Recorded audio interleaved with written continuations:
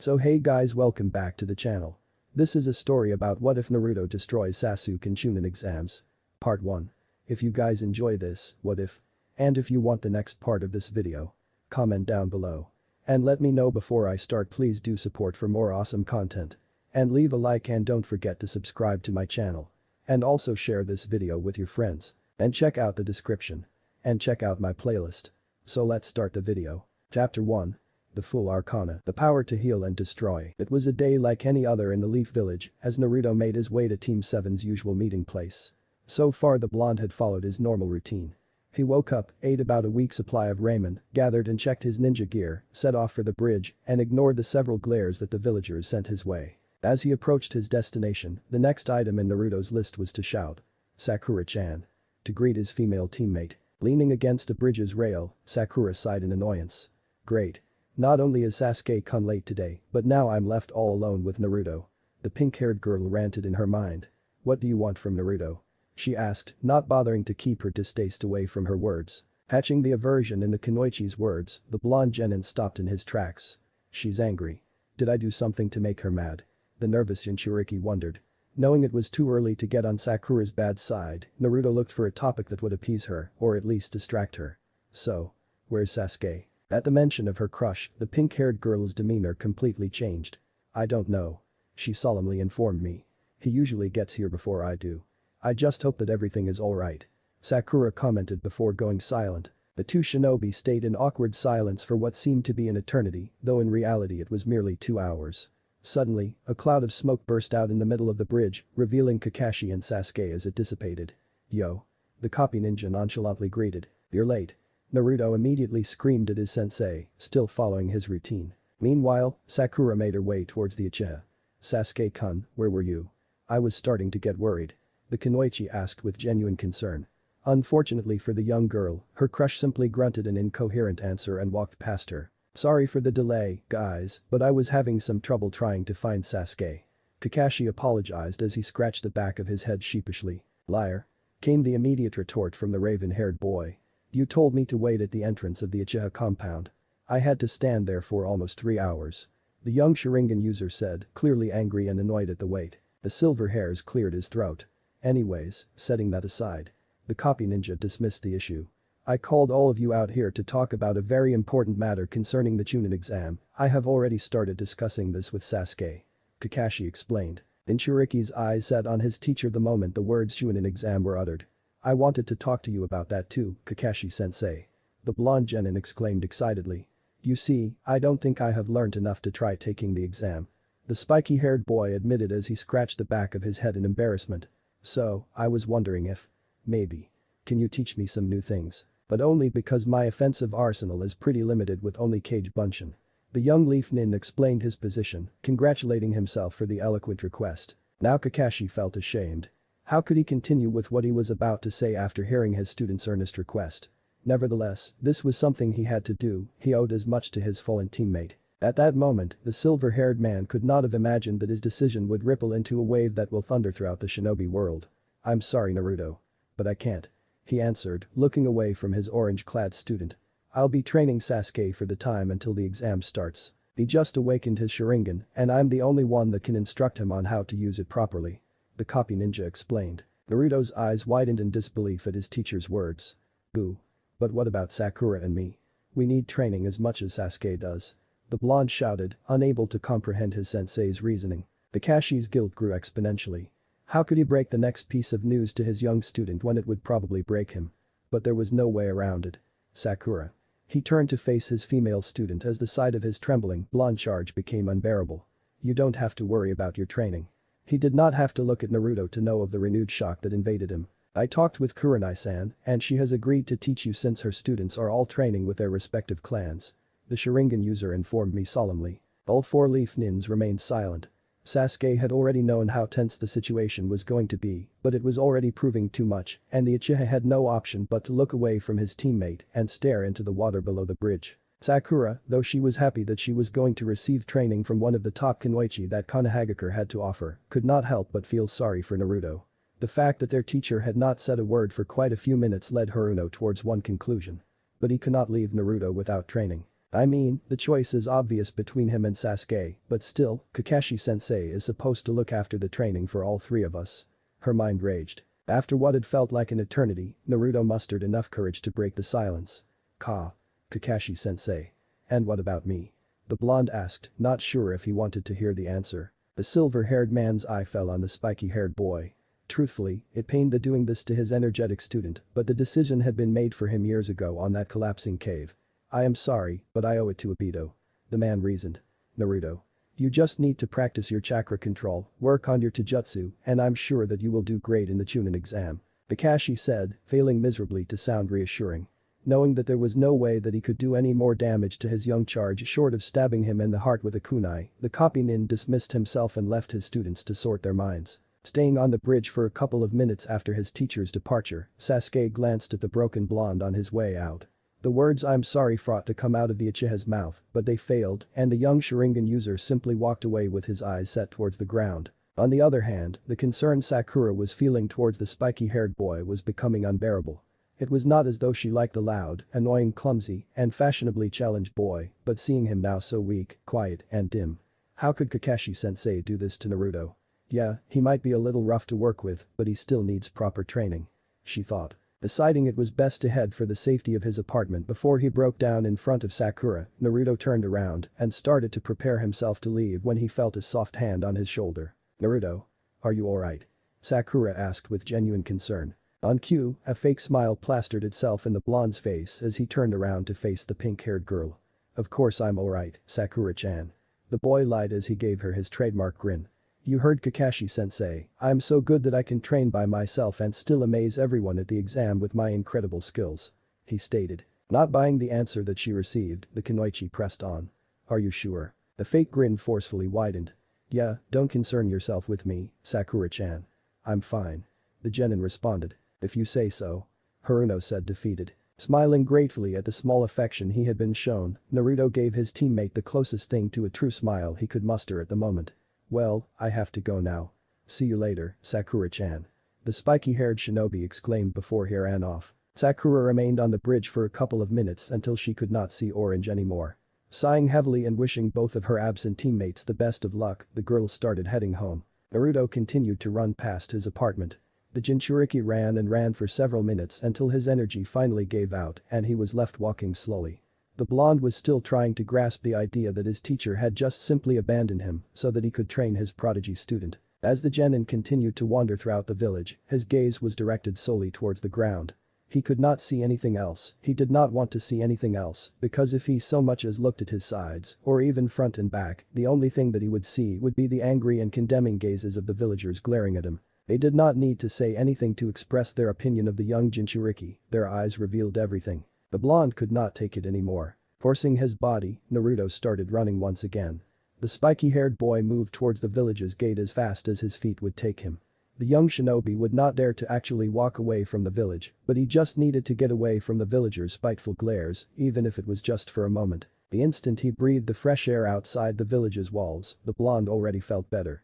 There was no hostility plaguing his surroundings, just tranquility, so the spiky-haired boy decided to take a walk around the forest surrounding Konoha.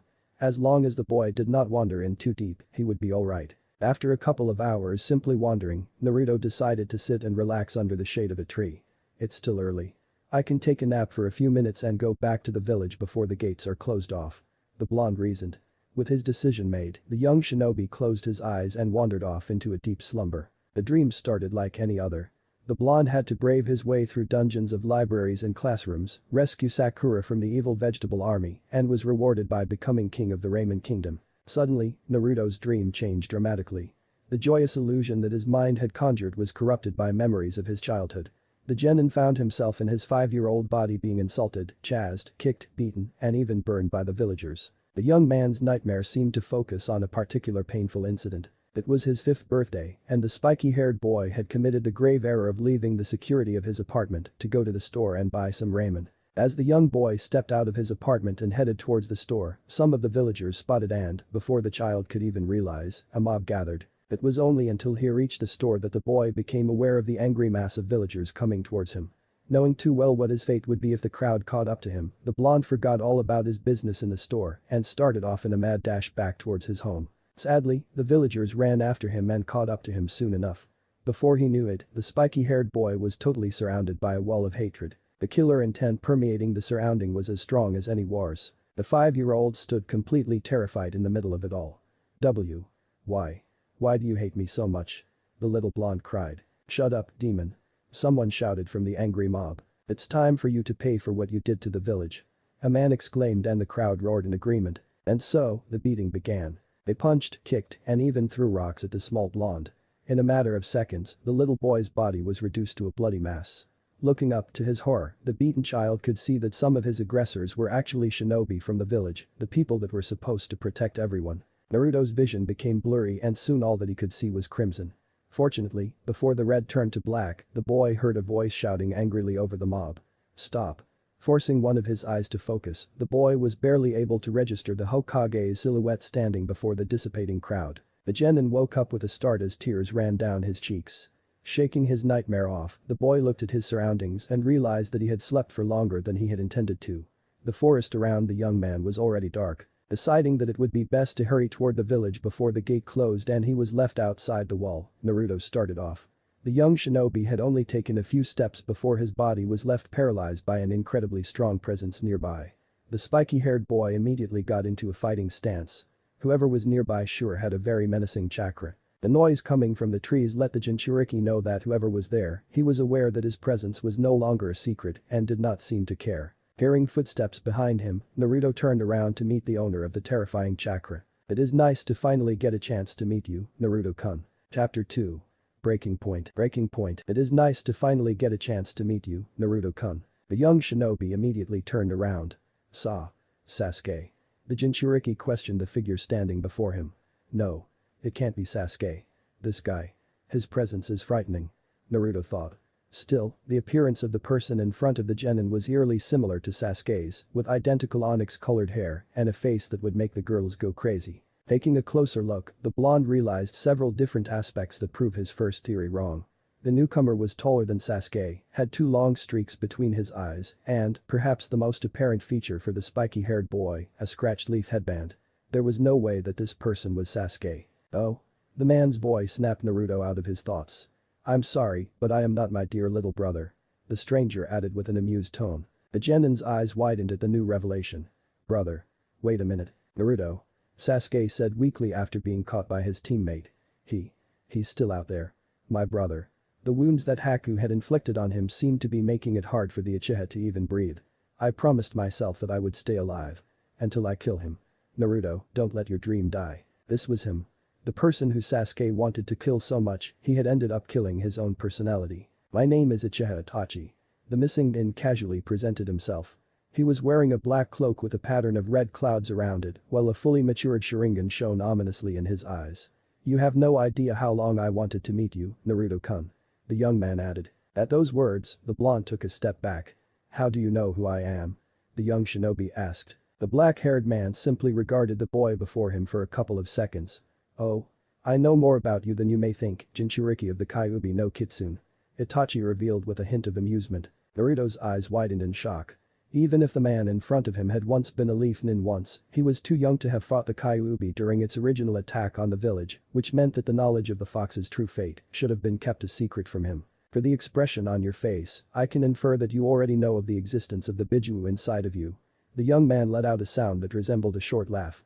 Figures that they would break their own law. Uchiha commented. Narrowing his eyes at the older shinobi, Naruto's anger started to get the best of him. So what if I know? He asked. What's it to you? The black-haired man gave the faintest of shrugs. I don't really care if they told you or not. Itachi confessed. What I am more interested in is how much of the Bijuu's power you can control. The missing nin added. Control. The Jinchuriki thought as his eyes widened once again. What the hell does he mean by that? His mind ranted in confusion. The spiky-haired boy could remember the power boost he had received from his contact with the fox's chakra during his battle with Haku, but he could not even begin to imagine that such a thing could be controlled. The pair of Sharingan eyes continued to analyze the young shinobi. It seems that you have already been able to tap into the Kyuubi's chakra. Itachi correctly commented, finding some amusement in the blonde's surprised face. Those who truly knew Itachi would know that he was having more fun than he had in years. That is good, you are already starting to develop your abilities and have begun growing into your role as Jinchuriki, and with the Kyuubi as your Bijuu, you will truly become a powerful one. The Uchiha finished. Inside his head, Naruto's brain was reviewing the missing nin's words over and over again, but he just could not understand. What the hell do you mean by my role as Jinchuriki? The boy questioned when he could not formulate an answer by himself. A sigh escaped the black-haired man, but decided to ease the genin's confusion. Jinchuriki means human sacrifice. It is a testament to how far the hidden villages are willing to go to secure power. The Sharingan user began explaining. They are willing to doom one of their own into a life of isolation and hatred, simply for a chance to harness the Bijuu's power and turn a human into a weapon. Naruto remained silent after the older shinobi's words. So. That's what I am. His gaze dropped to the floor. A human sacrifice. Meant to become a weapon. He said with a low whisper. Yes. Itachi curtly confirmed. And now that that's clear, I am going to ask you to come with me. The former Leaf Nin said, knowing that from here on out things will get more complicated. Immediately, the blonde's disposition changed into a defensive one. What? What do you mean coming with you? The spiky-haired boy questioned as he took several steps back. Another sigh escaped the missing Nin. You see, Naruto-kun. I am part of an organization called Akatsuki. He explained nonchalantly. And it is in the organization's best interests to come to Konoha and collect you. Uchiha added. Normally we work in pairs, but my partner had a little detour and could not make it tonight. The young man spoke as if he were discussing his favorite onigiri recipe. I was supposed to wait until he came back to secure you, but fortunately you decided to take a walk around the forest after hours, just to make it easier for me. I thank you for that. He finished. As a defense mechanism, the genin shot back. What? Are you so weak that you need a bodyguard just to enter the village? Naruto exclaimed as fear and dread invaded his mind and clouded his judgment. Itachi decided to play along. No, it is not that, I simply would like to carry out missions with the least trouble possible. He answered as his Sharingan bored into the younger shinobi. And it is notably difficult to sneak into a village where you once slaughtered one of its most prominent clans. The missing nin said with a small smirk. Especially when it was your own. The revelation sent the Jinchuriki into a world of shock. The spiky-haired boy had heard that the Uchiha clan had been massacred in a single night, but he had never imagined that the culprit had been a single person. So you're the reason why the Uchiha clan is no more. That's why Sasuke wants to kill you. The terrified blonde stated. A small smirk became slightly more marked. Yes. The young man moved his upper body faintly forwards, as if giving a spiky-haired boy a small bow. Uchiha Itachi, at your service. Suddenly, a frightening killer intent permeated the surroundings. Immediately, the younger shinobi turned around and started off towards the village. Naruto could not hear the missing nin's footsteps behind him, but he could feel the killer intent catching up with him, getting closer and closer for every step forward that the blood took. Unexpectedly, the presence behind the blonde vanished. At the moment of false security, Naruto committed a grave error. Stopping his mad dash towards the village's gates, the spiky-haired boy looked around trying to find where his pursuer had disappeared to. All of a sudden, the genin felt a hand grab him by the collar and, before the boy knew what had happened, his body was violently pinned against a tree. Okay, Naruto-kun, now is the time for you to come with me. Itachi said as his figure appeared right in front of the boy. Like hell I will. The Jinchuriki responded. Naruto flailed his legs trying to kick the Uchiha, but none of his kicks seemed to make contact. With an impressive display of physical strength, the black-haired man threw the blonde towards another tree. The blonde hit the trunk with a sickening impact and fell to the ground. When he finally looked up, azure eyes met the Sharingan. Right in front of the genin, the Uchihas started to transform. In each eye, the black komas seemed to change and come together until they formed what looked like a three-pointed shuriken. The only thing that Naruto was able to hear was the word Tsukiyomi being uttered with Itachi's voice, before he was unexpectedly tied up to the tree's trunk and his surroundings completely changed. What the hell just happened? He thought. Where is that bastard? What is this place? The boy questioned as he looked around one more time. The large number of trees in Konoha's forest had been severely scaled down, and the few that remained were all black and dead, and the dark night sky had been completely covered by a blood-crimson color. Suddenly, several figures of Itachi appeared surrounding the Jinchuriki. The forms were completely black, except for the crimson color of their odd Sharingan eyes. Welcome to the Tsukiyomi world, Naruto-kun. The Itachi right in front of the spiky-haired boy said. This is a that can only be created with ease. He took a moment to point at his strangeness. The Manjikyu Sharingan, the ultimate form of the Uchiha bloodline. The former Leaf Nin informed. Naruto simply remained silent, paralyzed by fear and dread. Now, this might only last for a second. The black-haired man continued, ignoring the younger shinobi's terror. But take my word for it, it can feel like days. He added with a mocking tone. Since the Tsukiyomi world gives its caster complete control over reality. Uchiha said as raised one of his hands and a crow suddenly flew down and landed on it. The bound blonde watched in shock as the raven in the missing nin's hand suddenly turned into a kunai and then into a katana. You are at my mercy for the next 3 days. Itachi said, his tone getting darker with every word. Naruto's eyes are completely filled with terror. He was trapped inside a strange and frightening world controlled by a man who had killed his entire family in cold blood. Even his childhood beatings seemed like a fond memory compared to his current situation. Now. The Uchiha's voice snapped the genin back into attention. From what I have gathered, your teammates are my foolish little brother and that pink-haired girl that was all over him, right? And Kakashi-senpai is your instructor, am I wrong? The young man asked. I am really disappointed in him, only looking after 2 of his students and leaving one of them without any form of training whatsoever. He commented, letting his target know how much surveillance he had been under. Gritting his teeth at his captor's words, Naruto's gaze fell on the floor. A faint smirk appeared on Itachi's face. Do you want to know why he did that, Naruto-kun? The black-haired man asked. Suddenly, another Itachi appeared right next to the restricted Jinchuriki, leaning closer to the boy's ear so that the genin could barely hear him whisper. Because he hates you. All of them hate you. In an instant, Itachi and all of his replicas disappeared and 3 new figures started to emerge from the ground, taking the form of Kakashi, Sasuke, and Sakura, and each holding a kunai in hand. The 3 clones stood in front of the captured Naruto and remained silent for a whole several minutes before Kakashi finally stepped forward. It is time for you to pay for what you did to the village, demon. The blonde heard his sensei's voice exclaim, echoing his nightmare. Ha! Kakashi-sen. Before the blonde could finish, the fake stabbed him in the gut with his kunai. Rah! The Jinchuriki screamed as the very real pain permeated his entire body. Panting heavily as his blood started to flow down to the ground, the young boy forced his head up to gaze at the figures of his teammates. Sasuke. Sakura. He let out. The first to move was the black-haired boy. Everybody in the village hates you. We would all be better off if you just died. The Uchiha proclaimed before his kunai impaled the blonde. Naruto's eyes were blinded for a few seconds. The genin didn't know if it was because of the horrifying pain that plagued his body or from the terrible scream he let out due to said pain. Struggling with his blurry eyesight, the Jinchuriki could barely discern a red and pink figure approaching him. No. Not you two. He said weakly. Sakura's clone simply glared at the blonde in response. You have no idea how sickening it has been having to deal with you every day. She stated. I despise you with all of my heart. Do us all a favor and die already. The pink-haired girl shouted before stabbing the boy in his chest, inches away from his crumbling heart. Jairg. The young genin's cry resounded through the crimson sky. Panting through the echo of his own screams, Naruto could not even find enough strength to raise his head again. Why? Why? Why do you hate me so much? The broken blonde questioned. Tears ran down his sorrowful face and mixed with his blood in the ground. Soon, the piercing pain returned time and time again. Die. I thought you cared for me. Disappear. I never did anything. Why don't you just die? Please. We hate you. Please.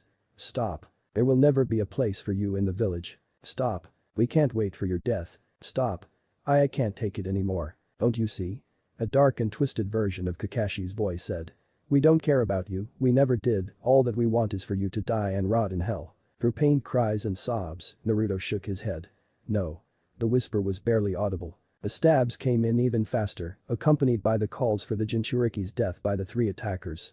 As the torture continued, time became irrelevant, truth became twisted, the assailants' shouts became enhanced and hypnotic, and pain became overwhelming and all-consuming, until. Stop. As if something had been ripped right from the fabric of the Tsukiyomi world, a powerful shockwave spread throughout the surroundings, and the captured blonde was covered by a light blue chakra. Out of sight, a faint smirk formed in Itachi's face as he watched the genin's chakra gradually turning orange and growing stronger with each passing second. Finally, he starts to draw out the fox's chakra. The former Leaf Nin reasoned as he continued to observe the situation develop. Arg. Naruto's thoughts were torrential. The Bijuu's chakra was running rampant throughout his body and, with every passing moment, the blonde could feel an overpowering hatred building up inside of him. Kit. A new voice broke through the boy's turmoil. Calm down. You're absorbing too much chakra at an alarming rate, Kit. The voice sounded scared and desperate. Calm down.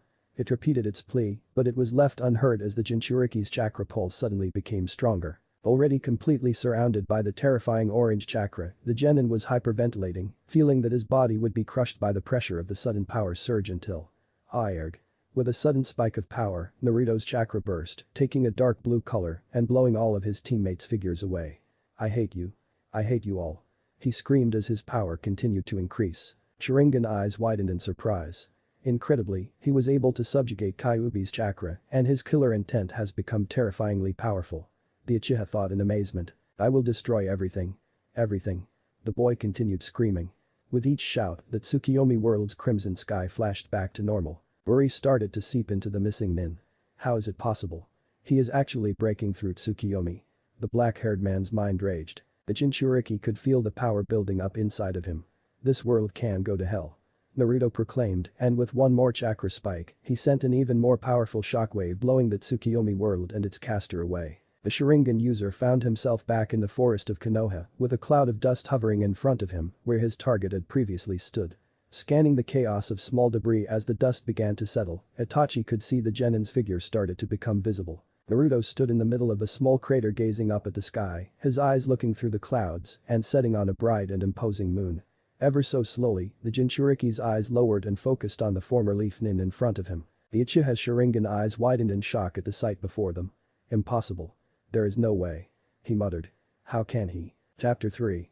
Bloodlines combined. Bloodlines combined. Naruto stood in the middle of a small crater gazing up at the sky, his eyes looking through the clouds and setting on a bright and imposing moon. Ever so slowly, the Jinchuriki's eyes lowered and focused on the former leaf nin in front of him. The Uchiha's Sharingan eyes widened in shock at the sight before them. Impossible. There is no way. He muttered. How can he? Itachi's eyes gazed directly into the genin's. The blonde's eyes no longer held their shining sapphire hue. Instead, just like the boy's chakra, they had taken a dramatically darker tone into navy blue.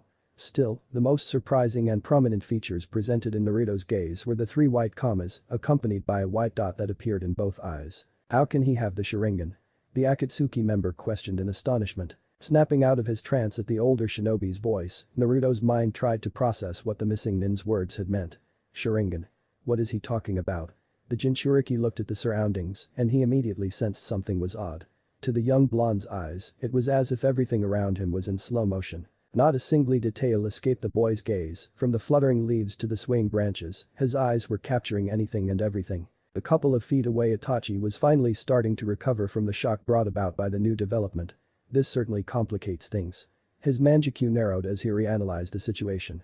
No matter what, I must act quickly now, otherwise. The black-haired man murmured to himself. Naruto had already completely forgotten about the missing nin that had been torturing him a few moments ago. Instead, the blonde's eyes gazed around in a new trance. When his eyes finally caught sight of the strangely shaped Sharingan once again, the Jinchuriki heard the word that had ignited his hell. Tsukiyomi. Immediately, the sky above the genin started to change. Dread started to seep into the young boy at the idea of spending any more time in that dark and cruel world, but no matter how much he searched his mind, he could not think of a way to stop them. Get your eyes. Send chakra to your eyes now. A voice thundered inside Naruto's head. The Jinchuriki was taken back by the sudden intrusion of his thoughts. Who are you? The boy asked. Why are you in my head? Despite not getting any answer, the blonde decided to worry about it later and followed the voice's advice nevertheless and channeled chakra towards his eyes. Suddenly, some sort of flash of light went off in the clearing and Itachi found himself being thrown backwards, his back soon hitting a tree. What? Uchiha's mind raged. Did the fox do this? He wondered as he looked at the leaf nin standing in front of him. No. Only another manjiku could throw off the Tsukiyomi so easily. The shocked missing nin reasoned. A new turn of events filled the blonde with confidence. Deciding to go into the offensive, Naruto took out a kunai and charged towards the black-haired man. Letting his trained reflexes take control, Itachi immediately took out a kunai of his own and brought it forward to block the incoming attack. Both blades clashed with each other and sent a small shockwave through their surroundings. Because of his smaller size, Naruto was thrown back by the backlash of the impact but landed safely on his feet while Itachi simply lost his balance and fell back against the tree again. Damn it. My chakra is already running low after using Tsukiyomi. The former Konoha shinobi thought so. Damn you, kiss him. You were supposed to be here, you know how important this is. The Uchiha thought of his partner somewhere in the land of waves, paying his respects to the grave of an old comrade. Fighting back the growing fatigue, Itachi stood up once more and straightened his cloak. Well, Naruto-kun, this truly is an unexpected turn of events, you having the Sharingan, I mean. Uchiha said casually. To say it has complicated my plans would be an understatement. A small ominous smirk appeared on the young man's face. Despite the nonchalant tone of the missing nin's words, the Jinchuriki could not help but still be unnerved by the cloaked nin's mere presence. A dark snicker escaped the black-haired shinobi at the sight of the blonde, taking a wary step back.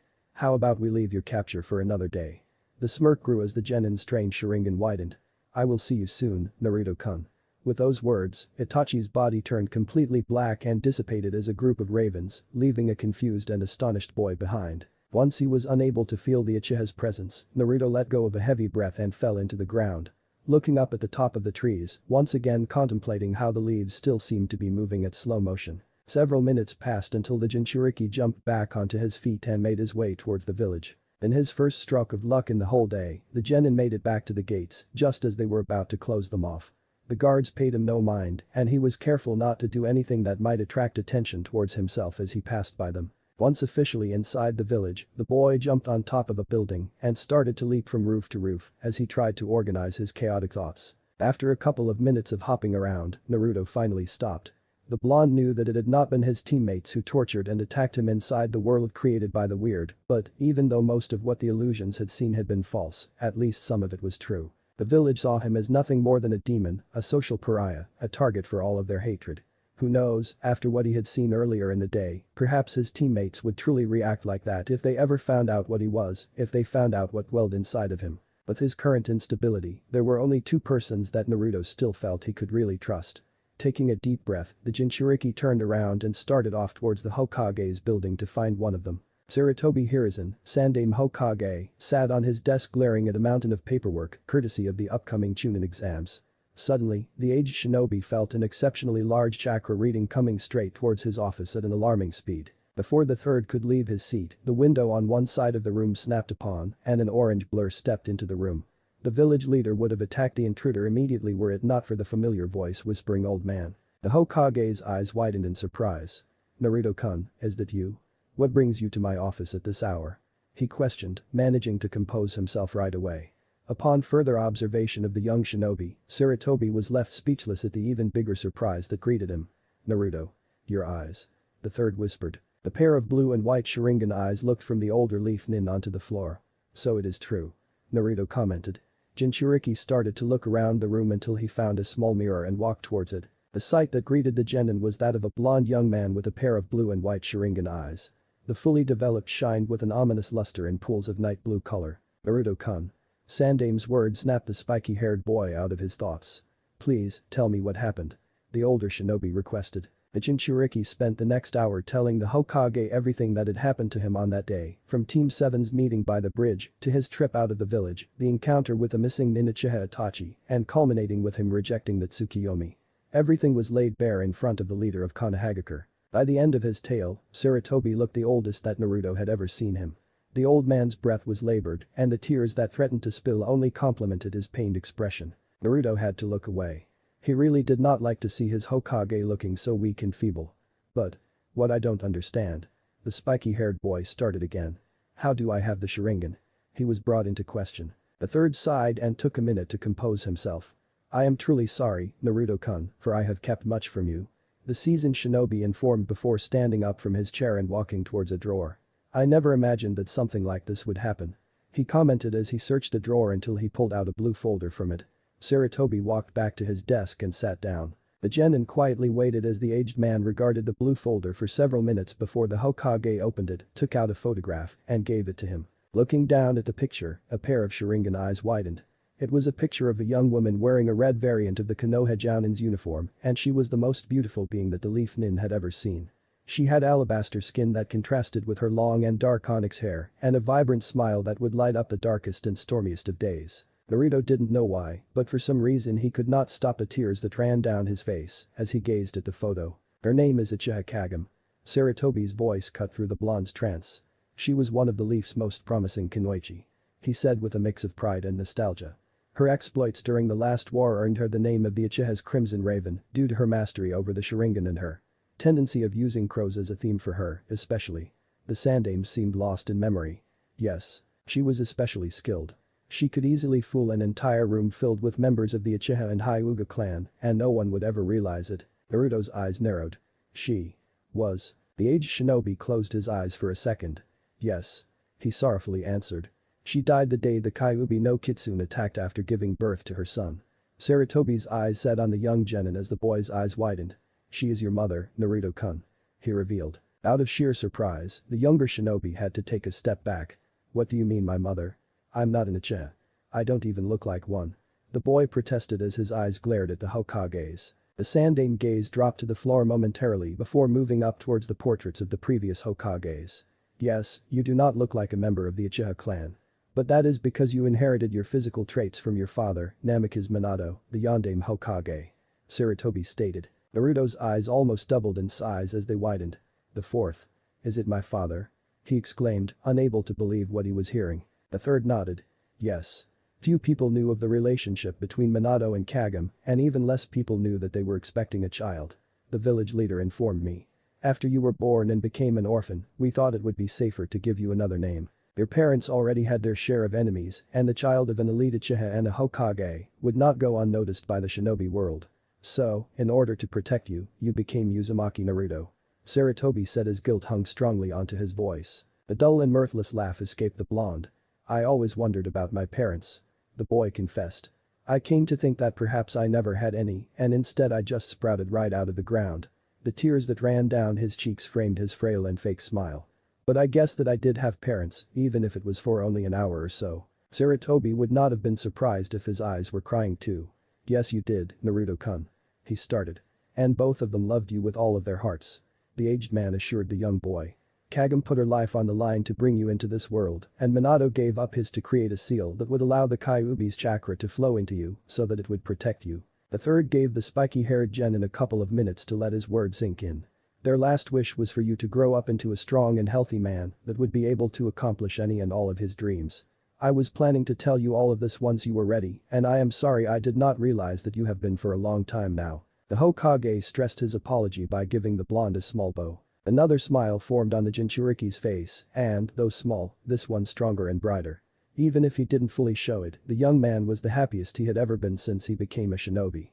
The knowledge of who his parents had been and the fact that he was truly loved by them filled the genin with warmth. Still, somewhere in his joy, something captured the boy's attention. Hold on a second, old man. The blonde said. You mentioned that you never expected that I would awaken the Sharingan, why is that? He questioned. The Hokage sighed, he knew that this question was fast approaching. Well, you see, the Namikaze and Uchiha bloodlines are too dominant. They tend to overpower any other genetic traits that they come in contact with. The idea that the two bloodlines would find a middle ground and compromise with each other was unthinkable. The third watched as the spiky-haired boy brought a hand to his eyes. So, when I looked at you for the first time and saw that you were the spitting image of your father, I thought that the Namikaze bloodline had won out. Naruto nodded in acknowledgement at the explanation. So, this Sharingan is. It was Sandaime's turn to nod. Prove that I was wrong, and that the Uchiha and Namikaze traits somehow found a way to fuse together. Sarutobi stated.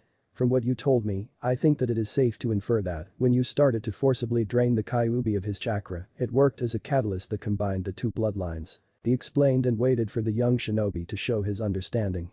And I even venture the guess that, after what you said happened when Itachi tried to use his a second time, your Sharingan is showing traits of the Manjikyu Sharingan, the next step in the Uchiha. The pensive look took over the Jinchuriki's features. Yes. Itachi had it. A weirdly shaped Sharingan. Naruto pointed out. The Hokage considered his words for a couple of minutes. Do you eyes feel tired, Naruto-kun?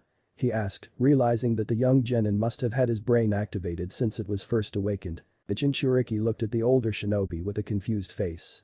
No, not really. The boy responded as he shook his head. Do me a favor and please concentrate on cutting off the chakra flow to your eyes, Naruto-kun.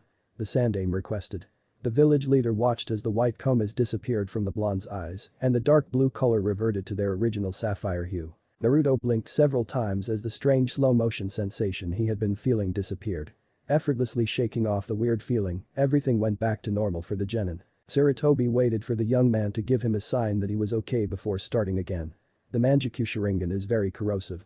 Even after its first use, the casters are left exhausted, drained of most of their chakra, and actually experiencing physical pain. The fact that you can stand there before me shows that your Sharingan should be able to access Manjikyu's abilities while bypassing its terrible toll. The young Jinchuriki was genuinely surprised by the revelation, remembering how the fluttering leaves looked through his Sharingan and his escape from Itachi's second try at the strange. Suddenly, the Hokage stood up from his chair. I have something for you, Naruto-kun, please wait a moment. He announced as he stepped out of the room, leaving the genin alone in the office. Naruto collapsed onto one of the chairs in the room. A lot had happened during the last couple of hours, and the blonde was still letting it sink in.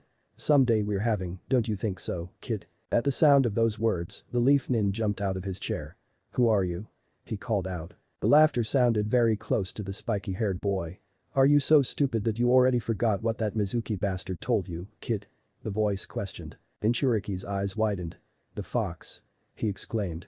Since when can you talk to me? The genin asked, astonished. Another laugh escaped the Bijuu, but it soon turned sour. Since you severely weakened the seal as you stole most of my chakra. The fox bitterly commented. Talk about hollowed victories, right, kid? Sapphire's eyes narrowed. What do you mean most of your chakra? He asked with caution. I mean just that, idiot. Kyuubi exclaimed inside his head, making the young shinobi cringe. You took almost all of my chakra and now I'm as dangerous as the monster you thought lived by the vegetable products aisle at the market. The fox exclaimed. Naruto had to scratch his head at the new revelation. So. I'm as powerful as you. Where? Ha. The sealed Bijuu laughed. Now, listen here kid and listen well, you may have possession of my chakra, but there is no way in hell that you can control it as you are now. The fox explained. You are just as strong as you were this morning, sans despicable of course, the only difference right now is that your colossal chakra supply just got larger. The blonde nodded at Kyuubi's words as he sat down again. Then where do we stand now, regarding your chakra? The once-feared entity took a couple of moments to think the question over. You would still need to learn how to properly tap into it and control it. He informed his host. And believe me when I say this, it is going to be a hard and painful process. The Bijuu added, taking joy at the wince from his jailer. But don't worry, those damn eyes of yours should help you with it. He added, opting to appease the boy a bit. Okay. Naruto muttered. But then what's going to happen to you, now that your chakra is gone? The dark laugh that the fox let out did not set well with the blonde. Oh, worry about me, are you? He teased me. It seems that this is it for me. I will be doomed to spend the rest of my life wandering around in this poor excuse of a mind, watching everything that you do and pointing out all of your flaws. Kyuubi announced a dumbstruck blonde. Think of me as your brand new conscience. The Jinchuriki sighed in frustration through the Bijuu's laughter. Oh good, I got a new consciousness whose idea of a good time is leveling an entire village to the ground. The boy thought, renewing the laughter for his tenant. After several minutes passed, Sarutobi re-entered the room carrying a couple of scrolls with him. Well Naruto-kun, since Kakashi seems to have neglected your training, I will be taking over. The Hokage announced, allowing himself a small smile at the look of surprise in the genin's face. Sadly, I have to deal with some official matters regarding the Chunin exam, meaning that we will not be able to start your training until at least next week, so I am leaving you some homework until then. Sandame added as he placed the scrolls on the table. Naruto could not help himself and, at the mention of the word homework, his mind flashed back to his academy days, causing the Jinchuriki to groan in frustration. Nevertheless, the blonde picked up the scroll closest to him and started looking over it. A small chuckle escaped the Hokage as he separated a group of scrolls from the rest. The scroll that you are reading, along with these, contain information about a couple that I thought would be good for you to learn. He informed them before setting aside 3 other parchments. Well, these 3 regard the Uchiha clan, a bit of its history, fighting style, especially related to the clan, as well as information about the Sharingan. The spiky-haired boy nodded his understanding of the older shinobi's words. Watching over the scrolls presented in front of him, the blonde's eyes set on the small black scroll that the village leader had kept isolated from the others. And this last one. The third continued as he picked the black scroll. Contains information on the Manjikyu Sharingan, as well as instruction on how to use its 2 specialities, Tsukiyomi and Amaterasu. I am particularly inclined for you to learn those 2 techniques. Sarutobi said as he handed the small scroll to his new student. I want you to read all of this material during the last couple of days. You do not have to put it to practical use just yet, but I expect for you to know all this information before we start training, am I clear? He asked. The Jinchuriki nodded to accept his task before he started to gather the scrolls, and the Hokage moved back to his chair. Sitting behind his desk once more, the Sandame regarded the genin. Now, I want you to consider for a moment before you answer me this question. The experienced shinobi waited until the sapphire orbs fell on him. You are old enough to decide this for yourself. Do you want me to make your heritage public, Naruto-kun? He asked. The boy's eyes fell to the floor as he pondered. After several minutes in silence, Naruto lifted his gaze back to the Hokage. No.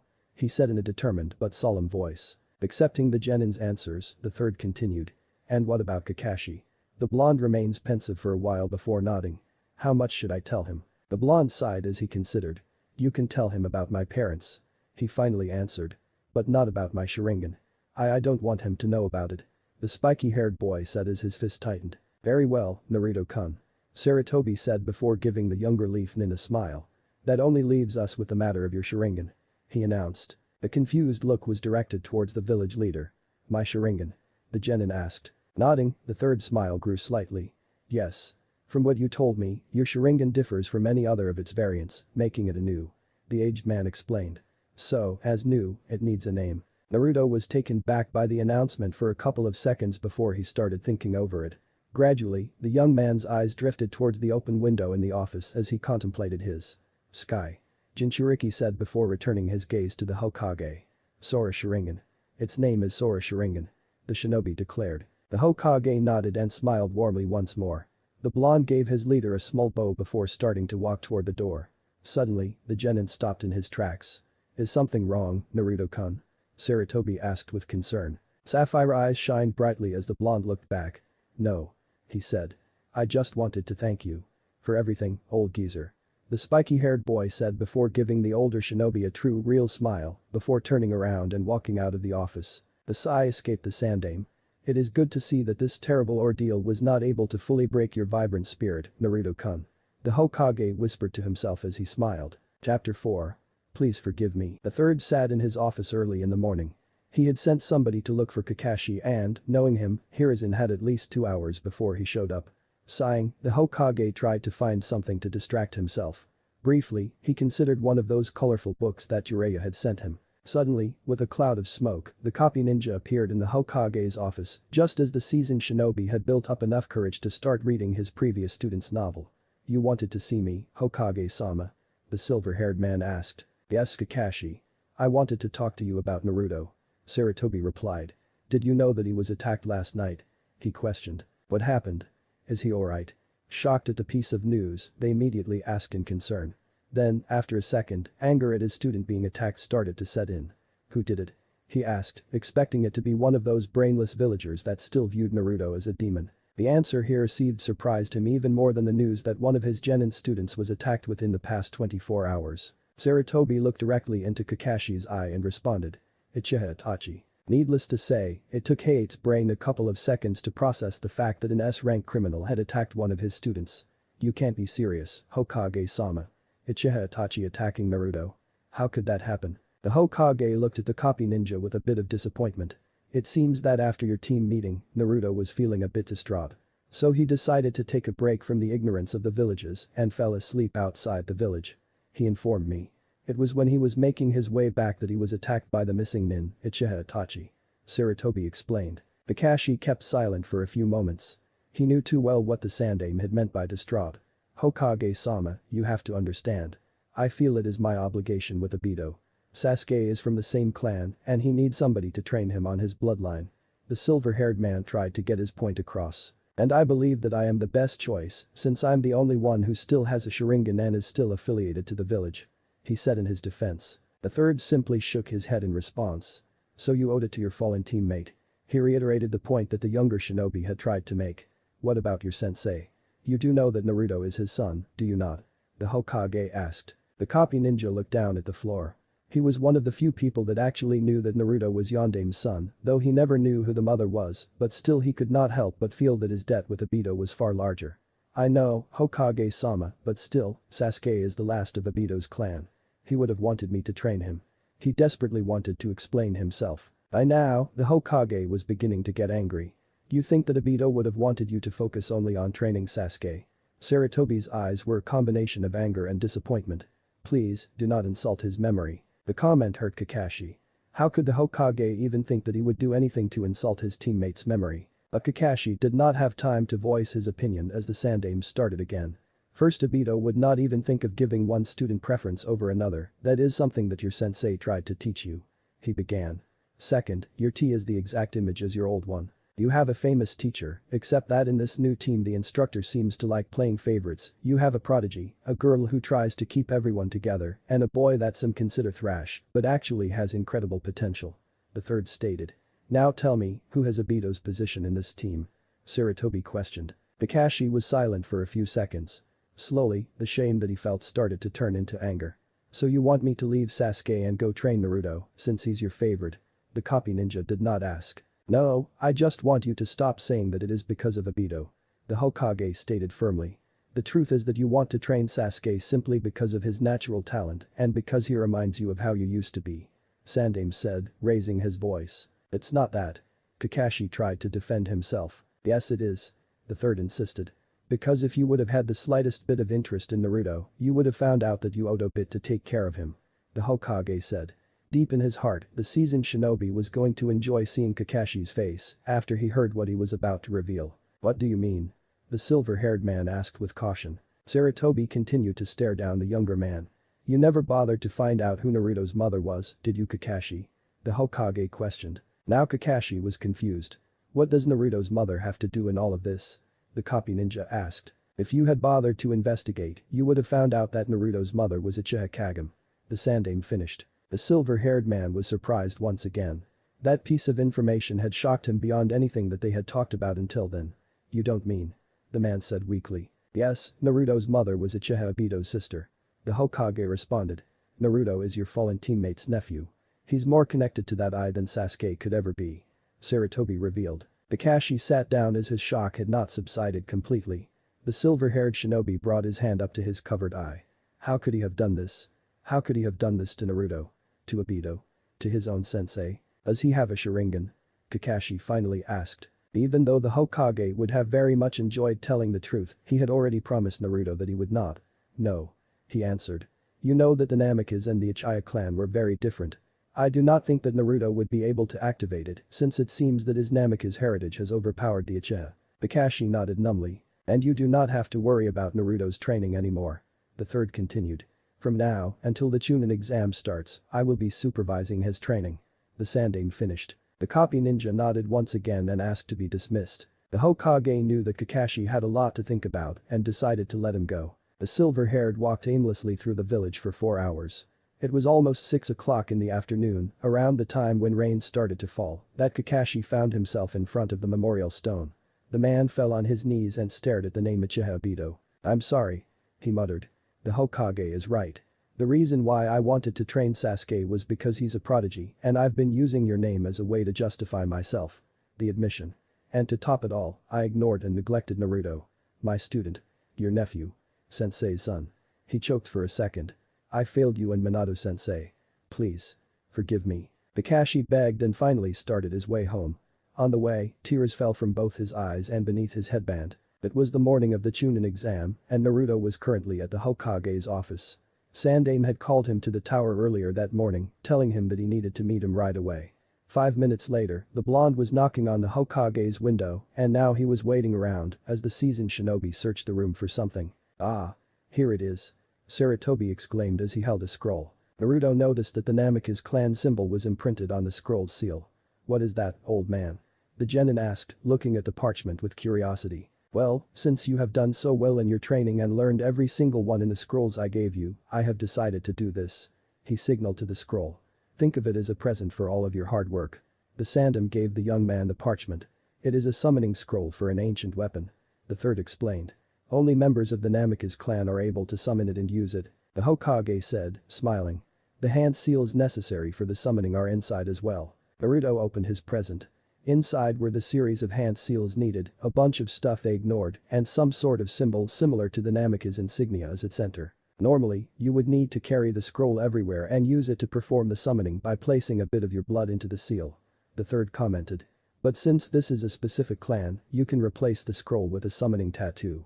In fact, if you hurry, you could get the tattoo done before the Chunin exam starts, Naruto-kun. The Hokage said, smiling at the young shinobi. The spiky-haired blonde closed the scroll and looked at the Hokage. Thanks old man. Jinchuriki said with a half-smile as he turned around and jumped out of the window. Several hours later, Sasuke, Sakura and Kakashi were standing outside room 301, waiting for the last member of their team. Kakashi-sensei, where is Naruto? Sakura asked. The exam begins in a few minutes and he still hasn't shown up. The Uchiha was pacing in the hall anxiously. Is he coming? The young man asked. I'm sure he is. The silver-haired responded. He'll be here, don't worry. He said, his eyes shifting back and forth almost nervously. But before he does, there is something really important that I need to talk to you two about. He suddenly started again.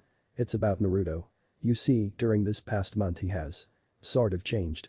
the man informed me. What do you mean, Kakashi-sensei? Sakura asked in confusion. How did he change? Kakashi did not really know how to answer the girl's question. The Hokage had only said that Naruto was not the same anymore, but he had not given any specifics, and the silver-haired shinobi had been unable to muster enough courage to face the spiky-haired boy during the previous month.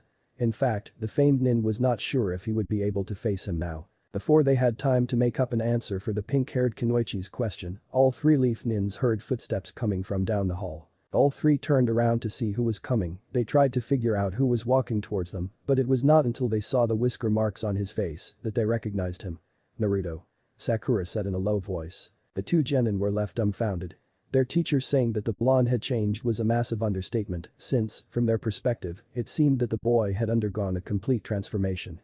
His orange jumpsuit and blue sandals were gone, now the spiky-haired teen wore a pair of black sandals, dark blue pants, a navy-color undershirt, and a black long-sleeved jacket over it. The spiral symbol was present on the backside of his jacket and on the shoulder, and his hair had grown a lot longer during the last month, since it almost covered his leaf headband now. Naruto passed them without saying a single word.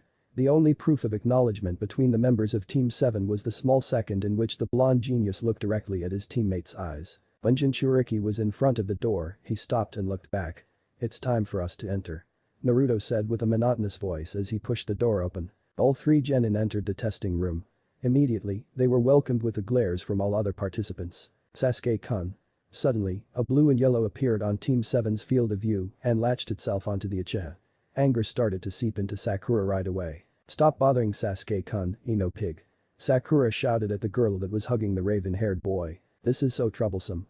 A black-haired boy said lazily as he approached the group while a boy eating potato chips followed the fight behind him. Naruto, who was not paying much attention to the two girls bickering, turned his gaze towards his former classmates Shikamaru and Choji as they stood before the group for a second before looking back up to the roof. Whoa.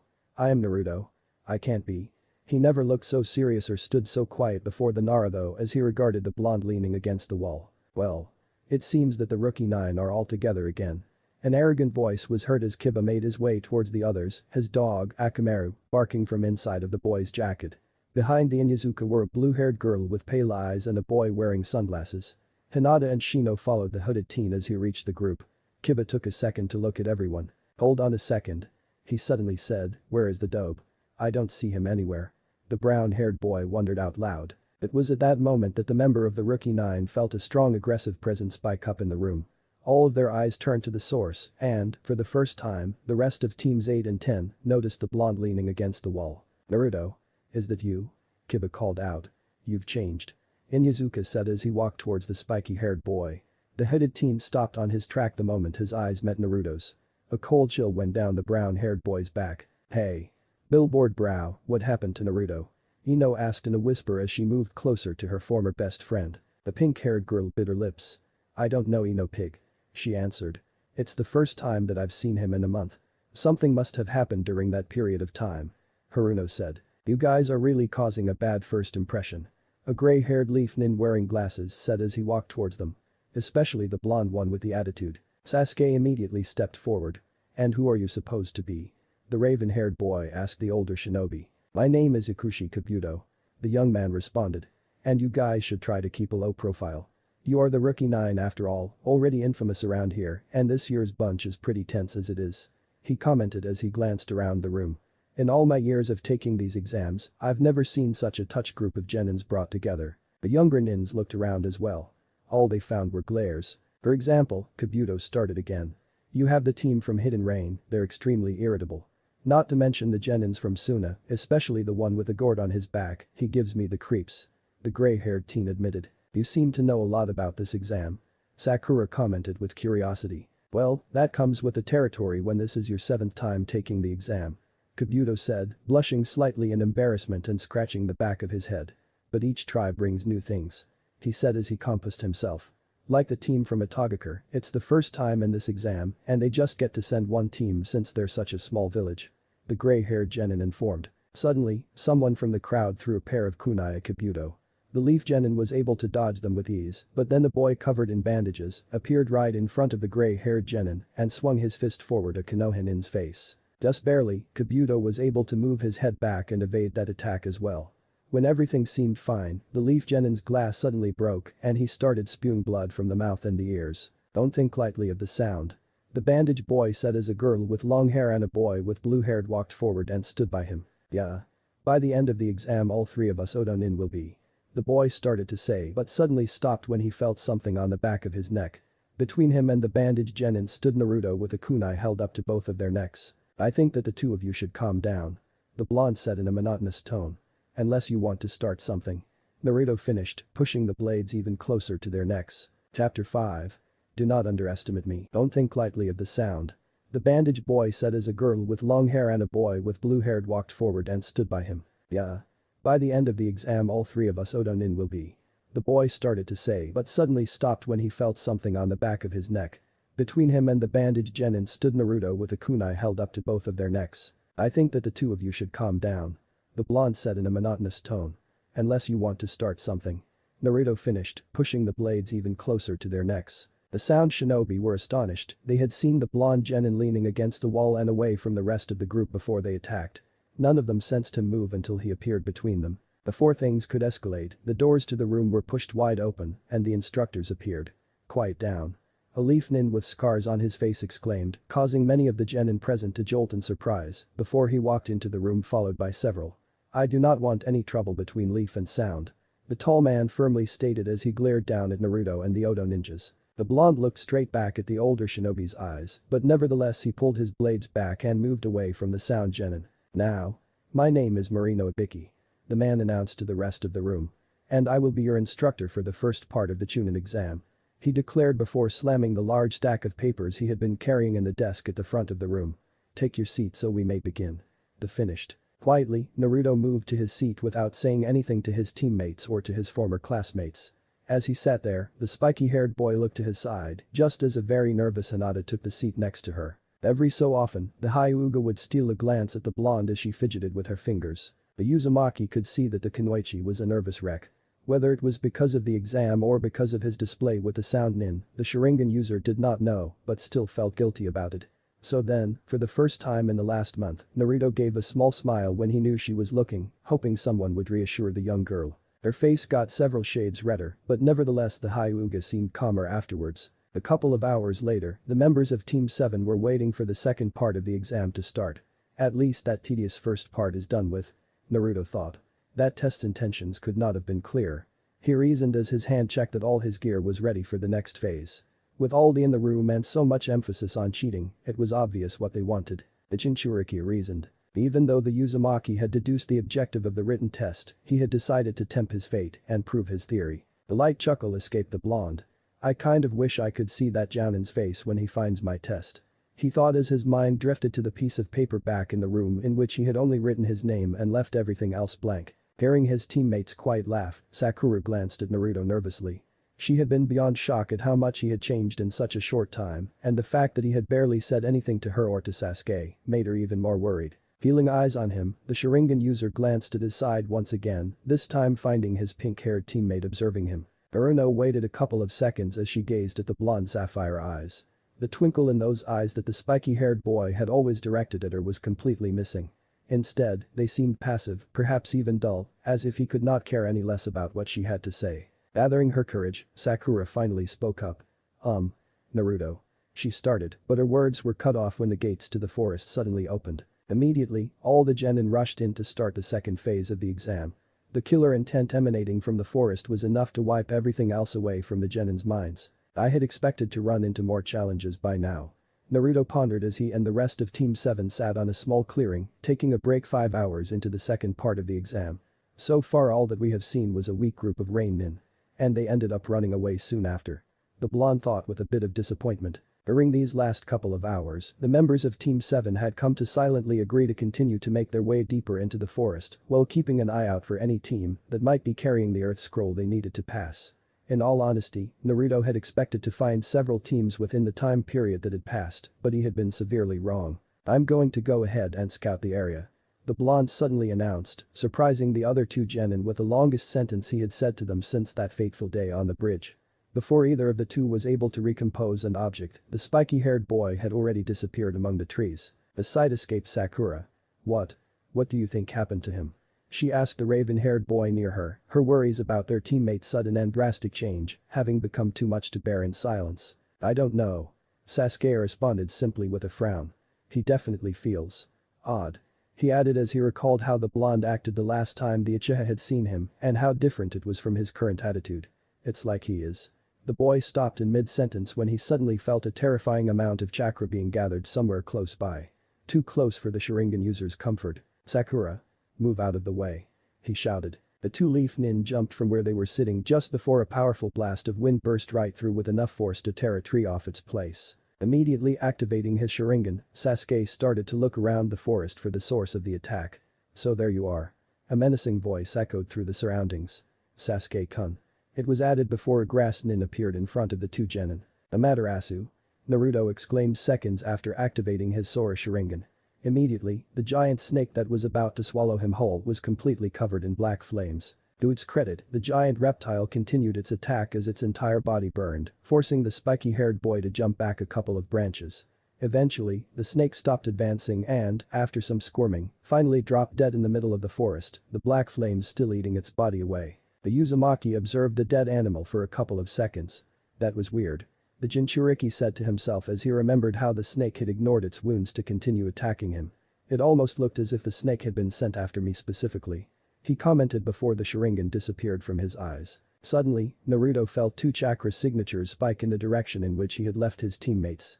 One of them was familiar and around the level of A, the blonde could easily recognize it as Sasuke's, but the other one he could not readily identify. It felt like A, and a very powerful one, not as strong as Itachi's, but just as menacing. Not liking the feeling of that chakra, the Jinchuriki dashed off back towards his teammates. It took him a short while to get back to the clearing, but what he found there shocked the young boy to the core. The disfigured grass nin was biting Sasuke on the neck as the raven-haired genin agonized in pain. Rage started to fill the blonde's body. The grass nin finally let the Uchiha fall limply to the ground. Sasuke-kun. Sakura screamed, rushing to catch the raven-haired boy's unconscious body. Taking advantage that his presence had not been noticed, the blonde quickly formed a series of hand seals. Gakakyu no Jutsu. He said before blowing a large fireball out of his mouth towards the grass nin.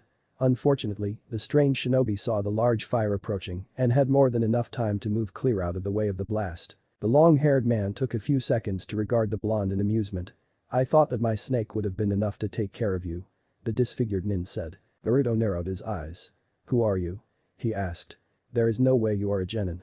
The Jinchuriki stated firmly. The chuckle escaped the grass nin. Well. Aren't you more perceptive than I gave you credit for, Naruto-kun? He commented before bringing one of his hands up to his face and actually ripping the skin off. What was left was an incredibly pale face with yellow eyes that resembled a serpent's. Despite himself, the spiky-haired body took a step back on the branch he was standing on. He recognized the face, not just from the Konoha history books, but also from a picture in the Sandame's office. You. The snake Sanin. The old geezer's former student, Orochimaru. The genin exclaimed. A delighted laugh escaped the pale man. Right again, Naruto-kun. The legendary shinobi said with amusement. So now. If you know who I am and what I am capable of, why don't you just take your teammates and walk away? He smiled wickedly. I would really like Team 7 to continue to the third phase of the Chunin exam. Sanin added. Naruto narrowed his eyes and let out a growl. Do you think I'm scared of you? The snake summoner's smile widened. Well, there are several villages that are still recovering from missions I carried out in there that would think so. The Jinchuriki's at being made light of. I'm not stupid. He stated. I know that you were chased out of the village by the Sandame and are still considered a high priority missing nin. The spiky-haired boy pointed out. If you were to use your full power, it would be the same as lighting up a huge neon sign over your head saying please, third. Come and get me. As she held Sasuke's body, Sakura was quickly overwhelmed by fear.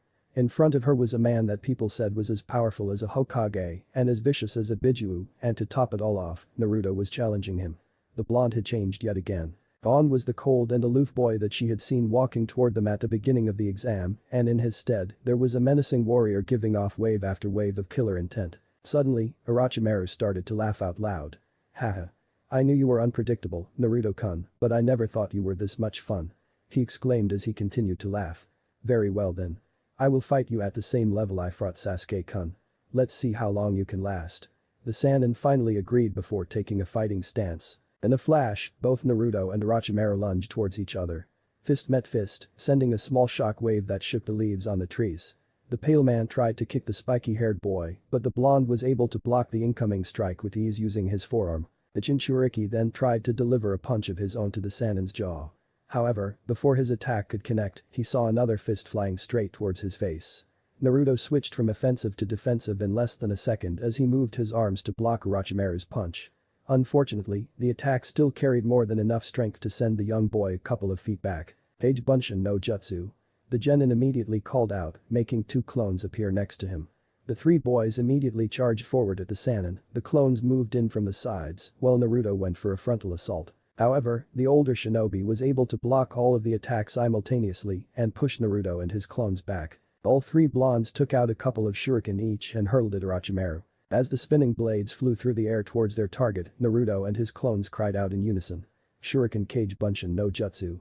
Immediately, the 6 blades in mid-flight multiplied to over 100. Orochimaru jumped off the branch he had been standing on to avoid the massive amount of weapons flying towards him. The moment he landed back on a branch he was instantly surrounded by the 3 blondes, each already driving their attacks towards the black-haired man as they started to pump more chakra into their movements. At his current, heavily restricted, power level, it was starting to prove difficult for the Sannin to keep up with the genin and his 3 clones. Despite what his intel had gathered, the original Naruto was actually faster and stronger than Sasuke, while his clones were at least on par with the Uchiha. After being put on the defensive for far longer than his pride would allow it, Orochimaru finally found an opening and managed to deliver powerful blows to both of the clones. When the Bunshin disappeared in a cloud of smoke, the real Naruto used it as cover to land a powerful punch at the pale man's face, sending the Sannin flying straight into a tree. However, before the blonde was able to continue his attack, the older shinobi rose on his hands and a pair of snakes immediately came out of his sleeve, lunging at the boy. Naruto quickly took out a kunai and beheaded both snakes with one swift movement. The Jinchuriki wasted no time and charged towards the Sannin as he readied his blade. Orochimaru easily blocked his opponent's kunai strike, but the genin immediately dropped the weapon and used his now free hand to grab onto the pale man's forearm. The spiky-haired boy spun his body in the air and delivered a powerful kick onto the Sannin's head, sending him flying off the tree branch. Even when his body landed, Naruto was already making hand seals. Entenkawa no Jutsu.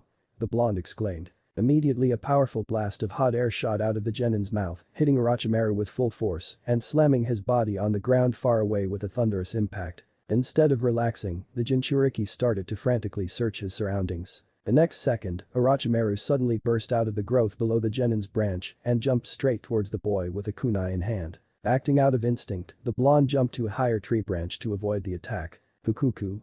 I must say, you are leaving me quite surprised, Naruto-kun. Sannin commented as if he was having the time of his life. Naruto glared down at his opponent. You shouldn't have underestimated me. He said. I'm strong. Stronger than you could ever imagine. The Uzumaki exclaimed as he activated the Sora Sharingan and looked straight into Orochimaru's eyes. The Kakyu no Jutsu Great Fireball Jutsu and Tenkawa no Jutsu Blazing River Jutsu made up Chapter 6. A Secret. Fukuku. I must say, you are leaving me quite surprised, Naruto-kun. Sannin commented as if he was having the time of his life. Naruto glared down at his opponent. You shouldn't have underestimated me. He said. I'm strong. Stronger than you could ever imagine. The Uzumaki exclaimed as he activated the Sora Sharingan and looked straight into Orochimaru's eyes. It was as if time had suddenly stopped for the Sannin as all of the thoughts in his head were wiped out, leaving space only for the pair of navy blue eyes with white comas that were firmly staring into his serpent-like eyes. Too lost in his own pondering, the pale man almost missed when the young blonde opened his mouth and muttered the word. Amaterasu. Acting out of instinct more than anything else, the snake summoner immediately jumped onto another tree. The next second, the branch where he had been standing burst into black flames that consumed it in a matter of seconds. Orochimaru's eyes quickly shifted back and forth between Naruto's eyes and the black flames he had conjured. Impossible. He whispered, holding his gaze on the flames before staring at the genin again. How can you have a Sharingan? Sannin asked in a low voice. The mirth he had when he was mocking the young man was completely gone. Naruto narrowed his eyes as he looked down at his hand for a couple of seconds before answering. You ask how I can have it? The spiky-haired boy repeated before suddenly closing his hand in a tight fist. I would have thought it would be obvious. This is the Sora Sharingan, this is my bloodline. The Uzumaki firmly stated. The genin's answer failed to satisfy the older shinobi as his face changed from shock to anger. Taking a few seconds, Orochimaru compassed himself. I always did find it odd how my spies could not get any information about your heritages. The black man commented. I could guess who your father was due to your physical characteristics and the circumstances regarding your birth, but Your mother. The Sannin wondered out loud. The blonde Sharingan eyes narrowed at the man's words. Kukuku. A low chuckle escaped Orochimaru. I see now. So this is the result of combining the Uchiha and Namikaze bloodlines. He said. But to be able to use techniques unique to the Manjikyu Sharingan. Now that is impressive. The snake summoner commented with a smirk. Having heard enough, the blonde jumped forward and immediately appeared in front of Orochimaru. The Jinchuriki drove his fist into the Sannin's stomach, sending the older man flying into a tree. Having the Sharingan helps me regulate the chakra throughout my body. Giving me almost perfect chakra control. He revealed. Plus it allows me to see when my opponents are gathering chakra to attack or flexing their muscles when they are about to defend themselves. Orochimaru glared at the genin. Yes. I know how the Sharingan works. Sannin commented as the young man started advancing towards him, forcing the man to put some distance between them. The older shinobi was in a bit of a conundrum. One part of him was dying to know what the spiky-haired boy and his strange Sharingan could do, but the other was aware that in his restricted state, he might not be able to beat the Jinchuriki, and going all out was out of the question, because, if the third became aware of his presence, his whole plan would be ruined. Taking advantage that his opponent's mind seemed to be distracted, Naruto quickly performed a series of hand seals. Kikakyu no Jutsu. Immediately, another enormous fireball came out of the Leaf Nin's mouth and shot towards the black-haired man. Orochimaru had foreseen the incoming attack and easily jumped out of the way. Unfortunately, the spiky-haired boy had jumped even higher than him and proceeded to drive his hell right to the top of the missing Nin's head, sending him crashing down to the ground. The Sannin was able to land on his feet, but before he could straighten himself up, he felt another punch dig into his stomach. As the snake summoner's body was pushed back by the punch, Naruto quickly delivered a powerful kick into his ribcage, sending his body flying sideways onto a tree. Immediately, the Sharingan user chased after his opponent. Orochimaru was able to stop two of the Jinchuriki's fists, but the third one connected with his chin. The black-haired man's body was actually raised a couple of inches into the air by the genin's uppercut. The Uzumaki proceeded to drive a powerful kick into the Sannin's airborne body, brutally slamming it back into the tree behind them. I told you. I'm strong. Naruto muttered. Orochimaru growled under his breath. Cheeky brat. But if I use any more power I would risk the chance of being discovered here. He thought. And any I could copy by him. And adding to his firepower would be counterproductive to my plans. The snake summoner reasoned. The older shinobi suddenly took out a pair of kunai and hurled them at the blonde. Naruto was able to dodge the incoming blades with ease and dashed towards the missing Nin. The Sannin blocked the Jinchuriki's punch and tried to connect one of his own, but instead his fist was stopped by the blonde. Having a clear opening, the Uzumaki delivered a powerful punch on Orochimaru's stomach, leaving the pale man gasping for air as the Sharingan user continued his attack by driving another fist to the side of the missing Nin's face. Orochimaru was sent flying to the side, his body bouncing off the ground as his momentum died out. I guess I had my fun for the day. The older shinobi thought as he immediately stood back up and jumped onto a tree with the intention of making his escape. Seeing his opponent trying to get away, Naruto immediately took out a kunai and threw it in Sannin's direction. The snake summoner saw the weapon flying towards him and moved his body safely out of the way. It was not until the kunai flew past him that the pale man realized that there was an explosive tag tied to it. Amaterasu. The young Jinchuriki said. Immediately, the small blade and the piece of paper were engulfed in black flames. The explosion that ensued sent the Sannin crashing back down onto the ground once again. By the time that the black-haired man's body hit the ground, Naruto had already finished the hand seals he needed for his next move. Kakugen Kengoku no Jutsu. Naruto called out. Immediately, 4 stone walls bust out of the ground around the Sannin, encasing him. Orochimaru looked up at the only exit in his prison to find the blonde already standing on its edge. Naruto looked down at the former Leaf Nin with his Sora Sharingan. Amaterasu. The Uzumaki repeated, conjuring more black flames that immediately filled the inside of the prison. A second later, the whole stone construct exploded as the body of a giant snake fell lifelessly into the ground. Moments later, Orochimaru burst out of the serpent's body completely unharmed by the flames. Kukuku. That was a very clever strategy, Naruto-kun, I applaud you. The older shinobi commented in an amused tone. It is a true shame that I cannot have your body instead. Between you and Sasuke-kun, it is clear that you are the better vessel, but I guess he would have to do it. He said with a thoughtful look. Naruto narrowed his eyes at those words. So that's your plan? He questioned in disgust. Why do you want his body? Jinchuriki demanded. A chuckle escaped the pale man. For the Sharingan, of course, with it I will be one step closer to my ultimate goal. He announced. Make sure to nurture your Naruto-kun, I really want to find out what those eyes of yours are capable of seeing. Orochimaru added before the leaves suddenly started swirling around him. Before the genin could react, the Sannin had disappeared. The blonde continued looking around for a couple of seconds and tried to sense the missing nin's chakra. Not finding anything, the spiky-haired boy finally lowered his guard and deactivated his Sharingan. Still holding on to Sasuke's body, Sakura was hyperventilating as she watched her blonde teammate finally turn towards them and drop down to the ground. The Kunoichi's mind raged as the Uzumaki approached. Naruto. Sharingan. Orochimaru. Sasuke-kun. Just what the hell is going on? Haruno's thoughts were a complete mess as she had to concentrate not to start shaking. It was not long before Naruto was already standing over the two other members of Team 7. Without saying anything to the pink-haired girl, the Uzumaki crouched down, picked the Uchiha's body, and proceeded to prop him over his shoulder and start walking away. "We have to find someplace safe for him to recuperate," the spiky-haired boy finally said. Her teammate's sudden words finally snapped Sakura out of her stupor. "Naruto. What was that all about?" She tripped over her words as she tried to get the question out. "A Sharingan. Do you have a blue Sharingan?" she finally asked. The Uzumaki stopped in his tracks and remained silent for a few seconds. "You cannot tell anyone." "Got it, Sakura," Naruto declared without even looking back before starting to walk again. In the back of her mind, the young woman noted the lack of the chan suffix after her name. "But how? How?" the girl stammered. "Sakura." The blonde barked out her name, causing the pink-haired girl to flinch. "I am not playing here. You have to keep what you saw a secret, do you understand?"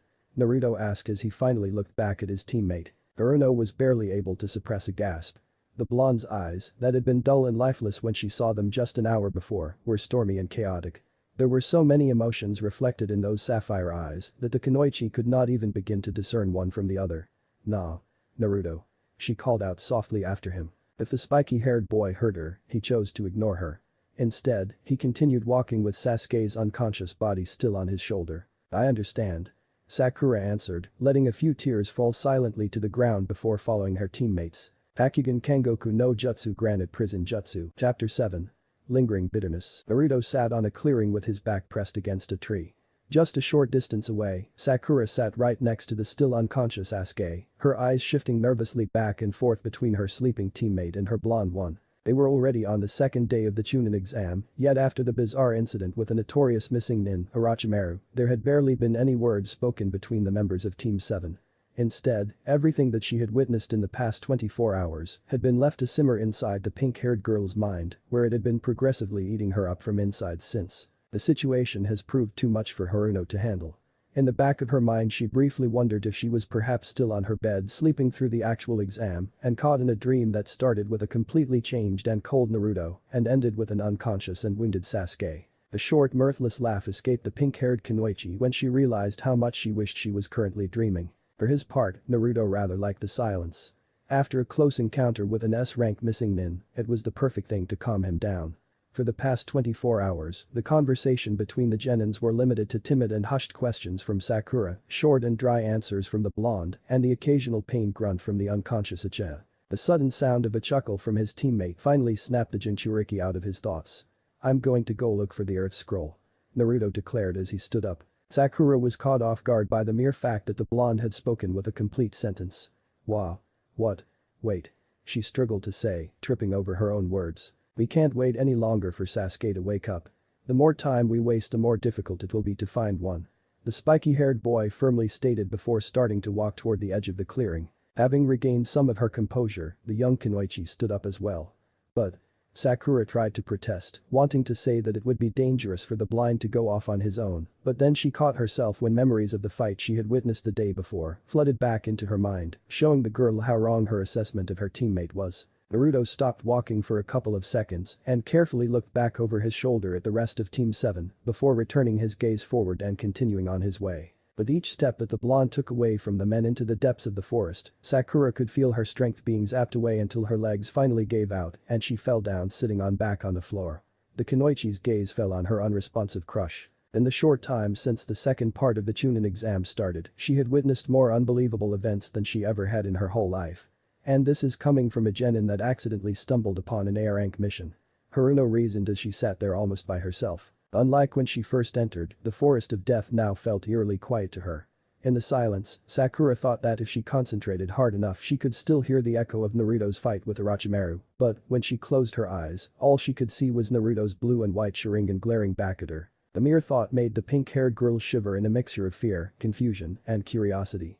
She could not say that blonde had gotten stronger, that word did not even begin to cover it, instead the former class clown, dead last goofball, had simply become powerful. More powerful than any genin Sakura had ever seen, and that list included Sasuke. About 25 minutes had passed since Naruto left in search of an earth scroll, and Sakura had been left behind to ponder on her thoughts. Unexpectedly, the kunoichi was snapped out of her deep train of thought by a sudden presence nearby. Looking around, Haruno hoped to see her spiky-haired teammate walking into the clearing with a scroll in hand because, if he wasn't him, the girl was unsure that she could protect Sasuke from whatever new horror the Forest of Death was about to throw at them. The faint thud sound caused Sakura to look up at one of the trees at the edge of the clearing, and immediately her hopes were crushed. "What do you want?" The kunoichi tried to muster as much menace and confidence as she could while taking out a kunai and placing her body in front of the unconscious Uchiha. The 3 members of the sound team looked down at the leaf genin before sharing a chuckle between all 3 of them. "It does not concern you." The bandaged shinobi were informed. "We're here after the Uchiha and if you try to get in our way we will not hesitate to kill you." The black-haired boy said, unable to hide the glee in his words. To her credit, Sakura did not back down. She was prepared to defend Sasuke no matter what happened next. Another laugh was shared between the Odonin as they saw the pink-haired girl tighten her grip on her kunai. The bandaged boy rolled up his sleeve, revealing some sort of large device strapped to his forearm. However, Sakura was only able to look at it for a single second because, on the next one, all 3 of them charged towards her at incredible speed. "I give up. I give up. You can have our scroll." An Iwa shinobi screamed and flailed his one free arm before using it to take out an earth scroll from his pocket and throwing it to the side. As a response to his words, Naruto released the arm he held behind the stone ninja's back and unceremoniously let him fall face first into the ground. "Quick. Let's go. These leaf nins are crazy." One of the genin's teammates shouted as he helped his friend back to his and, along with the 3rd member of their team, quickly ran away. From his position up on the tree branches, the spiky-haired boy could see the severely beaten Iowa genin fleeing from him without looking back or caring about their scroll anymore. Finally, the blonde whispered as he let out a sigh. "This is the 3rd group I found. I was starting to think I was never going to get the damn earth scroll," he thought to himself before dropping down and picking up his reward for all his efforts. In the back of his mind, the Sharingan users wondered if the waterfall and cloud teams he had beaten up had regained consciousness yet. Placing the earth scroll in his pouch, the Jinchuriki took a moment to ponder over his situation and reflect. For the first time in his life, Naruto actually felt strong. All his life he had always been running away, trying his best not to get carried over and drowned by the waves of hatred in the village. Then the incident with Itachi occurred, and after that the blonde had spent almost all of his time training with the 3rd. His first actual battle since his change had pitted the Sharingan users against Orochimaru of all people, and even though he managed to hold his own, the boy would not kid himself and think that if the Sannin would not have crushed him in less than a second had he really wanted to. Now though, fighting against other genin teams, Naruto felt vastly superior. He could now see the fruit of his training and all he had gained since his meeting with Itachi. It was a lot better than thinking about all he had lost on that night. Suddenly, Naruto's basking was cut short when he sensed a very strange chakra signature coming from the direction of his teammates' clearing. The chakra was not as foul as the Kyuubi's, but it still felt extremely hostile and strong. Without another thought, the blonde dashed back towards his teammates. "Damn it. Are they going to get in trouble every single freaking time I leave them alone for more than a few minutes?" Naruto raged in his mind as he increased his speed. Back in the clearing, the faces of Sakura, Lee, Ino, Shikamaru, and Choji were a mixture of surprise and terror. Soon after the initial attack, Lee and the members of Team 8 had come to Sakura's aid, but, despite their best efforts, they were all eventually overpowered and beaten by the sound ninjas. It was at that moment that Sasuke had suddenly woken up and things turned really terrifying. After he regained consciousness, strange dark flame-like marks appeared on the Uchiha's body as he started to emanate a menacing chakra.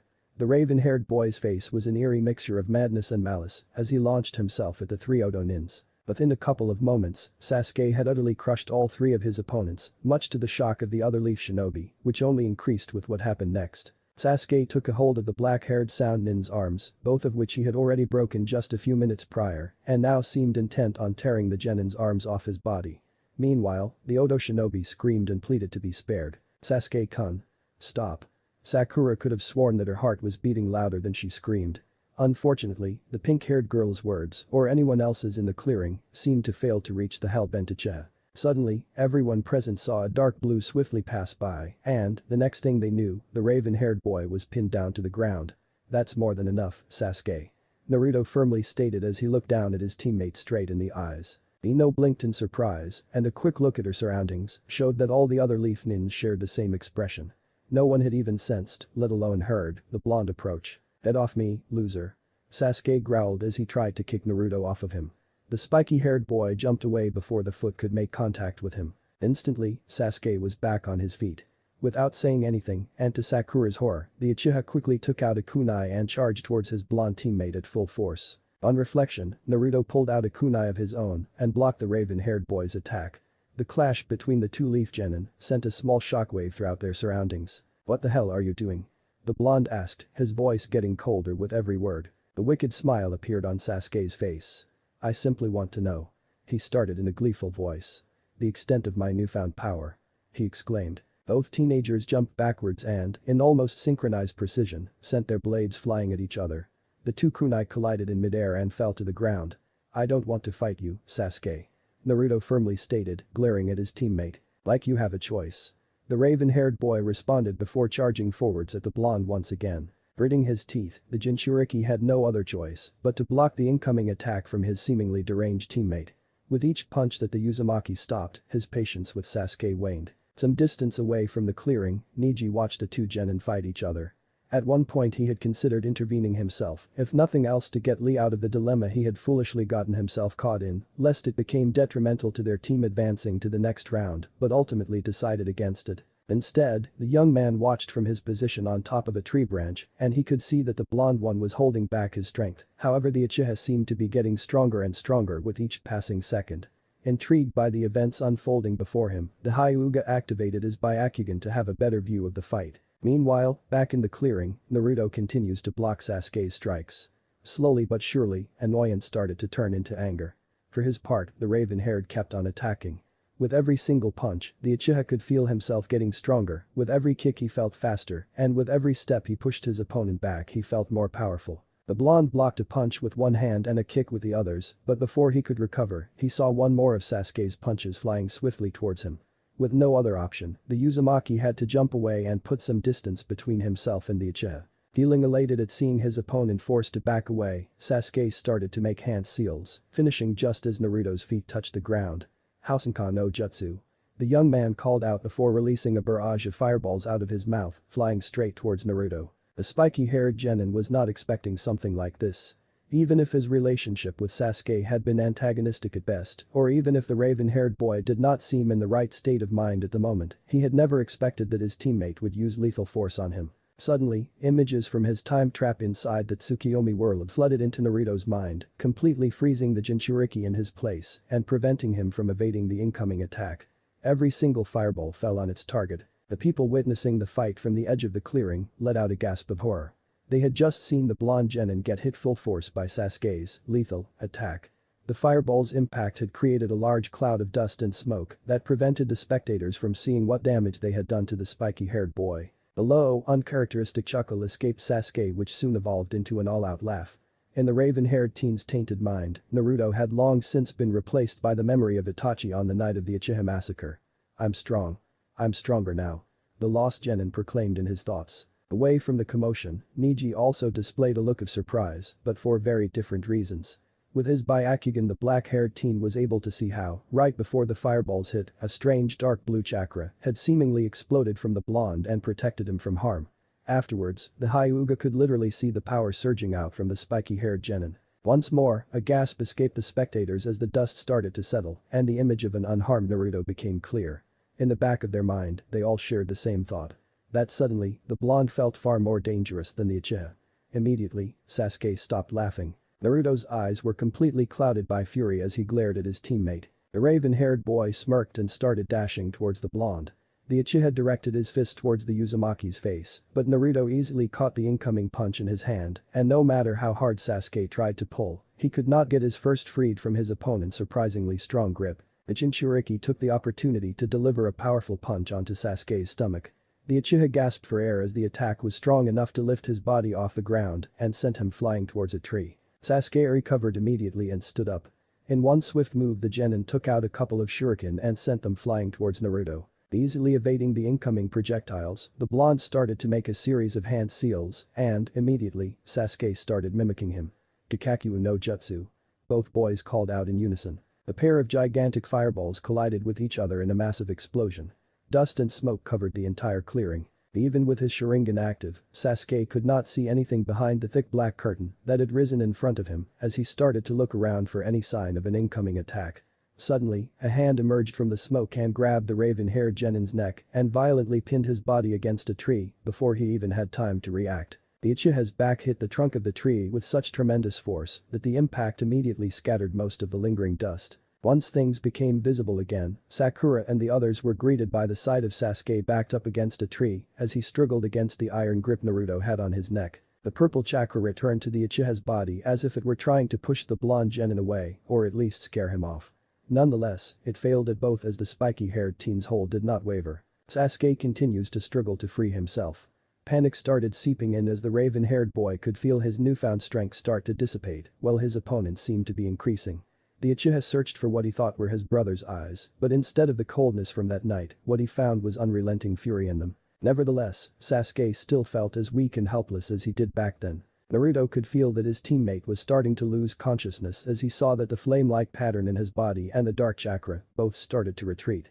In the back of his mind, the blonde wanted to let go before he seriously injured Sasuke. Unfortunately, the rage that had overwhelmed him prevented him from loosening the grip of his hand, if anything it strengthened. Sakura watched in horror as Sasuke finally lost consciousness and Naruto still did not let go. "Naruto, stop." The pink-haired girl screamed, but her pleas were either unheard or ignored by her teammate. Inside his mind, the part of Naruto that wanted to stop was becoming desperate. He was about to kill one of his teammates, one of the people who, despite everything, he still considered a friend, and there was some strange force that had taken over his body and was not planning to stop until the person in front of him was no more. In some level of his subconscious, just like the Uchiha had replaced him with Itachi, Naruto had replaced Sasuke with all the pain and suffering that the village had given him all his life. Suddenly, Naruto felt a tug on his jacket and something pressed against his back. The next second, he felt drops of water fall on his back and ran down. It was then that the Jinchuriki realized that Sakura had moved behind him. Her hands were desperately clenching the lower part of his jacket while her forehead was pressed against the blonde's back, right below his neck. "Naruto. Please stop," she whispered. "I can't bear to watch the two of you kill each other. So please stop," Kunoichi said, choking her with tears. The rage started to dissipate off the Uzumaki and his grip on Sasuke's neck finally loosened. Realization of what he was about to do washed over him as he let the Uchiha's body fall onto the ground. Sakura immediately let go of the blonde and went to check on the raven-haired boy. Naruto took a few steps back. "I got the Earth Scroll," he informed without even looking at his teammates. Then, without saying anything else or acknowledging any of the others present or their questions, the Jinchuriki simply walked away from the clearing. Ausenkan no Jutsu Mythical Fire Phoenix Jutsu Ikakyu no Jutsu Great Fireball Jutsu Chapter 8. Not a test for my power. Not a test for my power. Sasuke rubbed his neck as he waited for the first match of the third test to be decided. The Uchiha's body was still sore from all that had happened in the Forest of Death. He had woken up on the last day, with barely any memory of what had happened before. He remembered having woken up after the strange nin bit him, he remembered attacking the sound nin and Sakura pleading him to stop, and the last thing he remembered was Naruto pinning him down to the ground. After that everything was just a blank. He had asked what had happened, but both of his teammates were reluctant to talk about it. One thing Sasuke did notice was that Naruto seemed even more distant than before, and Sakura kept on glancing nervously between the blonde and the Uchiha. Sasuke snapped out of his thoughts when he saw what the first match was, Inuzuka Kiba vs Uzumaki Naruto. Sasuke saw how Sakura, Lee, and the members of Team 10 tensed when they read it. The only thing was that the raven-haired boy didn't know why. The Uchiha watched his teammate leave the group without a single word to their sensei, Sakura, or to him. Sasuke's gaze was then redirected towards Team 8, where Kiba was ranting about how short the match will be. The raven-haired boy watched as the two genin faced each other in the area. The only thing that was heard were Akamaru's barks. Sasuke looked at Kiba first. The dog lover had a triumphant smirk on his face, as though he had already won. Sasuke's gaze shifted to look at his teammate. If the Uchiha didn't know any better, he would say Naruto looked bored. The match didn't seem to excite him in any way. The called Hey gave the order to start the match. "Why don't we skip the trash talk and go straight to the beating?" Kiba said, getting into a fighting stance. "I'm feeling generous today, so I'm going to make this as quickly as possible." The brown-haired boy finished, while Naruto stood unmoving. Kiba started towards the blonde. Tsuuga Kiba screamed before he started spinning, creating a destructive tornado. Naruto watched the attack as it got closer and closer. At the last moment the blonde lazily sidestepped and dodged the attack. Kiba turned around and tried one more time. Unfortunately for the dog lover, Naruto sidestepped again and evaded the attack. The blonde's lazy movements made dodging the attacks look easy. The brown-haired boy tried his luck a couple of times more without succeeding. After being unable to get a single scratch on the blonde, Kiba stopped. It was evident that he was ticked off. "Bastard," Kiba murmured as he clenched his, taking 2 pills and putting one in his mouth. "Akamaru," the brown-haired shinobi said as he threw the second pill towards the dog. Suddenly Akamaru's fur turned red as the dog jumped on his owner's back. "Juijin Bunshin," Kiba cried out as Akamaru barked. Immediately the brown-haired boy's body turned beast-like and the Akamaru turned into an exact copy of Kiba. "Atsuuga," Kiba cried out as he and Akamaru started spinning towards Naruto. The blonde kept on dodging all of the attacks, moving on the last possible second and still without getting his clothes ragged. Kiba growled in frustration. "What's the deal? Naruto would have never been able to dodge all of the attacks." The brown-haired boy thought. Both Kiba and Akamaru started circling Naruto, they were still using Gatsuga. Naruto extended his arms and grabbed both Kiba and Akamaru's forearms. Using their momentum, Naruto rotated on his heel and released Kiba and Akamaru, sending both of them crashing towards opposite walls. Akamaru reverted back to his dog form while Kiba struggled to stand up. "Bastard," Kiba murmured again as he started towards the blonde with his clawed hands. Naruto dodged Kiba's swipe with ease. Immediately the blonde drove his fist into the brown-haired boy's stomach, sending him back to the wall. Kiba stood up and dashed towards Naruto once more. The blonde started to make hand seals and gather chakra on his index finger. "The Kumizenshin no Jutsu," Naruto said as he started towards the incoming genin. There was some sort of flash that blinded everyone in the audience. As Sasuke started to regain his eyesight, he immediately looked down at the arena. There stood Naruto behind, the blonde's right arm and index finger extended. The Uchiha then looked towards the other genin. Kiba stood frozen in mid-attack for a few seconds before the boy started screaming and clenching his head. Inside his mind, Kiba was watching how hundreds of people were slaughtered. He could hear their screams as they pleaded, but it was useless, whatever was causing this was completely merciless. Kiba then looked down to find his hands covered in blood, and then it hit him, he was the killer, he was the one who was savagely slaughtering these people. With one final scream Kiba fell unconscious. The medic Nin started to check Kiba's condition as Heiei declared Naruto the winner. The blonde didn't give any acknowledgement of being victorious, he just walked back in the direction of his team. Sasuke's hand was trembling, whatever Naruto had done to Kiba had possessed an evil chakra, but somehow he had the sensation that he had felt it before. The Uchiha was snapped out of his thoughts once again.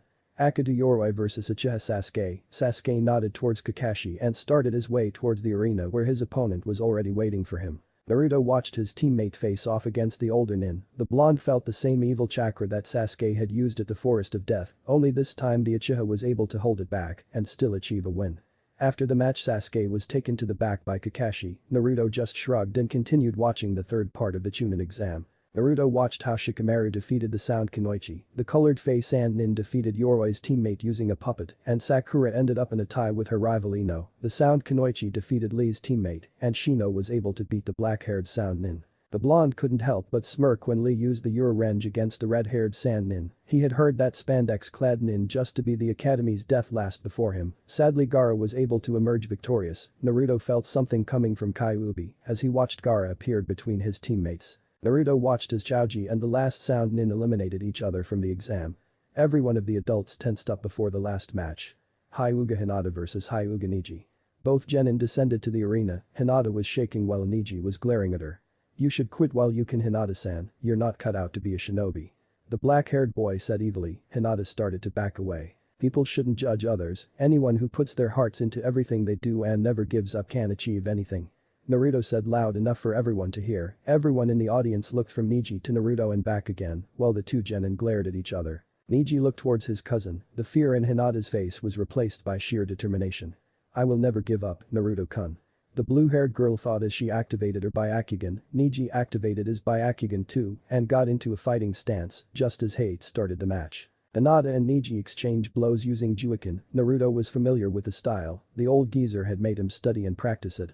The match continued, and it seemed that Hinata stood a chance of emerging victorious until Neji completely turned the tables. The black-haired boy delivered blow after blow, and it wasn't long before Hinata fell to the ground. Naruto wasn't disappointed. Hinata had proved that she isn't worthless like some people think, but he was mildly surprised that she was able to stand up again because Neji had gone unnecessarily brutal on her. It was obvious that she couldn't win anymore, but at least she demonstrated that she wasn't, by any means, weak. Neji completely lost all his self-control, and the hatred inside of him overwhelmed him. Neji dashed towards Hinata with every intention of killing his cousin. Before any of the present could react, Neji was pinned to the wall away from Hinata. Naruto had the Hyuga prodigy by the neck. "What the hell do you think you're doing?" The blonde growled. "Can't you see that she's in no condition to continue the match?" Naruto asked. "This is none of your concern." Neji growled back, glaring at the blonde as he tried to break free from his hold. Then Naruto-kun, Hinata whispered before she felt a pain in her chest and felt unconscious. The sound of the kunoichi hitting the floor distracted Naruto. "Hinata," Naruto said as he looked back without releasing Neji. The black-haired boy took the opportunity and tried to connect an attack on the blonde. Unfortunately for the Hyuga, Naruto moved his body to dodge the attack, immediately released Neji, and drove his fist straight to the Hyuga's chest, leaving the black-haired boy gasping for air. "I promise, I'm going to make you pay for what you did to Hinata," Naruto said low enough for only Neji to hear. After glaring at the black-haired boy one last time, Naruto started towards Hinata, who was already surrounded by medic nin. After a couple of minutes, all of the injured were sent to receive medical treatment, and the genin that were still in the exam, minus Sasuke, were listening to the Hokage's explanation of the next phase. "Now each one will take a piece of paper," Sarutobi said as Anko, who was in charge of the second exam, passed by carrying a box. "Once you take your paper, please read the number on it," the Hokage added. 4 Shino, 5 Naruto, 7 Gaara, 2 Temari, 6 Neji, 1 Shikamaru, 3 Kankuro, that means he's 8. Ibiki said, while the Hokage just nodded as Ibiki started to write something. Once he finished, the Sandaime spoke once again. "The matches for the next round will be Nara Shikamaru vs Temari, Kankuro vs Aburame Shino, Uzumaki Naruto vs Hyuga Neji, and Gaara vs Uchiha Sasuke," Sarutobi said. Immediately a strong killing intent was felt among the present, most of it coming from the Hyuga prodigy and the blonde genin. "You have 1 month until the next round begins. I suggest that you take some time to rest and regain your strength before you start training," the Hokage said before he stood up and disappeared in a cloud of smoke. Naruto started to make his way out of the arena. He knew it was just a matter of time before Sakura catches up to him. Suddenly an immense pain went through his body. The blonde clenched his heart. It hurt every time it beat. "Not again, this has been going for a month now, what is it?" Naruto thought. Inside his mind he could hear the fox laughing. "Don't worry, kid, you'll find out soon enough," Kyuubi manages to say between his fits of laughter.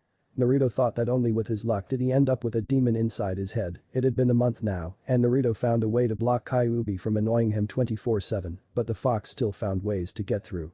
"Asshole," murmured Naruto before as the pain subsided and he was able to continue on his way. Tsuga Piercing Fang, Gyuijin Bunshin Beastman Clone, that Tsuga Dual Piercing Fang, the Kuma Zenshin no Jutsu Demon Conscience Jutsu, made it up, inspired by Ikki's Phoenix Genma Ken, Phoenix Illusional Demon Fist, from Saint Seiya, Pure Renge Reverse Lotus, Buikin Gentle Fist, Chapter 9. Mirrored Image. "Sakura, do you know where Naruto went?" Kakashi asked his pink-haired student when he found her at the arena's exit. "He already left, he said that he wanted to get some rest before beginning his training," the girl responded. "Oh," Kakashi replied. He was planning to train Sasuke, but he didn't want to make the same mistake as a month ago, only this time it seemed that the blonde had already made plans about his training without his help. Sakura stood observing her sensei. She couldn't take her mind off Naruto's Sharingan eyes. She had promised him not to tell, but it was proving very hard. "Kakashi-sensei, what's happening to Sasuke-kun?" the kunoichi asked, partly of worry for her teammate and crush, but mostly for keeping herself from divulging the blonde's secret. "Don't worry, Sakura," the silver-haired responded. "Everything will be alright," Kakashi added before starting his way back to the hospital. Next day, Naruto woke up after a long rest. "I should go see the old geezer to see if he has any ideas for my training," the blonde thought as he opened a can of instant ramen. He might have decided to lock up most of his emotions, but his love of ramen was on a whole different level. After half an hour and at least a month's supply of instant ramen, Naruto walked out of his apartment. It was a nice tranquil day in Konoha. The temperature was just right for spending the day outside. Naruto walked through the city. For a month now the glares from the villagers had been decreasing, most likely because of the killer intent. His chakra seemed to leak out. The only ones that seemed to be 100% oblivious to this were Konohamaru and his friends, who had tried countless times to convince the blonde genin to skip training for one day and go play with them. Naruto had been walking for over half an hour before abruptly stopping. "Why have you been following me for the last 20 minutes? the blonde asked, his eyes looking ahead of him. There was some movement in the bushes behind Naruto, and after a while a man with long white hair stepped out. "So you've been aware since the beginning," the man said with a tone of amusement in his voice. "My name is Jiraiya," the man announced. Naruto finally looked back at the white-haired man. "And I should care because," the blonde said with a monotonous tone. Jiraiya merely chuckled at the boy's remark. Sarutobi-sensei told me how detached you could be. The man said. Naruto was slightly taken back, few people called the Hokage something beside his title, but to call him sensei. Jiraiya, where have I heard that name before? The genin thought for a second before realization hit him. You're one of them. The blonde said in a low voice. Jiraiya smiled when he saw that he had caught some of the blonde's attention. Sarutobi-sensei asked me to help you with your training during this month, he's too busy with all the preparations for the exam. Sannin said. Naruto looked at the white-haired man for a couple of seconds before turning around. I don't need your help. The blonde said as he started to walk away. He merely smirked as he watched the boy walk away. You're as disrespectful as your father during his training. Jiraiya said. The Sannin's words made Naruto stop on his track. I want to teach you one of your father's favorite techniques, the Kuchiyus no Jutsu. The white-haired man said, taking the opportunity of having most of the genin's attention. I heard that sensei gave you the weapon, and from the bandages in your arms, I'll say you already have your summoning tattoo. Jiraiya said, smiling when Naruto completely turned around. Learning the Kuchiyus no Jutsu will help you deal with the weapon, because trust me, that thing is really hard to control, and even your father had trouble with it. He added. But first, tell me about your Sharingan. The man said. Naruto's eyes widened slightly. Did the old geezer tell him? The genin thought. Jiraiya figured out what was going through the blonde's mind and decided to clarify. The old geezer didn't tell me about your Sharingan. They started. I knew that this was going to happen, since the day you were born I've wanted to see the results of combining the Uzumaki and Uchiha bloodlines. The white-haired man explained. Naruto sighed, he was slightly more relaxed now that he knew that the Hokage had not betrayed his trust. Naruto looked straight in the eyes. Jiraiya watched in amazement as the blonde's eyes turned a couple of shades darker and a white dot and 3 commas appeared on each of his eyes. Amazing. The white-haired man said before Naruto's eyes reverted back to normal. So, what were you saying about my training? The genin asked. Well, Jiraiya begun as his eyes drifted to the direction of the hot springs. I'm a little busy today, we will start training tomorrow, meet me in this exact same spot. He said as he started towards the bathhouse, see you tomorrow. The man said waving back at the blonde. Naruto stood watching as the white-haired man disappeared from his view, he didn't need to read minds to know where he was headed. Are all the adults in charge of my training perverts? The boy thought, do you really want an answer to this question? Kyuubi suddenly said. Shut up, Naruto murmured before continuing on his way, sighing as he felt the fox smirking. -3 days later, Naruto and Jiraiya were standing in the middle of a field. For the past 2 days, Jiraiya had been teaching the young genin the basics for the Kuchiyus no Jutsu, and now it was finally time to try it out. So can I try now? Or do you want me to write an essay first?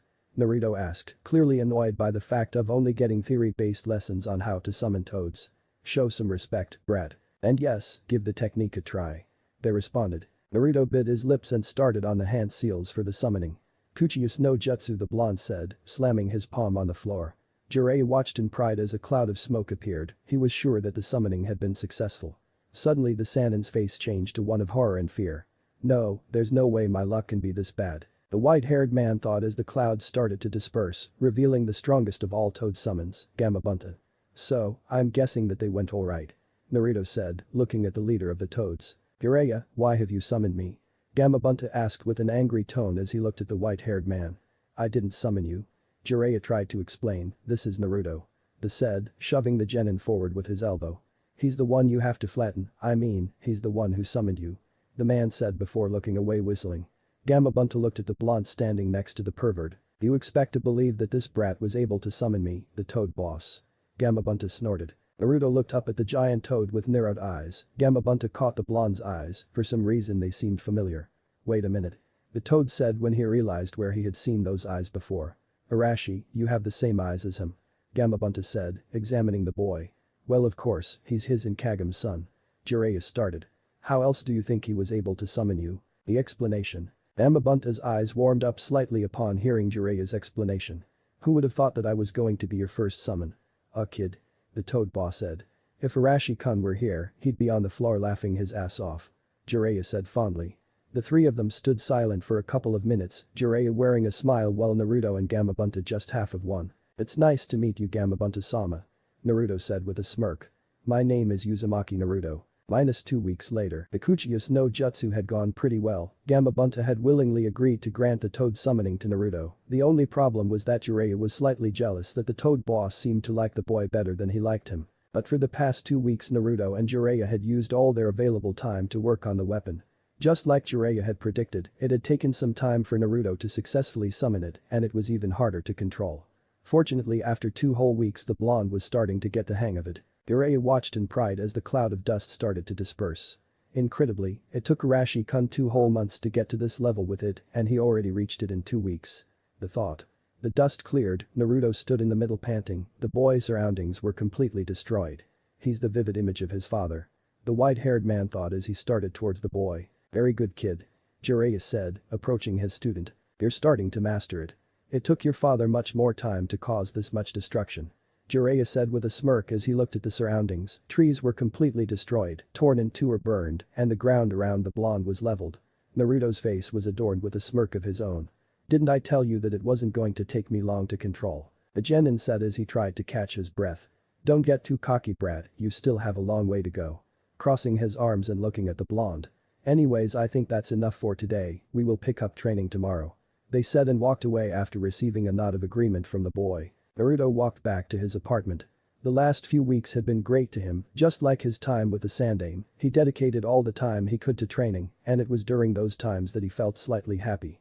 The blonde kept on walking until his whole body shook in pain, it wasn't only his heart this time that was in pain, but also his hands felt as though they were burning. The boy brought his right hand to his chest and used the other one to support himself on a tree nearby. It's getting worse and more frequent. The genin thought. Naruto waited a couple of seconds until the pain subsided. He could hear the fox laughing his head off inside of him. One of these days, the boy thought. One of these days I'll figure out a way to use Tsukiyomi on you, and when that day comes it'll be my turn to laugh. Once the pain had diminished, Naruto started on his way once again, only a couple of minutes had passed when he heard someone call out hey, Naruto wait up. The blonde turned around to watch a black-haired boy with a picnic basket full of fruit in his hand. I knew it was you. Shikamaru said when he got closer. Shikamaru, what are you doing here? The blonde asked. I'm just heading to the hospital. The black-haired boy started. I'm going there to see Chaoji, he's there with a severe indigestion, want to come? The lazy boy asked. Naruto meditated on the idea for a couple of seconds. What's with the basket? The blonde asked. Oh, since Chaoji is not allowed to eat because of his indigestion, I thought that I'll go down there and eat in front of him. Shikamaru responded with a smirk. I thought that it'd be good for a few laughs. The boy started on his way to the hospital. Naruto stood in silence for a few seconds before following Shikamaru. Naruto and Shikamaru made it to the hospital in a couple of minutes. The blonde had two different views of Konoha's hospital, one was that he didn't like it because of the whiteness in every single room, not even in his current emotional state was he able to stand the mundane room. On the other hand, the hospital personnel treated him like a human being, and that made him slightly content. The boys headed towards Chaoji's room, Shikamaru had already visited him before so he knew the way. Suddenly Naruto felt an evil presence nearby, the blonde looked around trying to find the source, his gaze stopped at a door that was slightly open, Naruto recognized Rock Lee sleeping on the bed, he probably was still recuperating, but what really shocked the genin was the sand he could see swirling around inside. Naruto dashed to the door and threw a kunai, the weapon cut through the sand that was about to choke the unconscious Taijutsu expert on the bed.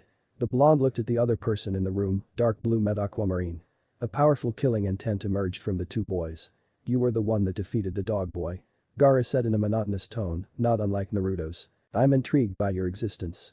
The red-haired said as the sand started to once again swirl violently around him. Gaara tried to bring his hand up front, but found out he couldn't. I think that you should reconsider attacking a defenseless shinobi, especially if he's surrounded by his comrades. Shikamaru said, the boy had caught the sand nin's shadow, preventing Gaara from moving. The Redeed returned most of the sand back to his gourd. At the Chunin exam Gaara began. I'm going to kill you both. The sand nin said before disappearing in a swirl of sand. As Naruto checked to see if Lee was alright, the blonde could hear the fox inside him chuckle. It's going to get really interesting in 2 weeks. The blonde said looking at the boy behind him. Shikamaru was trying to retrieve some of the fruit that had rolled away when the lazy nin let the basket fall to stop Gaara, but most of the fruits had rolled away who knows where. We should get something with meat. The blonde said with a smirk. It'll be funnier that way. Naruto finished as he walked out of the room, Shikamaru stood up and smirked before following the blonde. Chapter 10. Proud eyes. This day came way too fast. Naruto said as he sat up on his bed and looked out the window, the sun completely blinded the blonde, he was forced to close his eyes and open them little by little so that they would adjust to the brightness on the outside. I really hate days that are this bright. The genin remarked bitterly. Naruto moved to the edge of his bed and tried to push himself up. Suddenly, the world completely froze for the blind as he found himself falling towards the floor. Naruto managed to regain control of his body and prevent his face from meeting the floor of his apartment. What's going on? The blonde asked himself. Nothing like that has ever happened, there was no pain or anything, just numbness, and the fox has stayed quiet. Normally he makes some sort of remark about the jolt of pain. This must be for a completely different reason. The boy thought as he went back up on his feet. What is going to happen today? Naruto asked as he looked out of the window. Surely, the morning was just too bright. The girl walked quietly through the halls of her house in search of her father. She finally found him looking at something in the garden. She walked up to him trying to stay quiet. She knew that it was of no use and that her father had probably sensed her from the beginning. "Otu-sama?" The girl asked and was taken aback when her father jolted in surprise and turned around. "Anabi," Hiashi said to acknowledge his daughter's presence and tried to hide the fact that he had been startled. The girl looked in the direction her father was staring so fiercely that he had left himself open to any possible attack. There, sitting in the branch family garden, sat her cousin. Niji was sitting on the ground with his legs crossed and was gathering an enormous amount of chakra throughout his body. Hanabi saw as a leaf was about to fall on Niji's shoulder. The black-haired boy whispered something before his whole body was covered by chakra, which started to spin around him. The force of the chakra had cut the leaf into many pieces and was blowing everything else away. How is it possible? Hiashi asked, for him to create such a powerful Kaiten without moving his body at all, what type of training has he undergone in this past month? The main family's head asked. Anabi wished she could answer her father, but she was completely hypnotized by the boy from the branch family to even try to formulate an answer. Did his hatred for the main family drive him to this point? Hiashi whispered to himself. Do you really think he'll make his move today? Jiraiya asked as he leaned against the window's frame in the Hokage's office. Sarutobi removed the pipe from his mouth before responding. I wouldn't doubt it, it would be the best time to try something like that. The Sandaime took a scroll from the cabinet and let it roll for the white-haired to catch it. Please give this to Naruto when you deem the time is right. The older man requested. Jiraiya examined the scroll on his hand with confusion until he finally figured out what it was. You can give it to him yourself, it's not like you're going anywhere, right? The white-haired man said as he looked at his former sensei. The look on his eyes was one of pleading for reassurance. Please, Sarutobi began. For Minamoto-kun's sake, just in case. Sandaime said. Jiraiya couldn't remember seeing his sensei this old before. He sighed before securing the scroll in his vest's pocket. Very well, I'll guard the scroll for now. Thank you, Jiraiya-kun. Sandaime said as he smiled at his former student. The white-haired glared at the Hokage. I thought I told you to cut that kun thing years ago. Jiraiya said as he crossed his arms and stood indignantly, all in an attempt to lighten the mood in the room. Jiraiya's behavior caused Sarutobi to chuckle. I guess old habits die hard. The Hokage said. Just like you. Jiraiya said as he smiled at the man that was once, and he will always be, his sensei. Where are they? Shikamaru thought as he looked at his surroundings. He could see the Sand siblings, Shino, Niji, and a shinobi who had introduced himself as Genma, their referee for the conclusion of the Chunin exam, but there was not trace from the two members of Team 7. Genma looked up to where the Hokage and the other judges were sitting. The Sandaime nodded in acknowledgement of the proctor. If they don't appear soon then we will have to start without them, they have until their matches come up to arrive, Genma started as he looked at the genins in front of him. If they fail to show up by then, they will be disqualified. The finished. Shikamaru's teeth gritted against each other, it wasn't like those guys to miss out on something like this. Especially Naruto after what they had talked about. Flashback, Naruto and Shikamaru were sitting at the park playing shogi. They had left the hospital after almost causing Chaoji, according to the doctors, a mental breakdown.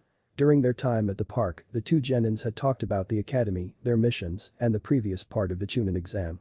It wasn't the most energetic conversation, but at least it was something. Now they have finally gotten to the topic which Shikamaru was most interested, or at least slightly concerned, on.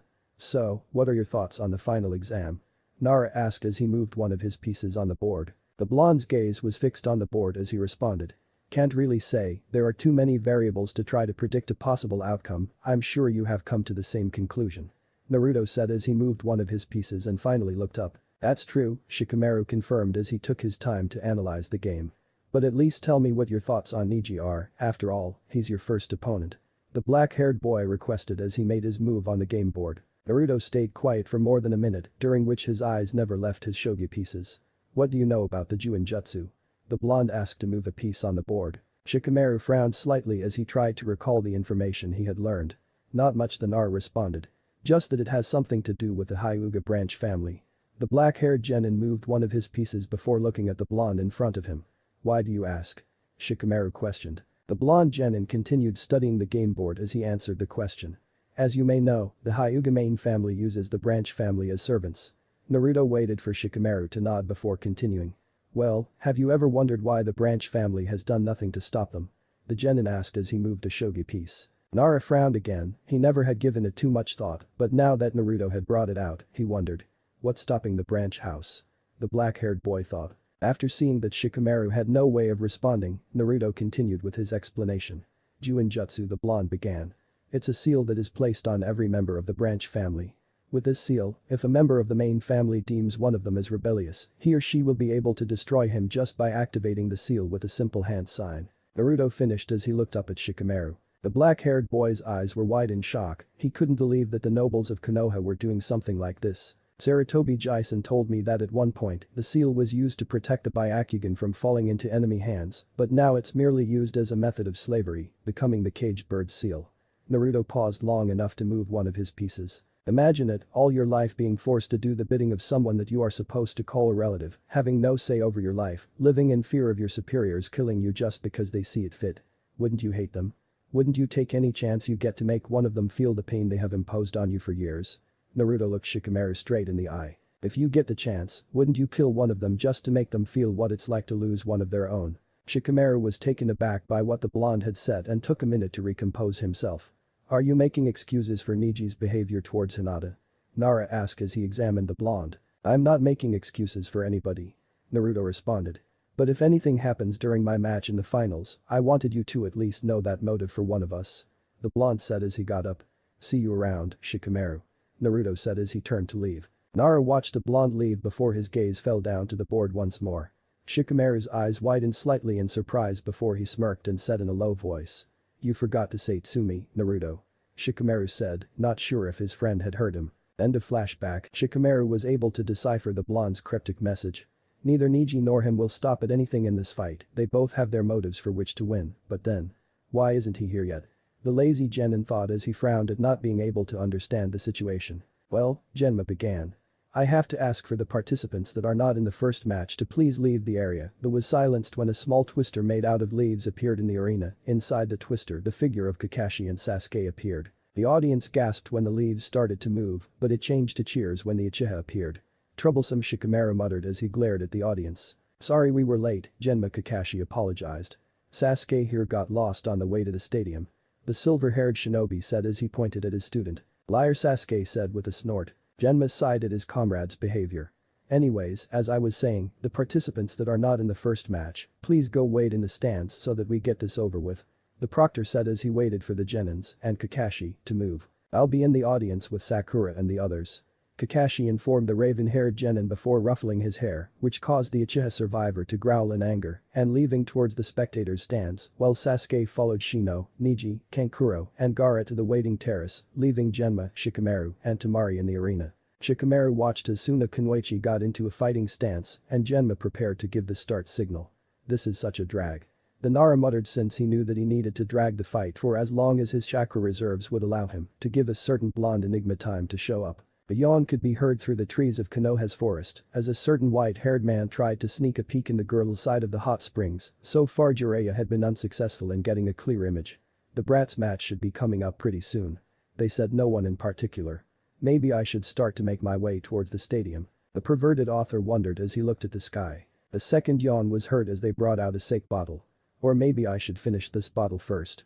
Jiraiya said in a more energetic voice as he removed the bottle's cap. Shikamaru sighed as he arrived at terrace. Nara had ended up giving up the match when his chakra supply had run out. His strategy during the match had not been one of winning, but merely one to stall.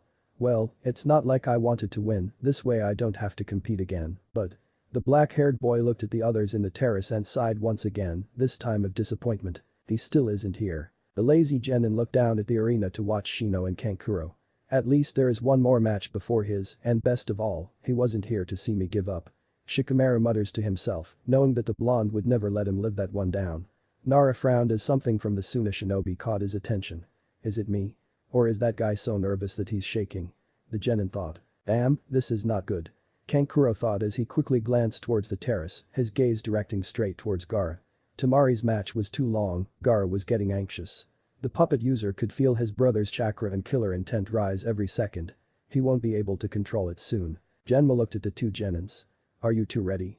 He asked as he prepared himself to start the match. "I give up." Kankuro exclaimed, taking the whole audience by surprise and earning a gasp from them. "I don't know how long this fight would last, but I bet it'll be longer than Gaara's patience. If he doesn't kill someone soon we will all be in trouble." The puppet user thought to himself. "Very well. The winner of this match is Aburam Shino." Kankuro started to make his way towards the terrace. He could feel the glare of disappointment and anger from behind the bug user's shades, even if Aburam's face remained stoic. "Damn it," Shikamaru cursed under his breath. "I thought he had more time." Nara thought as he watched Kankuro and Shino return to the terrace and Niji descend to the arena. Genma watched as Niji approached the center of the arena. If Uzumaki Naruto does not appear in 5 minutes, he will lose by default. Genma announced to the participants and the audience. Shikamaru could clearly see the frown on Niji's face. "I guess he doesn't want to win this way." Nara thought as he felt the 5 minutes pass like seconds. "Well, I guess his time is up." The black-haired genin whispered in resignation. "What are you talking about?" "I'm right here." A voice came from behind Nara. The voice made 5 out of the 6 genin present turn around in surprise. Naruto was leaning against the wall casually, as though he were unaware that he was about to be disqualified. Shikamaru had frowned the moment he heard the blonde's voice, but his frown soon left to make place to smirk. "And where the hell have you been?" the black-haired genin asked. The blonde answered simply, still not giving any sign of going to the arena for his match. Suddenly, Shikamaru frowned again. "How long have you been there?" Nara asked. Naruto looked at the lazy genin in the eyes, and something resembling a smirk came into his face. "I saw you giving up, if that's what you're asking." The blonde responded. The black-haired boy sighed as the blind started to walk towards the end of the terrace. "I came in halfway during your match, I was watching from the roof, sorry to make you worry." Naruto apologized as he jumped from the terrace window and landed in the arena. Sasuke frowned at his teammates' behavior. He hadn't acknowledged Sasuke's presence or any of the other genins besides Shikamaru. In fact, after the Forest of Death, the little communication that they had had during the Chunin exam had become almost non-existent. Genma watched as the blonde walked to the center of the arena where Niji and he were standing and made a note of how much the killing intent in the arena had increased due to Naruto and Niji merely looking at each other. "I was starting to think that you weren't going to show up," Niji commented as the blonde stood before him. "You should have known better." Naruto simply responded. "Man, I feel like the temperature of this arena has dropped many degrees." Genma thought as he looked from one genin to the other. The third match of the finals is about to start. Uzumaki Naruto vs Hyuga Niji, Genma called up as he raised his hand. "Commence." He shouted as he brought his hand down. A second later, the 2 genins disappeared. Sound was the only thing that alerted most of the audience that a match was underway. Those who had not trained as shinobi could only hear the clash of metal that indicated that the 2 boys had taken out weapons. Even some of the nins among the crowd were having problems following the fight. All they saw were blurs from time to time and an image of the 2 genins when their momentum was broken every time their attacks met. The 2 genins finally stopped in the middle of the arena, kunai against kunai, each boy tried to push the other. How much strength are they putting in each blow? Kakashi wondered as he watched them from the audience. Their clothes were starting to become ragged from the backlash of their attacks. "Just as I expected," Naruto thought as he stood on the ground.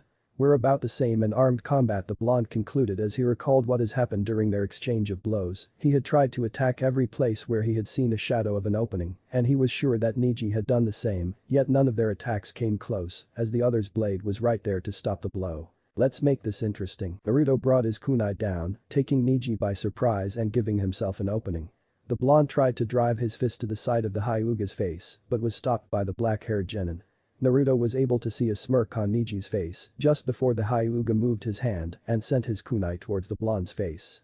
Naruto had to step back to prevent the kunai from impaling his chin. As soon as the blonde stepped back, Niji started to gather chakra in the index and middle finger of his left hand and jammed them into his opponent's chest, sending Naruto back. Genma watched as the Uzumaki kid grunted in pain. That attack was really close to the heart. The thought as the blonde put his hand on his chest where the blow had landed. "These kids aren't playing around," Genma whispered to himself. Once the pain had receded slightly, Naruto looked up to see Niji smirk and get into a specific stance. The blonde knew what was coming next and, for his sake, he had to stop the Hyuga. Niji started forward as he began his attack, the blonde followed suit and rushed to the Hyuga. Naruto was able to stop Niji's attack by intercepting the black-haired boy's forearm, effectively nullifying Niji's momentum. Naruto grabbed Hyuga's arm and closed his fist, preparing his retaliation for what the black-haired boy had done earlier.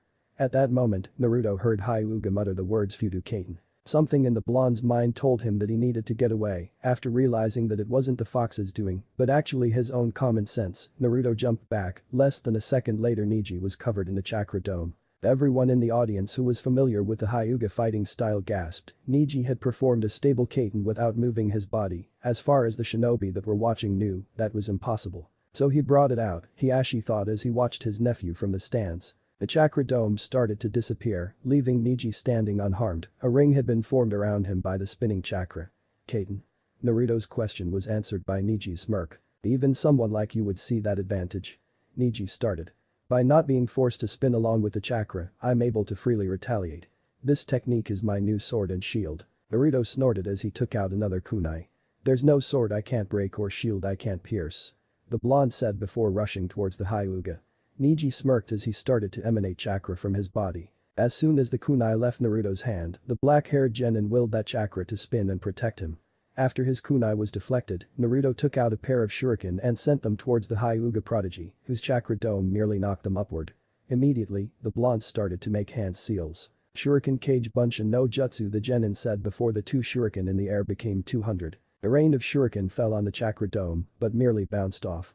Useless, Neji muttered as he took out a couple of and threw them at the blonde one by one. Naruto was caught by surprise by he had been too preoccupied with figuring out a way past the Kaiten. The blonde had to jump to dodge That boy has the Uzumaki kid stuck in a corner, Genma thought as he watched the genin land at a safe distance from the Hyuga. Maybe if I add more power, Naruto thought as he made 6 Bunshin appear. The clones rushed towards the chakra dome from all sides. The attack caused 4 of them to disappear and knock back the other 2. A pair from the inside of the dome took care of the remaining clones. Why is Naruto wasting his energy by attacking with clones? Sakura asked her sensei who had come to sit next to her. I mean, it didn't work the first time. Kakashi answered his pink-haired student without taking his eyes off the fight. He's looking for Neji's weakness. At this point the only way for him to overcome a new technique is by trial and error. Let's just hope that he finds a way around it before he runs out of chakra. They said. Neji observed with a smirk as the Naruto surrounded him. He merely took out a kunai and waited for the real Naruto to appear above him. That trick was too obvious, the Hyuga said when he saw Naruto appear above with his Byakugan. The black-haired genin throws the kunai up, impaling the blonde. Soon, Neji's smirk faded as Naruto became a cloud of smoke. Behind the smoke the real Naruto smirked as he created one more Bunshin. Using the clone's feet to propel himself down, the blonde gathered chakra in his fist. He was traveling down way too fast for Neji to prevent his fist from connecting with the upper part of the chakra dome. There was some sort of pulse that shook the arena the moment Naruto first clashed with Neji's shield. It was followed, half of a second later, by an explosion, indicating that the shield had been broken. Neji had managed to jump out of the way to prevent from being caught in the explosion. As the dust settled, it revealed the blonde taking his fist from the hole it had made on the ground. I told you I would pierce through it, Naruto said as he looked at the Hyuga. It was a pretty good defense, I give you that, but it's obvious you haven't mastered it yet. The blonde continued in an almost mocking tone. To release so much chakra from every part of your body, it was just a matter of time before its weakness became obvious. Normally it would be rather easy to control chakra that's released forward, and you can use the momentum created by it to move that chakra behind you if you get any problems, but to control the chakra above you, while maintaining it harmonized with the one that's orbiting you, it's easy for it to become unstable, Naruto explained. Neji gritted his teeth, he was aware of Kaiten's weakness, but he never thought that it would become a hindrance against Naruto. He had completely underestimated the blonde, and now his exhaustion was telling him that he was paying the price for his mistake. The blonde genin took note of the Hyuga's weakened state. And the fact that you're panting, it seems that pulling that stunt has taken a toll on you.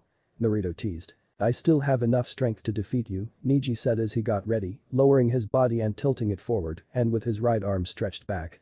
Naruto could feel Neji's chakra concentrating and prepared himself for the technique that was coming. Haki Rakujuai Onshu, Neji said as he rushed forward. 2. The strikes were met by Naruto's forearms, but missed their targets. 4. Only one of the strikes hit, the blonde had managed to dodge the other 2. 8. Half of the strikes landed. 16. Neji was getting frustrated when only 6 strikes hit, the Hyuga pushed his body even further. 32. 20 strikes hit, but the rest were stopped by the blonde before they could hit their mark. 64. Neji pushed his body to the limit and landed 50 strikes on Naruto, sending the blonde crashing down against a tree. The audience cheered as they watched a Uzumaki brat being struck down by the Hyuga prodigy. Soon, the cheers started to die out as the blonde struggled to stand up. Naruto walked towards the middle of the arena in silence. He stopped when he was in front of Neji, and the audience had completely silenced. Niji could see that something resembling a smile came to the blonde genin's face. Naruto looked up and his gaze fell on the audience. Look at them, every one of these people that came to see that fight between Sasuke and Gaara are looking at you right now, Niji, the prodigy, the strongest of this generation. You don't know how jealous of you I am right now. All my life all I wanted was for someone to actually worry that I might lose, not praying for my defeat, the genin said. Above the audience, in the judges' stands, Saratobi's face saddened as he sensed the pain in the blonde's voice. Naruto snorted before continuing.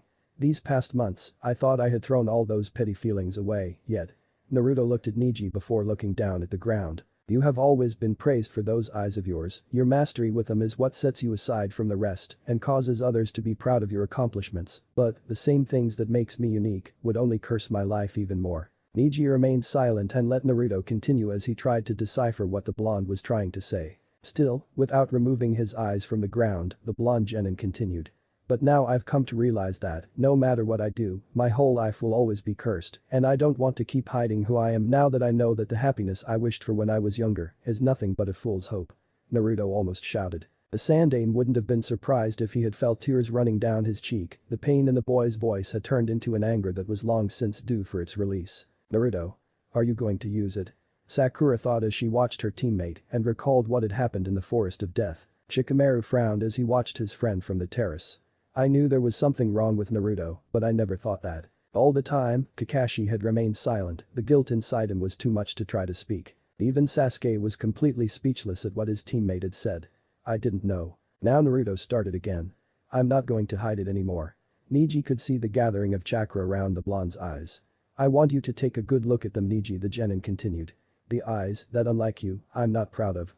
Naruto finished as he raised his head and looked Niji straight in the eye. Niji along with everyone in the stands gasped as one word entered all of their minds, Sharingan. Sumi checkmate. Yudu Katen immobile heavenly spin, made it up, inspired by Virgo Shaka's Khan from Saint Seiya. Akirakujuai Anshu 8 divination signs, 64 palms of the hand. Chapter 11.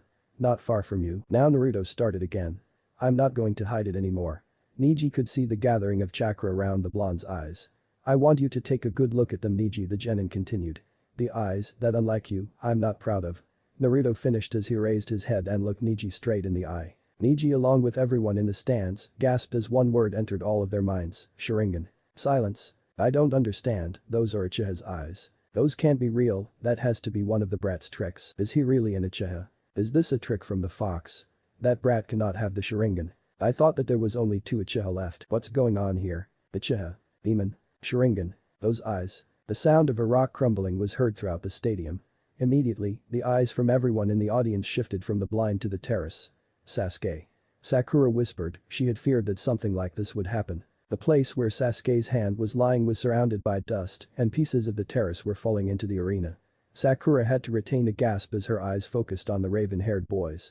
Sasuke's Sharingan had been activated, both eyes were shaking with fierce intensity as they stared at the blonde genin down at the arena. Sasuke did not completely understand, he remembered when his father told him about their bloodline, he remembered the day he had achieved his Sharingan, those eyes had awakened to save Naruto. Beyond his feeling of confusion, the raven-haired boy felt kind of happy, maybe, just maybe, he was not alone as he believed.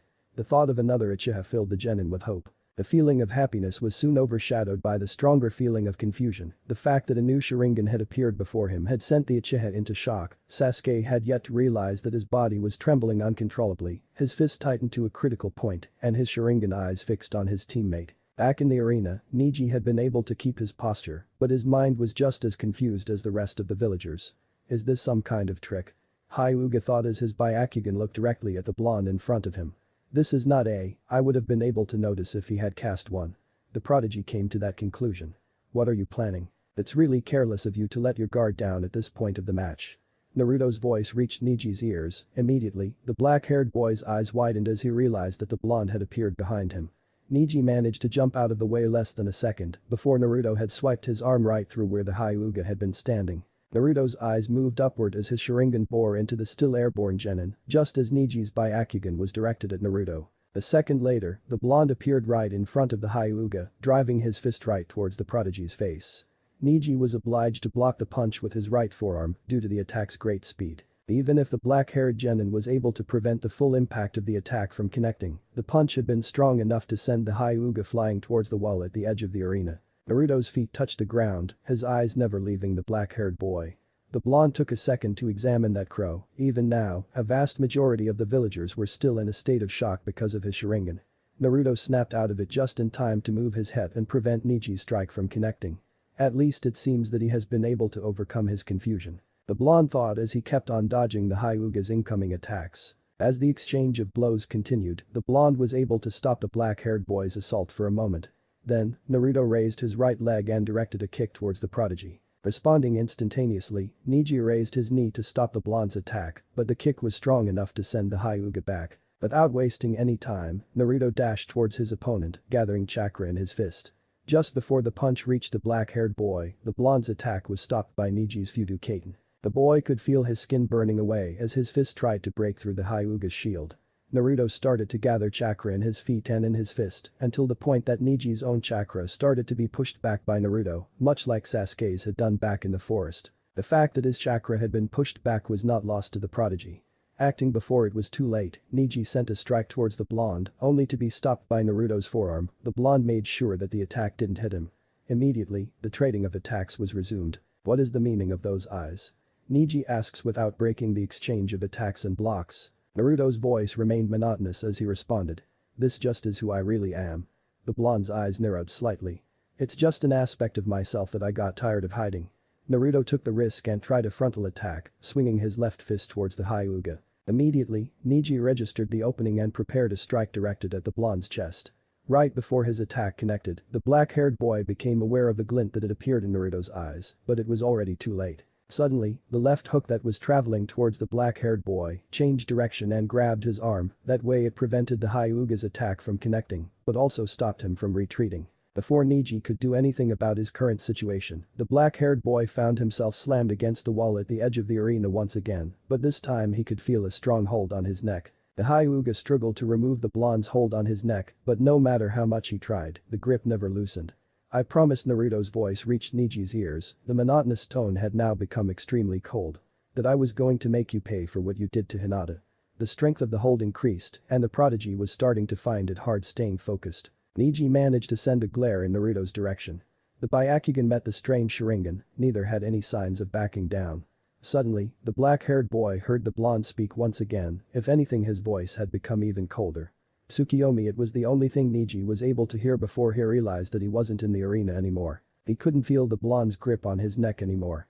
The Hyuga looked around and found himself in a field. Actually, it was more like a wasteland, since there was no sign of life as far as he could see, but it wasn't the lack of flora and fauna that caught the black-haired prodigy's attention. The sky was tainted an ominous crimson color, while the land and the dead trees he could see were as black as the darkest night. After analyzing the surrounding field, as far as his line of sight would allow him, Niji tried to move his body, but, to the boy's horror, he found himself bonded and unable to move. How many times?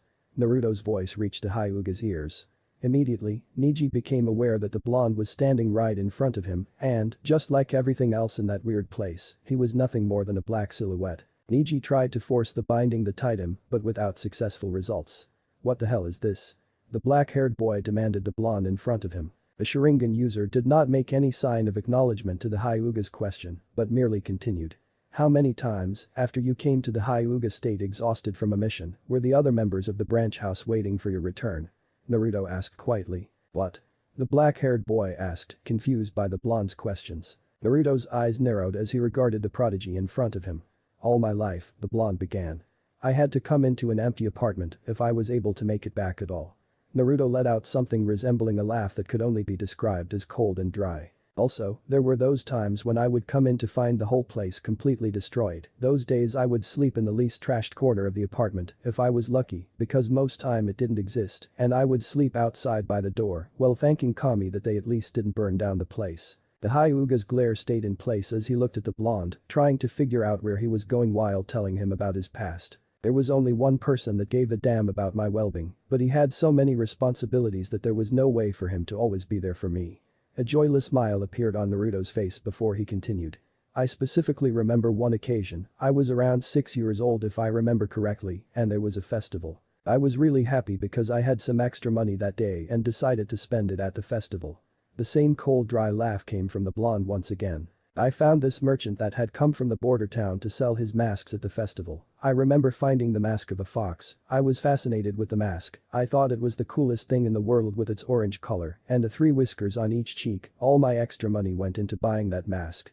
Naruto stopped as though he were lost in his own thoughts. Taking the chance to analyze what was being told to him, Neji couldn't help but feel that there was something terrible at the end of the blonde's story. A slight ominous chuckle escaped the Sharingan user before he continued.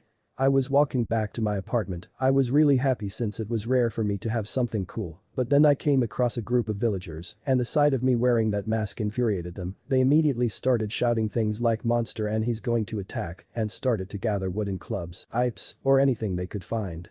Of course I started to run. It wasn't much for fear of my safety, but because I didn't want them to take my mask away from me. I ran as fast as I could and took every shortcut I knew to try to get away from them. The smile on Naruto's face became one of sadness. But I was still just a little kid back then. It wasn't long before I couldn't continue to run anymore and they caught up to me. Neji's eyes widened at the blonde's revelation. The Hyuga didn't need to hear the next part to figure out what happened, but he couldn't believe that something like that would happen in a peaceful village. A mob gathering to beat up a child just for wearing a mask seemed unreal to the black-haired boy, but for some reason he believed every word of it. The beating was longer than usual because of the festival. Neji became aware that the blonde had started to speak again. I guess that they didn't have to worry about someone coming to stop them with all the celebrations, but really, who would have come for me anyways? Yet another dry laugh escaped the Sharingan user. It's not like it hadn't happened before, but this time I was too far away from my apartment. I didn't know if I had the strength to make it back, and it wasn't long before I started to think that I wouldn't be able to make it out of this one, but that's when Naruto's eyes seemed to be lost in the distance. Flashback. The resonance of his steps could hardly be heard over the festival's music. Even far away from the festivities, the villagers' cheers shrouded his suffering. Naruto felt his body's weight increase with each step he took. Still many blocks away from his sanctuary, the blonde boy was starting to lose hope of making it. It got destroyed. The boy whispered. His thought had drifted once again to the mask he had happily been wearing before the mess had started. Almost as if the planet itself wanted to participate in the kid's punishment, gravity brought down the blonde's body into the floor. Naruto tried his best to stand up, but no matter how much the young boy tried, neither his legs nor his arms were able to support him. Panting, the boy continued on his way by crawling, dragging his body with his weak broken arms. He hadn't even made it to the end of the alley, but he already felt extremely exhausted. Naruto's eyes had become heavy, and the hard cold ground was starting to feel pleasantly comfortable. Maybe I'll just sleep for a couple of minutes. The blonde whispered to himself as he started to close his eyes. Right before all light was blocked from his eyes, the boy heard something. It sounded like steps. They were too light to be an adult's, probably some kid that got curious by seeing an orange and red mass on the floor. Using the little strength he had left, Naruto looked up. Sapphire blue eyes met pearly white. She seemed to be about the same age as him. Her skin was almost as white as her eyes. Her short blue hair didn't even reach her shoulders, except for the 2 bangs on each side of her face. She was wearing a yellow kimono, and her face radiated with innocence. The girl looked curiously at him, as though he was the first person she'd ever seen. Naruto remained quiet as he stared back at her. His mind had already made its own prediction about what was going to happen next. The little gasp escaped the girl before she turned around and ran off the blonde's sight. It had been just like Naruto had predicted. It had happened every time another kid had found him after a beating. The blonde imagined the girl running towards her parents saying something about a dirty orange thing she had found. Sighing, the boy started to wonder what he should do next. Sleeping right there on the ground still seemed like a good idea. If he was lucky, he would just wake up in the morning, and if he was really lucky, he wouldn't. His train of thought was interrupted by the sound of steps once again, except that this time they seemed rushed. Whoever was approaching had broken into an all-out run. Looking up, Naruto gasped in surprise. The same girl was running towards him. Her innocent face was now a mix of fear and worry, and she was also carrying some sort of bottle in her arms. Surprising the blonde boy once again, the girl knelt down in front of him. The blue-haired girl opened the bottle she was carrying and placed the mouth opening by the boy's lips. Not knowing what to do, Naruto just drank whatever was in the bottle, needing the girl's help to tilt it so he could drink the solution entirely. Naruto felt something almost immediately. Whatever was in the bottle was amazing, because the boy could feel his strength returning and the pain receding. The blonde looked up and gazed directly at the girl's eyes. She simply smiled at him. Naruto was left speechless. Only 2 people had bothered to give the blonde a smile before. The boy couldn't help the blush that spread on his face. He tried to say something. He tried to thank the girl for helping him, thank her for coming back for him, thank her for simply smiling at him. "Hinata-sama, where are you?" The call reached the 2 kids. Immediately the girl gasped and stood up. She turned around and started on her way. Naruto tried to stand up and say something to her, but found himself unable to do so. The girl stopped for a moment and turned around to look at the boy one more time, her eyes were still showing her worry about the blonde. Hinata-sama. A second voice was heard and she looked away from the boy and continued on her way. Naruto could only watch her disappear from his side as he tried to reach her, as he tried to thank her for caring about him, but as hard as he tried, she was already too far away. Then flashback, later I found out who she was. Naruto continued with another cold smile. Imagine my surprise when I learned that the person that helped me was practically Konoha royalty, Hinata Hyuga, the heiress to the Hyuga clan. For a second, Naruto's eyes were shrouded by a melancholic look. I was heartbroken, I couldn't even get close to her to say thank you, she was already treated badly as it was, and if they found out that she helped me, she would only be treated worse. Neji remained quiet, he was now starting to understand the reason behind the blonde's action back in the preliminaries. One of the only people that gave a damn about him. The boy thought as he saw the look on Naruto's eyes hardened. The blonde's gaze fell completely on the Hyuga, all sense of sadness had left the Sharingan user and was replaced by a dark ominous feeling. I did the only thing I could to return my gratitude for her kindness, on that day I promised that I would protect her, I would become her shield, and I would always be there to guard her from the darkness. Naruto's eyes were completely void of emotions now, and the tone on his voice spoke of doom and destruction. That's why. Something started to materialize between the two genins. I can't forgive you for hurting her. A long black sword was hovering in midair in front of the two boys. The black-haired boy could only stare at the blade as it inched towards him. And now you have to pay. Naruto's words came as a cold whisper. Niji's eyes widened in terror as the sword shot towards him. It had been less than a second for the crowd in the arena since Niji was pushed against the wall by Naruto. The spectators did not know what was going on as the blonde stepped away from the Hyuga. Kakashi's normal eye narrowed as he watched how Niji's whole body shook. The copy ninja had half a mind to use his Sharingan to understand this battle better. As he struggled to stay up, Niji tried to focus his eyes to look at Naruto. That was only a third of its power. The younger genin stated. At that moment, the Hyuga could have sworn that the look in the eyes of the blonde in front of him had softened. It's not too late for you. Naruto's voice reached the black-haired boy, snapping him out of the trance he had gotten into. The words were so soft that he was sure that not even the other shinobi in the crow could hear them. You have a whole family supporting you, looking out for you, wishing for your well-being. Please. It seemed to the black-haired boy as though the blonde's eyes were pleading. Don't let their wish go to waste. Naruto whispered. Niji did not know how to respond, he wanted to say something, maybe tell the blonde that he knew nothing about his life, but he couldn't. Everything that the younger genin had said was true, Niji had tried his hardest to deny. The Hyuga did not want to feel any connection to anyone else, but, as much as he tried to push them away, the other members of the branch house had always been there, waiting for him at the door, to treat any wound, or just to simply ask how he was. Niji's body gave up on him, and he found himself falling forward. The Hyuga was surprised when he didn't meet the floor, but that he had fallen on the blonde's shoulder. Think back. Naruto's voice words reached him once again. How many times, as you returned home, did you see Hinata sitting by her window, waiting for you? He asked with the same soft voice. Niji's eyes widened as the memory of every homecoming rushed back to him, and in each one, he could see a girl by her window smiling at him. As feelings of regret and guilt overwhelmed him, Niji's world turned into darkness. Naruto caught the falling body, preventing him from hitting the floor. I think this match is over. The blonde said as he looked at Genma. Snapping out of his own trance, the proctor raised his hand. The winner of this battle is Uzumaki Naruto. He exclaimed. The crowd remained quiet, they didn't know what had happened as they watched the medic nins walk into the arena and take the Hyuga inside. No one dared to say or do anything as Naruto walked back to the participant balcony in a silent stadium. The blonde jumped into the terrace without saying a word, just like the rest of the people present in the stadium.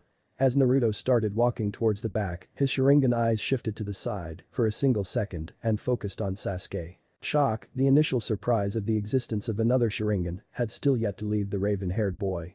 Anger at himself for letting himself get so weak while his teammate had acquired so much strength. Fear, Sasuke had recognized that, so many times he had relieved his experience with it in his nightmares. It was the same that his brother had obtained along with the Magenkyo Sharingan, but how could Naruto have it? The genin had already become aware of his shaking, but he was unable to will his body to stop. Naruto walked until he reached the opposite wall. The blonde sighed as he turned around and leaned back against the wall. Just like I expected. The genin thought as his gaze fell down to the floor, the Sora Sharingan leaving his eyes. Grip. The sound of a drop falling on snapped the blonde out of his trance. Naruto looked at his hand where blood was streaming down from his knuckles. It must have been when I punched Niji's Kaiten. The boy determined as he observed his fist. Suddenly, Naruto heard a tearing sound and a piece of cloth fell on his bleeding hand. Clean up and stop making a mess. Shikaramu's voice reached the blind. Looking up, the Sharingan user could see Nara standing in front of him, a piece of his jacket sleeve had been torn. "Thanks." The blonde said in a soft voice as he cleaned his fist. "Each time I think that I'm beginning to understand you, you come up with something completely unexpected." Shikamaru commented as he crossed his arms and smirked. "Sharingan, I can honestly say that I did not see that coming."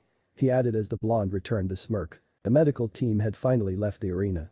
"I wonder what surprise this next match will bring." Genma thought. "I ask all the participants of the last match, Uchiha Sasuke and Sabaku no Gaara, please come down to the arena." Genma exclaimed. Immediately, sand started to spin around Gaara, the Redeed disappeared to later reappear standing in the middle of arena. Many people in the audience shivered at the insane smile that his face wore. Sasuke was finally able to stop shaking. The black-haired Uchiha looked back at the blonde by the wall. For a fraction of a second, Naruto's blue eyes met Sasuke's Sharingan. Without saying a word, the black-haired genin jumped into the arena and started to walk towards his opponent. As soon as the Uchiha came into view, many of the spectators found their voice. The talk started right away, some talk about how a true Konoha elite would show everyone what a real shinobi is all about, a number were wondering how he would defeat the Sand Nin, but others were thinking what Sasuke's thoughts were about the possibility of not being the last Uchiha in Konoha. Genma waited until Sasuke reached the center. When it became apparent that there would not be any thrash talk between the two genins, Genma raised his arm. The fourth match of the finals is about to begin. Uchiha Sasuke vs Sabaku no Gaara looked at the two boys beside him. "I hope we're ready for this," he thought before he brought his hand down. "Commence." In less than a second, a stream of sand shot out of Gaara's gourd straight towards Sasuke. Moving quickly, the Uchiha jumped back out of the way, the sand seemed to bounce back from the ground and chased the black-haired genin. Sasuke kept moving back and dodging until he reached the sand. The Sharingan users jumped to his right as the stream of sand crushed the place he had been standing. As soon as Sasuke's feet touched the ground, the Uchiha ran towards the Redeed. He hadn't gotten halfway through when a wall of sand had already formed in front of him. Gathering chakra in his feet, the black-haired boy jumped out of the sand's reach. The leap was strong enough to land at the same distance he had been from Gaara, but on the other side. The Redeed was starting to get irritated, his hands went through a series of signs as he glared at Sasuke. "Sabaku aim," the Sand Nin said. Immediately, the sand around him shot into the air, just to drop towards the Uchiha at an incredible speed. The raven-haired boy started to move at an incredible speed to dodge the descending shots of sand. "Those moves," Gaara thought. "They remind me of that other one." "Kakashi, you." Guy began as he looked at his comrade. The copy nin merely sighed. The only way that he could beat Gaara's defense was to use the move of the one that already had. The gray-haired man stated. Guy's eyes narrowed. "And he achieved it in 3 months?" They asked. "He was only able to imitate his movie." Kakashi began to explain. "But there was no way that he would be able to duplicate Lee's speed." The answer surprised Guy. "But I could have sworn that he was just." The eccentric stopped as he noticed that his rival had lowered his head slightly. Realization hit the black-haired man. "Is his body able to endure it?" he asked. Down at the arena, Sasuke had been dodging all of the sand shots that were coming violently from above. Now, as he saw an opening, taking out a kunai tied with an exploding tag, the Uchiha threw it towards Gaara. Immediately, the sand stopped the kunai, but it couldn't prevent the explosion created by it. Gaara had been protected by the sand, but the blast had raised a cloud of smoke, preventing the Redeed from seeing anything. Unexpectedly, the sand shot forward, startling the Sand Nin. Did he decide to attack? He wondered. Suddenly, the Redeed heard a sound, his head turned slightly and his eyes widened, he could see the Leaf Nin finishing a set of symbols. "Dikakyu no Jutsu." Sasuke exclaimed as a blast of fire came from his mouth towards the Sand Nin. Fortunately for Gaara, the sand had blocked the fire before it had a chance to connect. The Redeed willed the sand to attack the raven-haired boy, driving the Konoha genin back into the wall. The sand returned to the Sand Nin. "Good, I have him on the defensive," Uchiha thought. Sasuke was about to move forward when he felt a jolt of intense pain on his leg. "Not yet," he whispered to himself as his eyes drifted to look at his teammate in the participants' balcony. Flashback. Sasuke was panting as he struggled to stay up. No matter how hard he tried, he wasn't able to achieve the same speed that, according to Kakashi, Lee had used to get past Gaara defense. "It seems you can't reach Lee's speed," the gray-haired shinobi said. The raven-haired Uchiha glared at his sensei for stating the obvious. "Well, it seems that we would have to use something else," Kakashi said. The look of irritation in Sasuke's face made it seem as though he were about to attack his teacher. Naruto said without even acknowledging the glare from his student. Immediately, Sasuke's face had a look of confusion. The single mentioning of his teammate's name caused a prodigy to start wondering what had happened to the blonde. Ever since the start of the Chunin exam, Sasuke's mind had not stopped trying to figure out what was going on with Naruto. Without looking at the younger shinobi, Kakashi continued. Remember back during the bell test and the first time we faced Zabuza? The gray-haired man asked. Kakashi waited for Sasuke to nod before carrying on.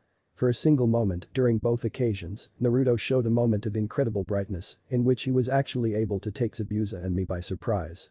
The copy nin said. The frown formed on Sasuke's face. And what does that have to do with everything?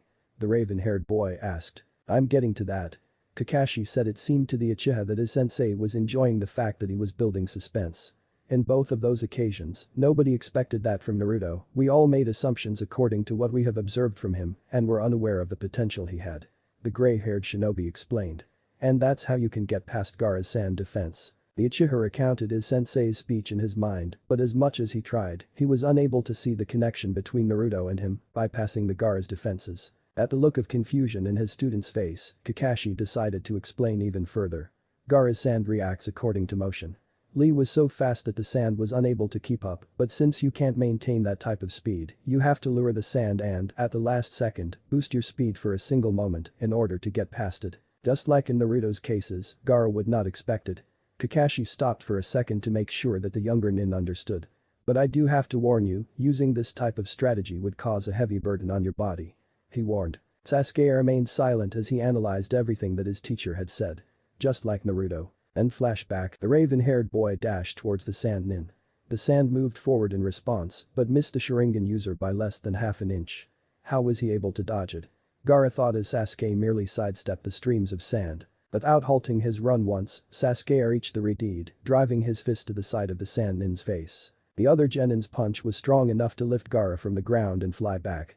Due to the attack's force, Gaara's body turned in the air. The redeed could see the sand already coming to catch him, but before that could happen, Sasuke appeared in front of him, hitting him across the face with his forearm and sending the sand nin crashing face down into the ground. Gaara hit the ground so hard that the impact caused him to bounce back up into the air. Immediately, the redeed felt an extreme jolt of pain from his side as Sasuke kicked him on his side, sending the redeed flying away once more. Now. Sasuke shouted in his mind as he released on of the binding in his left hand. Flashback, Sasuke-kun at the sound of his female teammate's voice, the Uchiha turned around. Sakura walked timidly towards the raven-haired boy, her gaze fixed on the floor. They were in the hospital. After his collapse during the matches, Sasuke was finally going to be released and be able to start his training with Kakashi. What is Sakura? The boy asked, a little colder than he might have intended. The girl did not look up from the floor. It's about Naruto. She said with a low voice. The mentioning of his other teammate immediately caught Sasuke's attention. During the finals, Sakura started again. I mean when you get to the second round. If you have gone against Naruto. Please, don't fight him. She exclaimed. Sasuke was taken back by the pink-haired girl and said she had left him speechless. Please. Sakura said as she tried to keep her voice even. I don't want a tea to happen again. Not like last tea time. Even though her eyes were directed to the floor, Sasuke could see that she was at the verge of tears. I don't want you two to kill each other. I don't want to see you fight like that day. Something jolted in Sasuke's memory, something that he had dismissed as a nightmare back in the forest of death. He remembered he felt like he was drowning in a dark ocean. At first he enjoyed the blissful feeling it bestowed upon him, but then he realized that the darkness was overwhelming him. He desperately tried to reach for the surface. As he got close he noticed someone standing on the dark ocean. When he got even closer he recognized it to be Naruto. The black-haired boy tried to reach his teammate, but when he tried to raise his hand above water, an extremely powerful and cold gust of wind started to push the Uchiha back through the water. For some reason it seemed to the drowning boy that the wind was originating from the blonde. The raven-haired genin was starting to become desperate. He called for his teammate, but Naruto merely looked down at him for a couple of seconds before he turned around and started to walk away, leaving Sasuke to drown in the ocean of darkness. The boy broke out of his trance, his eyes narrowed as he regarded his pink-haired teammate. What do you mean by last time, Sakura? What happened in the forest? Sasuke asked as he took a step forward. Sakura merely shook her head. And nothing, she said with a breaking voice. I'm sorry, it's nothing. The kunoichi said as she turned around and started off. Sakura. Sasuke shouted as he started after her. Sakura, wait. He exclaimed as went through the hospital's exit, but she was already gone. Sasuke's eyes snapped open. He was lying flat on the ground, his whole body ached. You passed out because of the pain. Kakashi's voice reached him. I warned you of the burden. Struggling to stand up, the raven-haired boy couldn't force back the memory of his conversation with Sakura a week prior. Even the intense pain his body, especially his legs, felt couldn't detour his mind. Tell me the truth. The Uchiha started in a low voice as he looked at his teacher. In our current states, who's stronger? Naruto or me? Sasuke asked, his eyes fixed on the older Sharingan user. Kakashi regarded his student for a moment. The truth is. He began, his words were just above a whisper. Right now. Then flashback. Sasuke's hands flashed through hand signs at speed as he gathered his chakra. The crowd gasped as the raven-haired genin's chakra became visible in the form of lighting. You thought him that? Guy said to his comrade, he disbelieved what he had seen. Chidori. Sasuke shouted as he launched himself forward. Tick, chick, chick, chick, chick. A sound of birds engulfed the stadium. Gaara willed his sand to stop the leaf nin, but just like before, the raven-haired boy was able to sidestep in the last second possible. As a last act of desperation, the Redeed raised 4 walls of sand in front of him. Bringing his left arm forward, the Uchiha rammed through the first 2 walls. It's not you. Kakashi's response drifted back into his mind as he broke through the 3rd wall. I will win this match. Naruto, just wait, I will be your opponent for the 2nd round. Sasuke declared as he closed his left hand into a fist and punched the last wall. At the sign of his last defense being taken out, Gaara jumped back trying to get away from the Leaf Nin's chakra-charged fist. Gaara was able to get away when the raven-haired boy's fist was less than an inch from his chest. Sasuke was panting, he mentally cursed himself for not driving his punch a little longer and put an end to the match once and for all. Looking up as his opponent landed away from him, the Uchiha was taken back by the insane smile in the Sand Nin's face. The gourd on Gaara's back fell, the raven-haired genin's attack had cut what attached it to the Redeed's back. As soon as the gourd fell to the ground, it dissolved into sand. Sabakuru. The Sand Nin shouted as he brought his hand together into a sign. Immediately, the sand surrounding him encased his body into a sphere. Sasuke's eyes narrowed as he regarded the orb of sand in front of him. Ha. Gaara's laugh was heard throughout the stadium, its mere sound sent chills through the spine of many spectators. Sabaku Kaioken. The Redeed shouted from inside the sphere. Sand started to gather in front of the orb, creating the massive figure of a 12 feet tall golem. Daisanomi was heard next, as an eye formed out of sand encrusted itself on what would be the golem's face. With a slow movement, the giant raised one of his arms as the limb increased in size. When the arm was almost completely extended in the air, the golem brought it down with a powerful crash. Sasuke had to jump to the side to prevent being crushed by the gigantic arm. As soon as the Uchiha's feet touched the ground again, the raven-haired boy had to jump into the air as the other arm went right through where he had been less than a second ago, hitting the wall at the edge of the arena and leaving a crack behind. Sasuke's started hand went through a series of familiar hand signs. Kikaku no Jutsu. A fireball shot out of the leaf in the mouth again. The flames blocked the sand golem from Sasuke's view.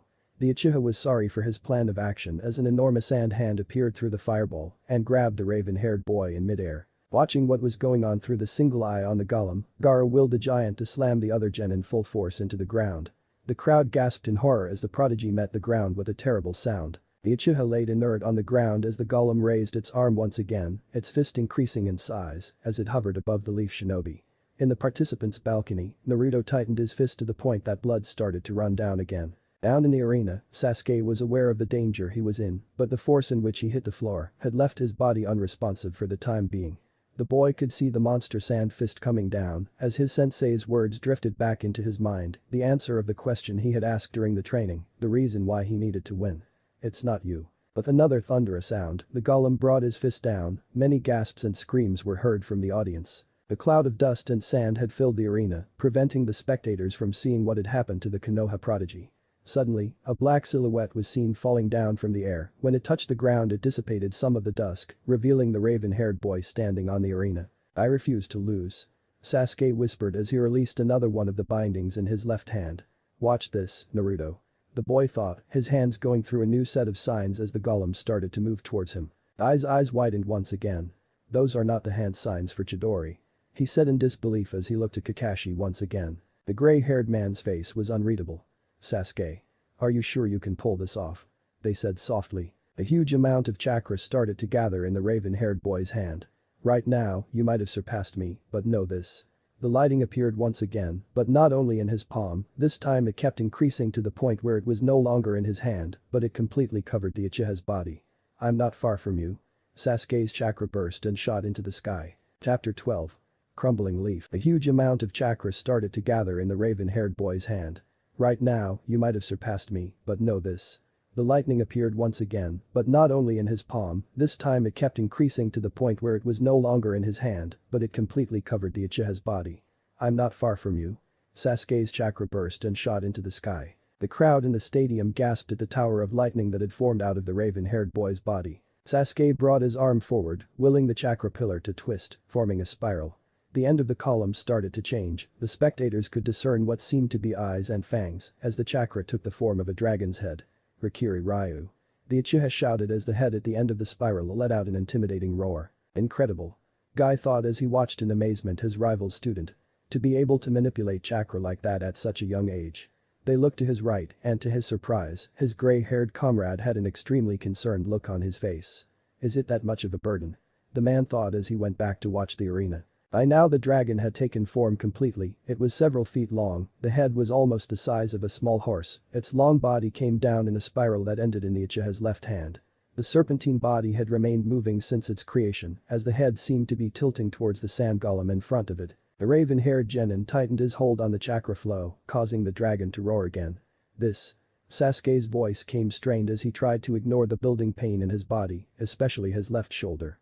Is my power. The boy exclaimed as he rapidly lifted his left arm and brought it back down again. Immediately the chakra dragon shot forward and rammed its head against the sand giant, pushing the golem back. Naruto gritted his teeth. He didn't need his Sharingan to see how Sasuke's body was shaking from all the strain caused by the. How far are you planning on going? The blonde whispered softly. Unknowingly to him, his right hand was cracking the ledge of the balcony out of unconscious concern. The Uchiha refused to lessen the force with which he was pushing the chakra dragon against the golem, though now the sand monstrosity was starting to push back as Gaara's insane laughter was heard once again. Ha ha ha. This is power. To us, this is nothing. The Redeed shouted from inside the sand. The giant grabbed the dragon by its neck and pushed it away from its sand body. No. Kakashi whispered as his worry increased. What's happening? Guy asked, looking at his friend again. The gray-haired man sighed as he closed his eyes. Think about Sasuke's dragon. The laziness started. What characteristic of it had you caught onto? Kakashi asked as opened his eyes and looked at his comrade. Guy pondered and thought for a couple of seconds as he went over everything he had seen about the chakra dragon in his head. Suddenly, the eccentric Jounin's eyes widened. It has never stopped moving. The man declared. Kakashi nodded. Though Sasuke is able to manipulate the lightning chakra into taking the form of a dragon, he's unable to maintain it stable. He needs to sustain a constant movement in order to keep the chakra flowing and for the dragon to stay alive. He explained. If Gaara is able to hold down the dragon and keep it from moving, even for a second, then this match would be over. The gray-haired man informed me. The sand giant raised a dragon higher as it prepared to slam the lighting incarnation into the ground. Moving his left arm back, Sasuke managed to release the dragon from the golem's grip. Taking a step forwards, the sand golem brought its arms up and a barrage of sand bullets shot at the Uchiha. Sasuke swung his arm over his body, causing the dragon's body to wrap around his body, blocking him from an attack. Though the dragon's body stopped to protect the raven-haired boy, the head never stopped and it immediately shot towards the giant as soon as the barrage ceased. The force of the collisions was strong enough to push the golem back, but the sand monster soon regained its ground and got a grip on the dragon's body. The Uchiha swung his left arm to the right, freeing the lightning dragon from the giant's hold before swinging his arm back. The dragon moved to hit the side of the sand giant, only to be caught by the golem's grip once again. Damn it. Sasuke thought, his vision was starting to become hazy. I won't be able to keep this up much longer. I have to make the next attack count. With determination, the raven-haired boy brought his arm back, releasing the lighting creature from its hold. This is my power. Sasuke exclaimed as he brought his arm forward with full force. With a tremendous roar, the dragon shot towards its opponent once again, this time traveling closer to the ground than the previous times. Before the sand golem could react, the dragon shot upward with his fangs baring, grazing a hole of the giant and taking it along as it rose into the air. Immediately, Sasuke jumps, getting higher than the two chakra beings. Using the dragon's body as leverage, the raven-haired boy shot himself towards the sand monster, gathering all the chakra released on the dragon's body into his left hand. With the extra charged Chidori burning in his hand, Sasuke rammed his hand into the sand golem's body, breaking through it and causing the sand to start to disperse. The whole stadium cheered as the giant's body started to break down. Sasuke closed his fist to retain the Chidori in his hand and used the falling blocks of sand to propel himself towards the Redeed's dome, driving his Chidori-covered hand into the sand sphere. The crowd immediately turned silent as all waited to see what would happen next. Ahhh. A horrible scream was heard through the arena. Suddenly, Sasuke felt as though something grabbed his arm, pain started going through the Uchiha's body. Blood. My blood. Gaara's cry sent a chilling feeling down Sasuke's spine as he tried to free himself from the hold on his arm. Finally able to step away from the sand, the Uchiha jumped back, but, to the boy's horror, a grotesque arm made out of sand was attached to him. The monstrous limb let go of the raven-haired genin and retreated into the dome. Just like the golem, the sand in the sphere started to fall back into the ground, revealing the redeed. Gaara's hand was clenching his left shoulder as blood traveled down his body. The sand nin's eyes were fixed fiercely on the Uchiha. Naruto's eyes, which a moment before had been watching the arena intensively, suddenly widened as he looked around at the stadium. The blonde could see white feathers falling throughout the arena as the villagers started to drop down unconscious. Immediately, the genin brought his hands up to dispel the shinobi all over the stadium jumped in the air. Kakashi and Guy watched as a group of what seemed to be Anbu leaped to intersect some of the sand nins. "You're going to make this into a contest, aren't you?" the silver-haired man asked as he looked at his comrade. Guy smiled as he caught an incoming sand nin and drove his head into the ground with amazing force. "I already started my count," he declared while giving a thumbs up. Kankuro, Temari, and Baki landed beside Gaara. "What's wrong?" the puppeteer asked as he wondered if it was safe to approach his brother. "Fool!" Baki exclaimed. "What were you thinking about trying to transform before the plant started?" Temari knelt in front of the redeed. "He's experiencing the side effect, he's too unstable to go on now," she declared, looking up at her sensei for guidance. "What are we supposed to do now?" Kankuro asked, desperation starting to become evident in his voice. "Are we supposed to proceed without Gaara?" Baki stood silent for a couple of moments as he tried to analyze the situation as fast as he could. "Retreat," he whispered to his students. The order was received with bewildered looks from Temari and Kankuro. "You guys go and take Gaara with you," he said before he was interrupted by the genin's objection. "I'll join the fight here, now go," he ordered. The siblings merely nodded. Kankuro placed Gaara's arm over his shoulder before the three of them jumped over the stadium wall. "Grrr." Sasuke growled as he tried to chase after the sand genins, but his body prevented him from moving. "Damn. I don't have any more chakra, my body is going numb," Uchiha thought as he fell on his knee. Suddenly, the raven-haired boy sensed something flying at him and, out of reflex, Sasuke caught the object with his hand. Looking down at it, the genin saw it was a soldier pill. "If you plan on chasing after those guys, you'll need it," Gemma said casually as he walked past the Uchiha and stood in front of Baki. "You're a leaf shinobi after all, make yourself useful." Sasuke sent a small glare at them before eating the soldier pill. The boy immediately felt the effects of the pill. His body became lighter as he shot in pursuit of the sand genins. Up in the stands, Sakura watched the raven-haired boy jumping the stadium's wall as he chased the three siblings. Acting on instinct, the pink-haired girl stood up. Sakura froze before she was able to follow her teammate. Two sand nins had appeared in front of her, their hands already clutching as they traveled in her direction. Sakura could only stare as the blades approached her. Suddenly, what seemed to be a pair of black blurs appeared in front of the girl, knocking down the two sand nins. How distracted were they that they didn't even sense two genin sneaking up on them. Shikamaru commented as he nudged the fallen shinobi's body with his foot. "Are you alright?" a monotonous voice asked the pink-haired girl. At first, Sakura thought that Naruto had come to save her, since the voice had as much emotion as the blonde had shown the last few days. For reasons unknown to the girl, a blush appeared on her face. "Sakura." The sound of the voice snapped the girl out of her trance. Looking carefully, the Kunoichi saw Shino standing next to Shikamaru instead of Naruto. "Why yeah, I'm alright," she said as her blush intensified. This time she knew it was out of embarrassment at her confusion. Shikamaru and Shino looked at their former classmate in confusion, but before they could express any of it, the three leaf genin found themselves surrounded by a group of Suna shinobi. All three of them brought them out to defend themselves out of instinct, but they soon found it unnecessary as all of the sand nins suddenly dropped dead before them. "I got more than you did, Kakashi," Guy announced happily as he stepped on one of the bodies. They had appeared from either side of the group of genin, taking care of the Suna attackers. "Do we really have to keep count?" Kakashi asked as he sighed. "Kakashi-sensei, Sasuke-kun has." Sakura stepped forward as she began to talk. Kakashi merely gave her a sign to let him speak first. "I know about Sasuke, he's chasing those three sand genin," he said calmly. "That's why I came for you three," the man added. Shikamaru let out a small scoff. "And here I was thinking he wanted to save us," Nara commented as he folded his arms. Kakashi gave the black-haired genin a small glare. "You are spending too much time with Asuma," they said. "No, he was already this cynical back at the academy," Shino said in a composed voice, earning a small glare from Shikamaru. Anyways, the lazy shinobi interrupted. "I'm here to assign. Wait a minute, where's Naruto?" Kakashi asked as he looked around for his other student. Due to the blonde's new personality, the silver-haired man wouldn't have been surprised to see him already fighting the Suna shinobi. Shikamaru shook his head. "I don't know, he suddenly disappeared after the start," the lazy genin said. A group of sound nin was running through the streets of Konoha. Who would have thought that their defenses would have been so easily broken? One of the nin commented. Yeah, it seems that everyone was only focused on the stupid exam. Another one said. Come on guys, let's go finish this mission. The one Odo shinobi in the front said as he jumped into the air. Suddenly, the nin felt a boot on his face that sent him flying back into the ground. The rest of the sound nin immediately looked up to see who was attacking them. So, a Togakure is taking part in this attack as well. Naruto asked as he stood in front of the invading shinobi. One of the Odo nin growled in anger before he launched himself towards the blonde. Why you little? It was all he managed to say before he suddenly went quiet and, with a tearing look on his face, dropped to the ground. The rest stare in shock at the newly arrived Konoha shinobi. Wait, one of them said as he stepped forward. This guy is just a kid.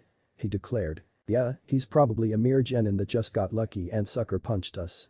Another one declared. Let's get him.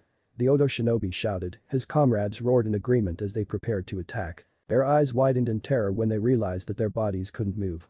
Suddenly, the surroundings turned black while the sky was tainted with crimson. Before they could completely register their surroundings, their bodies were bound by chains. You guys can't be. The blonde's voice snapped the sound nin's attention back to him, their eyes widened even further as they saw the strange colored Sharingan in his eyes. Otherwise you would have realized that. Numerous blades appeared hovering in midair in front of them. You've been in my world all along. The boy's words sounded like a death sentence for the Odo shinobi. Their screams fell on deaf ears. Kakashi could hear the fighting that had broken out all throughout the village.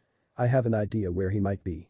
The thought as he glanced at the clouds of smoke that were forming all around the village. Well, you four would have to then. He said as he turned towards the three genins. Wait a second Kakashi-sensei, did you say four?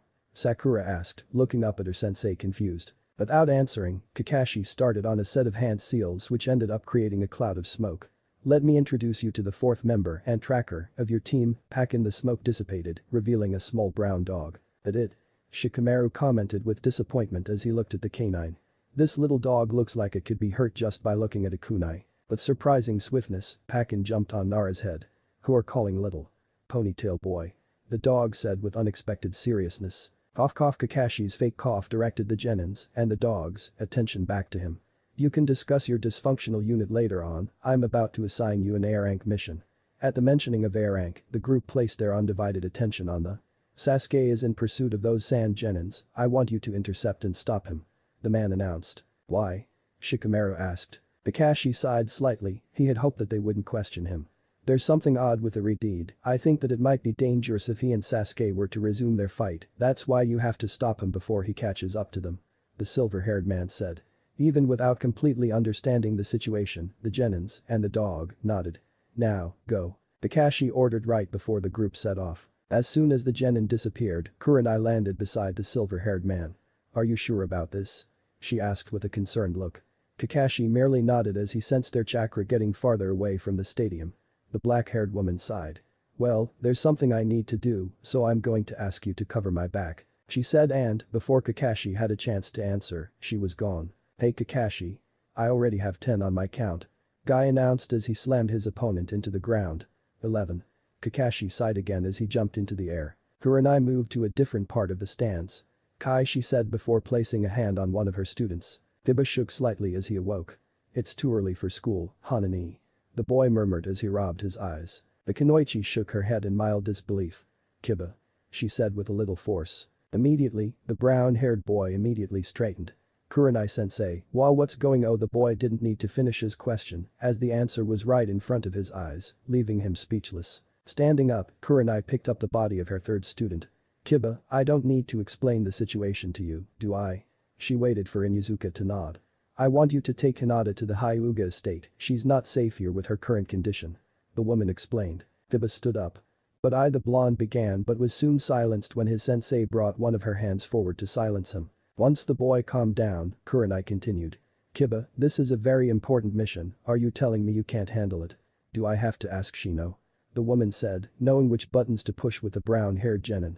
Or maybe Naruto. She paused before the last push. Or perhaps Shikamaru would do a better job than you. The Kunoichi's technique had immediate effect. There's no way in hell that lazy Nara can do this mission better than me. Kiba exclaimed. I am the most suited shinobi in this whole village for this mission. He declared as he continued to shout. Kurenai smiled as she walked behind the shouting boy and placed Hinata on his back. Very well, have a safe trip. she said before returning to battle. Kiba made sure that his teammate was secure on his back and Akamaru on his chest before setting off towards the Hyuga estate. The group kept on jumping through the trees.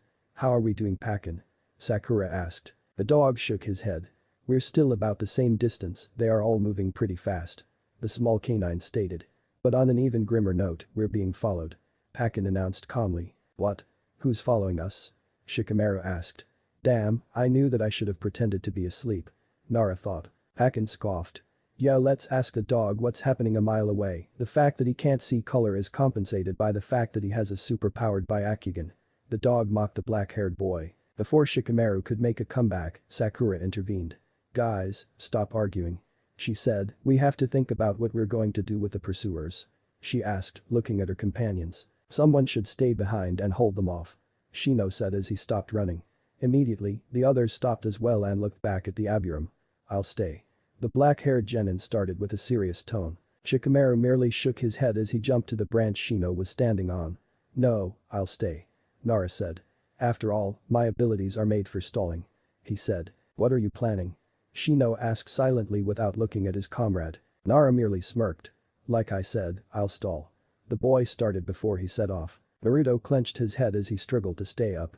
"Baka, what were you thinking?" The fox raged inside the blonde's head.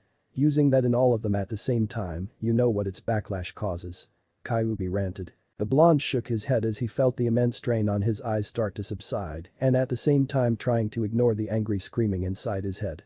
Suddenly, the genin's eyes widened and turned to look in the direction of the forest. He had sensed when Sasuke started to chase after the Suna genins and when Sakura and the others started off after the Uchiha, but now he could sense a new group of chakra signals after them and the Sharingan user could bet all his ramen that they weren't from Konoha. Shaking the headache off, Naruto started towards the forest. Kiba ran through the deserted streets of Konoha with Hinata on his back. "I'm almost at the Hyuga estate, just a little longer," the boy thought as he picked up the pace. Suddenly, a kunai landed in front of the Inyazuka, stopping the black-haired genin in his tracks. Well, what do we have here?" A voice directed Kiba's attention to the road ahead where 3 Odo shinobi appeared.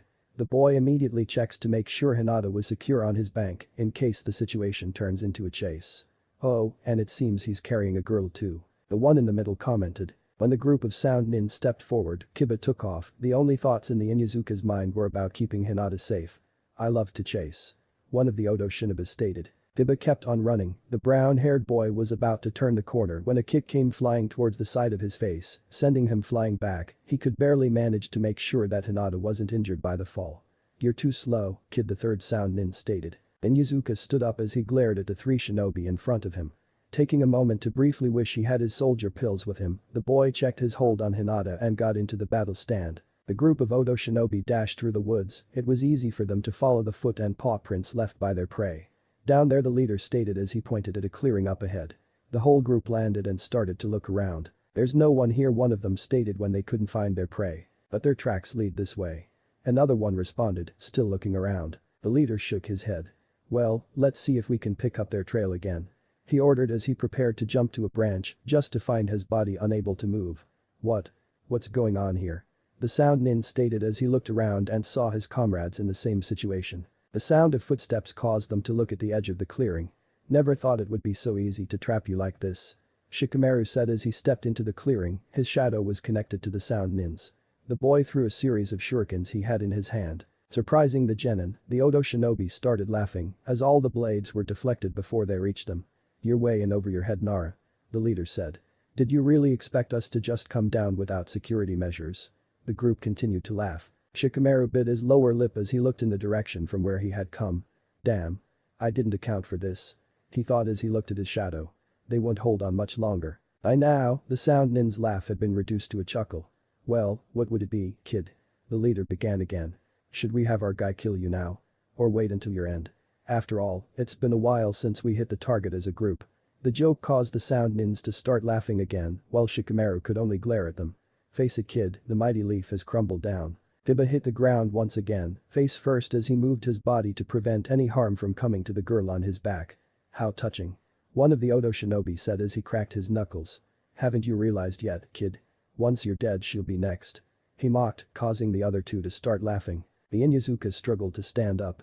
"Damn, if any of the guys see me like this," The boy took off towards the Odo shinobi with his clawed hand ready to attack. The moment the sound nins brought their hands up for defense, Kiba jumped into the air, landing on the other side of the Odo ground, and resumed his running. "Cute kid," one of the sound nin commented as he turned around and threw a kunai at the boy. The blade hit Kiba in his left leg, causing him to stumble in the ground. "Why don't we finish this? It's already getting boring." Another one commented. The other two nodded and took out a kunai each. Kiba watched helplessly as the three of them dashed towards him. All he could do was move his body slightly to protect his teammate. "I failed you, Kurenai-sensei." The brown-haired boy apologized in his mind as he closed his eyes. "I'm sorry, Hinata." He could hear the sound of blade closing in on him. "I could just give up now." Shikamaru pondered. It would save a couple of minutes of agonizing wait. He reasoned. Suddenly, Naruto's image flashed on Nara's mind. "Heh, I guess you won't let me give up twice in a day." The boy said softly with a dry laugh. "What are you muttering, kid?" The leader of the sound group asked. One of the others laughed. "I think he finally lost it," he declared. The other Odo nins joined him laughing. The sound above the laughter caught Shikamaru's attention. "I guess you wanted me to hold long enough for this," the boy said softly with a smirk on his face. Even in the distance, he could hear the sound of a hawk flying over the village. The leaf genin started to laugh. The sound nins immediately stopped laughing. "What's so funny?" one of them asked. Shikamaru shook his head. "It's over," the boy said calmly. "It's over for all of us," he announced serenely, looking at the Odo shinobi mockingly. The sound leader growled in anger at the look in the genin's eyes. "Stop talking nonsense," he roared before looking towards his comrade in the tree. "Hey, just take him out now," the Odo nin ordered. Shikamaru's eyes immediately shifted toward where the attack would surely come. The Inyazuka waited for the piercing pain to come, but instead, all he felt was a strong wind blowing past him and heard the sound of one of the Odo shinobi grunting in pain. The boy opened his eyes slightly, but the sight in front of him caused them to open up completely. One of the sound nins was on the floor spitting blood, while the other two were in fighting stance, but what surprised the brown-haired boy the most was the sight of Niji standing in front of him, also in a fighting stance as he faced the Odo shinobi. "I'm sorry I'm late," the Hyuga said softly without looking at the Inyazuka. "I'll take care of these guys," the prodigy declared as he finally turned his head to look the brown-haired boy in the eyes. "And Kiba, thanks for keeping Hinata-sama safe." The clearing remained in silence as the Nara waited for the attack to come. "Hey. What's going on?" the sound leader exclaimed, looking in the direction of his comrades. "Oh, you're talking to this guy," a voice was heard throughout the clearing. The next moment, the body of a sound nin fell to the ground with a kunai impaled into his neck.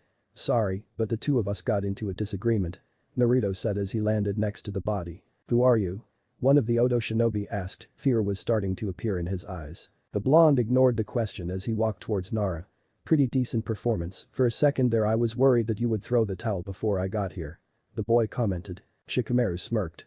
"I knew you wouldn't let me hear the end of it if I did. It would have been too troublesome having you criticize me every day at my grave," the black-haired boy simply said. The smirk appeared on the blonde's face as well. "That's true," he said as he turned to look at the group of Odo shinobi. "But you can let go of it now." The Sora Sharingan appeared in Naruto's eyes. "I have them in my sight." Bakiri Ryu Lighting Edge Dragon, made up. Chapter 13. Hear my existence. The clearing remained silent as the Nara waited for the attack to come. "Hey. What's going on?" the sound leader exclaimed, looking in the direction of his comrades. "Oh, you're talking to this guy," a voice was heard throughout the clearing.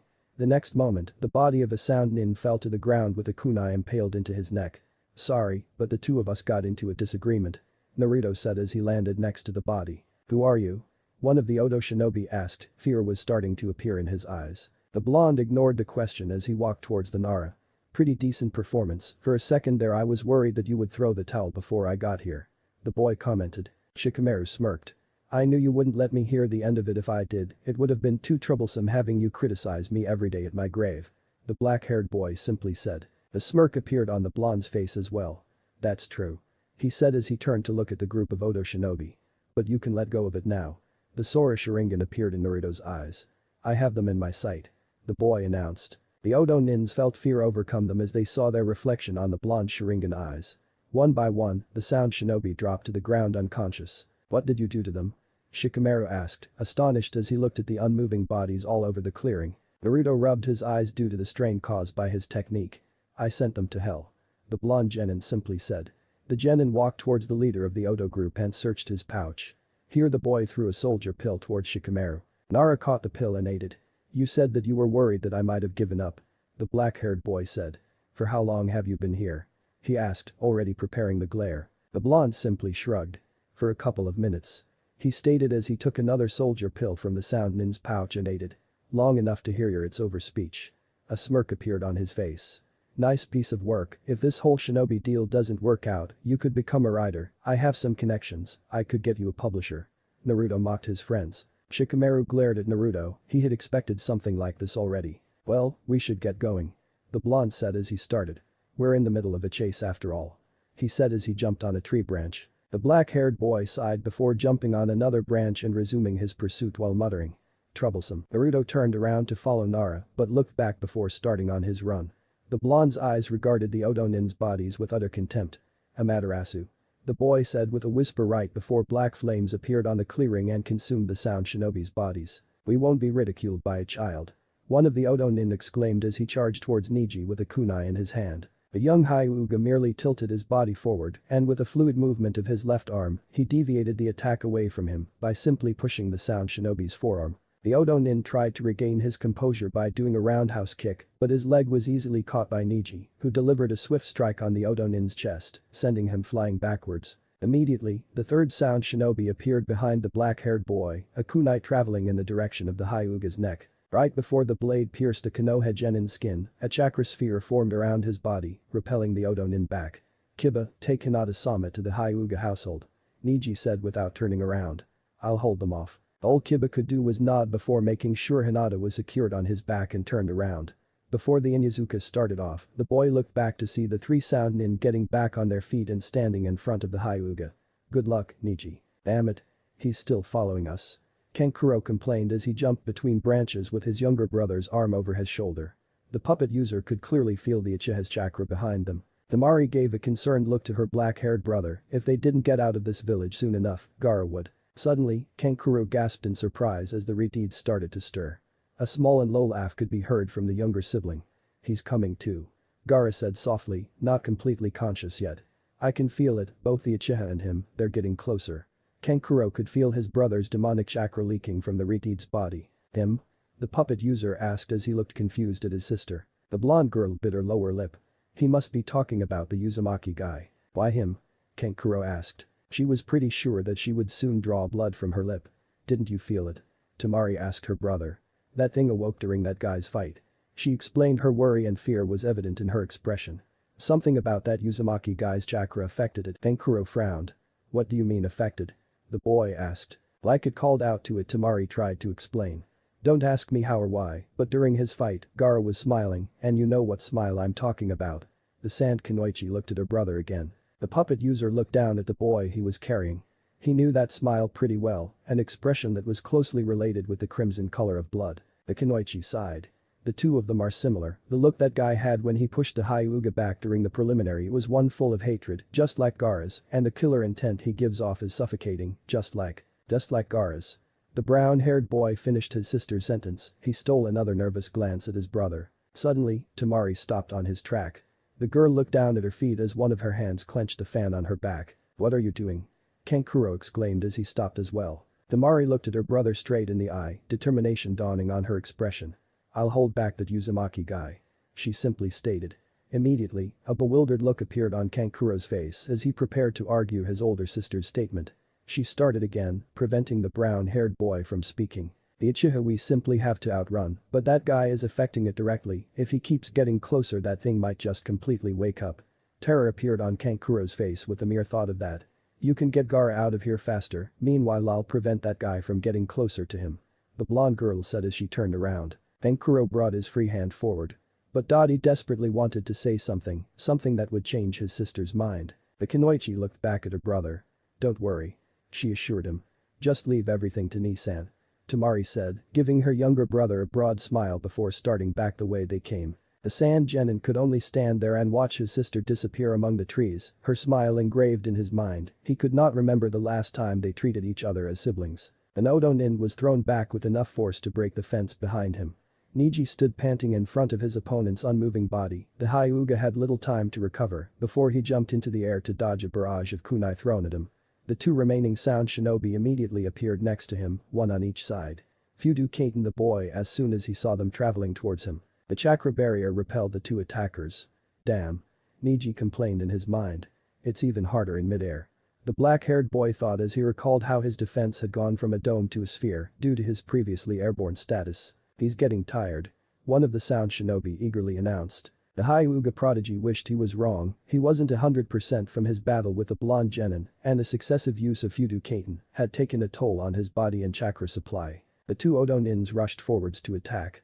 Neji was able to dodge their assault and deliver a couple of strikes to their arms. The boy knew that no number of strikes to limbs would help, since his opponents were only using taijutsu. Cutting the chakra flow to their extremities would not hinder their physical strength much. The leaf genin needed an opening to strike their vital organs, and he needed it fast. In a gamble, Neji jumped over one of the sound nin's shoulder, landing behind the shinobi. The Hyuga immediately ducked, right before the Odo nin's hand swiped through where he had been with a kunai in hand. Seeing his opening, the black-haired boy gathered chakra in his right palm before driving it into his opponent's chest as the man finished turning around. The strike was strong enough to send the Odo shinobi flying back as blood sputtered out of his mouth. Neji had made sure to add enough chakra in the strike to send the sound nin's heart into shock. Bastard. The remaining Odo shinobi shouted as he tried to kick the boy. Neji moved his body back to dodge the roundhouse kick that was directed his way. The sound nin followed with a forward kick with his left leg but missed as the black-haired boy ducked under it. Immediately, the Hyuga rose slightly, capturing the Odo nin's leg with his arm and shoulder and delivering a powerful strike to the back of the man's leg before releasing it and moving back. The sound shinobi dropped to his knees as he grabbed his left leg in pain. The strike had severed several ligaments along the upper part of his leg, rendering him immobile. The man looked up, immediately his eyes were covered by fear as he found himself staring directly at the leaf nin's Byakugan eyes. This. Neji began as he gathered chakra in his pointer and middle finger. It's the end for you. The boy declared before he drove a swift strike on his opponent's neck. The Odo nin fell on his back as blood overflowed in his brains. The Hyuga simply turned around, leaving his enemy to drown in his own blood. Panting out of exhaustion, Neji looked towards the end of the street. Kiba should have gotten to the Hyuga household by now. The black-haired boy thought. It was hard for him to think of something. He wanted nothing more than to just drop to the ground and let sweet unconsciousness take him. Moving towards the fence, Neji let his back rest against a wood before looking up at the sky and sighing. The boy clenched his chest. Ever since his fight with Uzumaki, his pulse had been erratic, a sign that the side effects of the blonde still hadn't worn out. Suddenly, the Hyuga's eyes widened. Looking towards the end of the street, he could see a group of 5 sound shinobi rushing towards him. Forcing his body away from the wall, Neji turned to face the incoming party. Hinata-sama. I doubt that I will be able to apologize to you in person. The boy thought he could hardly keep his eyes open. I was blinded. By my hatred for the main house. The Odo group was getting near now, even if his eyes were tired, the black-haired genin could clearly see them in their hands. I still hate the main house, but now. I want to. One of the sound nins was traveling directly towards the Hyuga and the boy was too tired to do anything about it. Suddenly it felt like a gust of wind was tunneling through the street. The Odo shinobi were all blown away by a powerful force before they reached him. How dare you raise your weapons against my nephew? Hiashi's voice thundered. Neji's eyes widened again as his uncle appeared in front of him, Byakugan blazing with cold fury. You did an excellent job, Neji. The man said as he turned around. Instead of using the Byakugan's ability, his voice was surprisingly calm, completely opposite to the killer intent he was giving off. Just rest now, I'll take care of this vermin.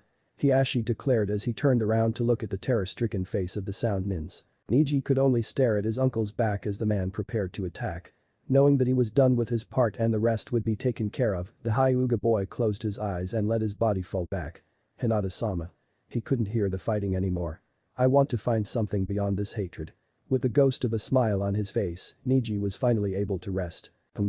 That's strange. Pakin commented as he led the 2 genins. What happened? Shino asked. The small dog sniffed the air to make sure before answering. One of the sand nins changed directions. The canine informed me. What? Sakura exclaimed. Which one? Pakin sniffed the air again. I believe it's the female. The dog said. But the weird part is that she's going around us. Pakin concentrated his sense of smell into figuring out the reason why the Suna Kenweichi would want to move behind them. I see. The canine thought as his nose caught a scent of something that was following them. Should we move to intercept? Shino wondered. The insects inside of him were getting ready to move out. The dog shook his head. Our mission is not to engage the sand, we're here to prevent the Uchiha from confronting them. Pakin said with an air of authority. The 2 Konoha genins couldn't do anything besides nod. They were still far away, Naruto realized as he and Shikamaru rushed through the tree branches. I swear Shikamaru, I'll leave you behind if you don't hurry up. Naruto shouted at his comrade that was trailing behind. Take a kunai and shove it. Not all of us have your monstrous amount of stamina. Nara shouted back, though he still willed his body to move faster. Naruto prepared to retort when something caught his attention. Look out. The blonde warned as he moved out of the way. Catching the warning, Shikamaru jumped to the side. A second after, a powerful gust of wind swept through where they had been standing. What was that? The black-haired genin asked as he hid behind a tree, just in case another attack might be directed their way. I think she might have a crush on you, Shikamaru. At Naruto's comments, Nara stepped out of his hiding place, his eyes widening at the sight of the fan-wielding Temari. I have to say, I'm a little jealous. The blonde looked back at his friend, a small smirk playing on his face. Shikamaru glared at the blonde. Shut up. He simply said. Nara's gaze fell on the new arrival, she had a serious expression on her face, a tight grip on her fan, and, Shikamaru could have sworn, she seemed to be shaking. Shaking his own head, the black-haired genin addressed his comrade. I'll stay behind while you go on. The boy said. Naruto turned around and regarded Nara for a couple of seconds. Hell no. Shikamaru was slightly taken back by the Bond boy's responses. I saw what you did during your match with her, you already blew your chance. The Sharingan user said. With a sigh, the Nara had no other option but to give up. I knew he would hold that over my head. The black-haired genin thought. Just don't mess around, okay?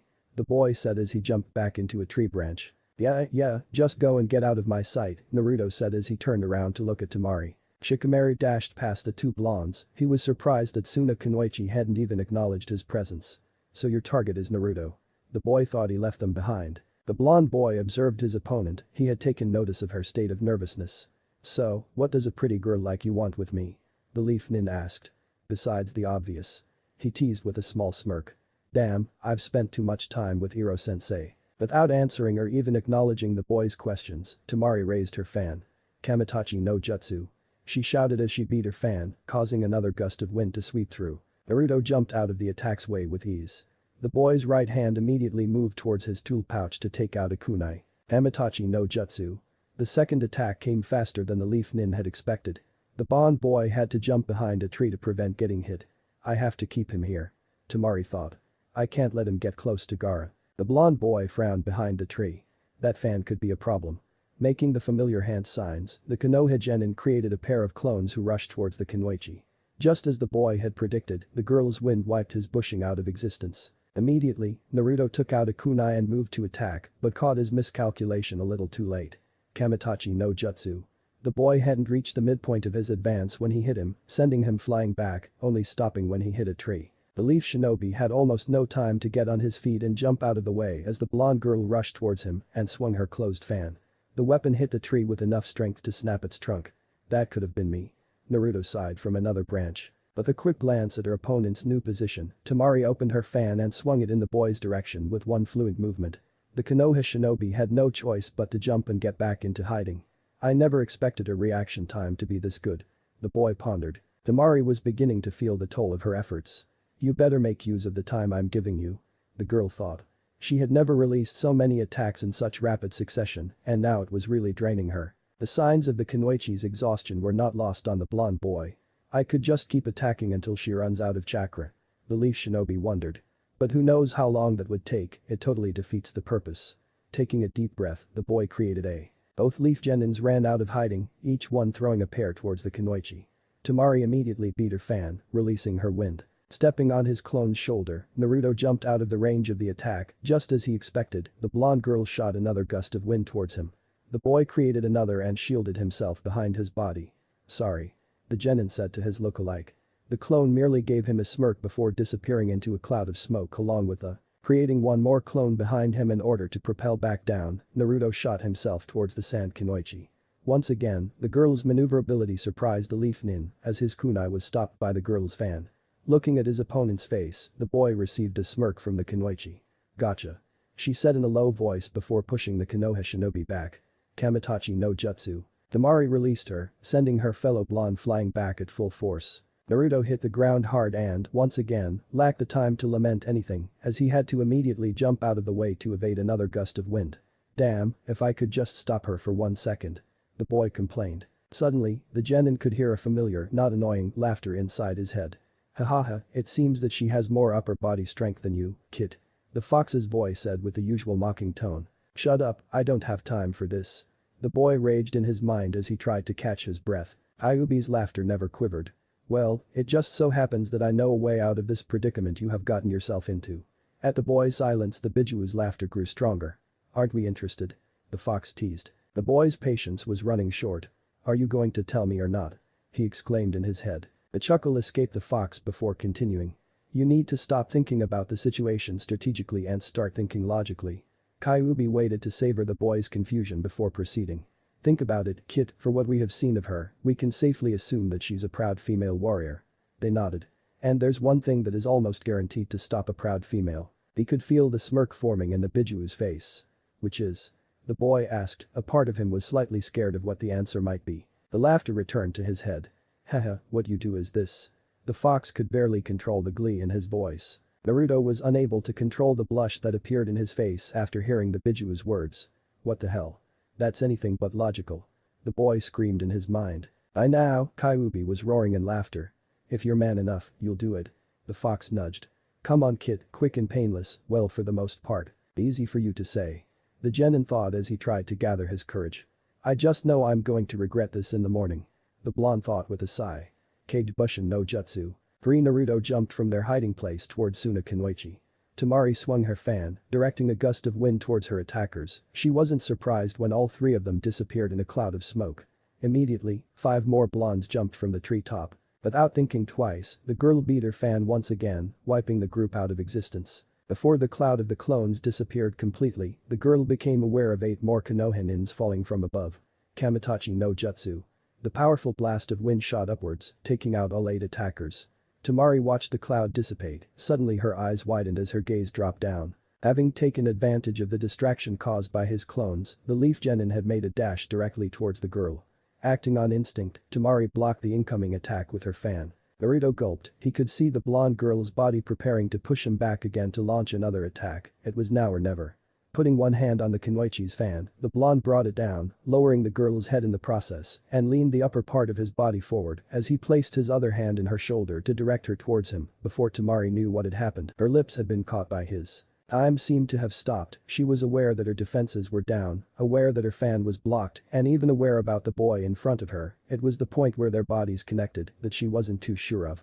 Suddenly, the Kunoichi felt the hand that had been placed on her shoulder pulled back and placed on the upper part of her abdomen. Gathering chakra in his palm, Naruto pushed the girl in front of him back with a Juuken-like strike, focusing more on the impact rather than damaging internal organs. The attack was strong enough to send Temari back against a tree, hitting her head hard in the process. The blonde boy tried to catch his breath. There, Kyuubi's voice sounded in his head. That wasn't so bad now, was it? The fox started laughing. In fact, I'm willing to bet that you enjoyed it. They teased before continuing laughing. Naruto gritted his teeth at the fox's comments, yet his hand had moved unconsciously towards his lips as he couldn't fight off the blush that had spread throughout his face or the thoughts of how soft her lips had been. At least this was better than last time. The blonde admitted before jumping back on the branches and continuing on his way, not before stealing one last glance at the resting Kunoichi he had stolen a kiss from. Chapter 14. As he descended into madness, Kankuro kept looking back over his shoulder as he jumped from branch to branch. Please. Be alright. The boy whispered, hoping that by some way, his sister would hear him. It had already been 20 minutes since she went to try to hold off that blonde boy, and 5 minutes since he was able to feel her chakra at all. The puppet user kept telling himself that it was all because they were now too far apart and he never bothered to hone his chakra detection skills. It was needless to say that it was failing miserably and he was getting more and more worried with every minute that passed. The brown-haired boy sighed. At least you're still out. He thought as he looked at the sleeping form of his younger brother, not daring to speak it out of fear of jinxing it. Suddenly, Kankuro's eyes shot open, he had been so preoccupied with his sister's status that he had not caught on to a more imminent problem. While he had been musing in his mind, the Uchiha guy had been getting closer and closer, to the point that, if Kankuro dared to look back again, he would now be able to see him approach. Before the Sand Genin could think of something to do, he was unexpectedly pushed aside against a tree.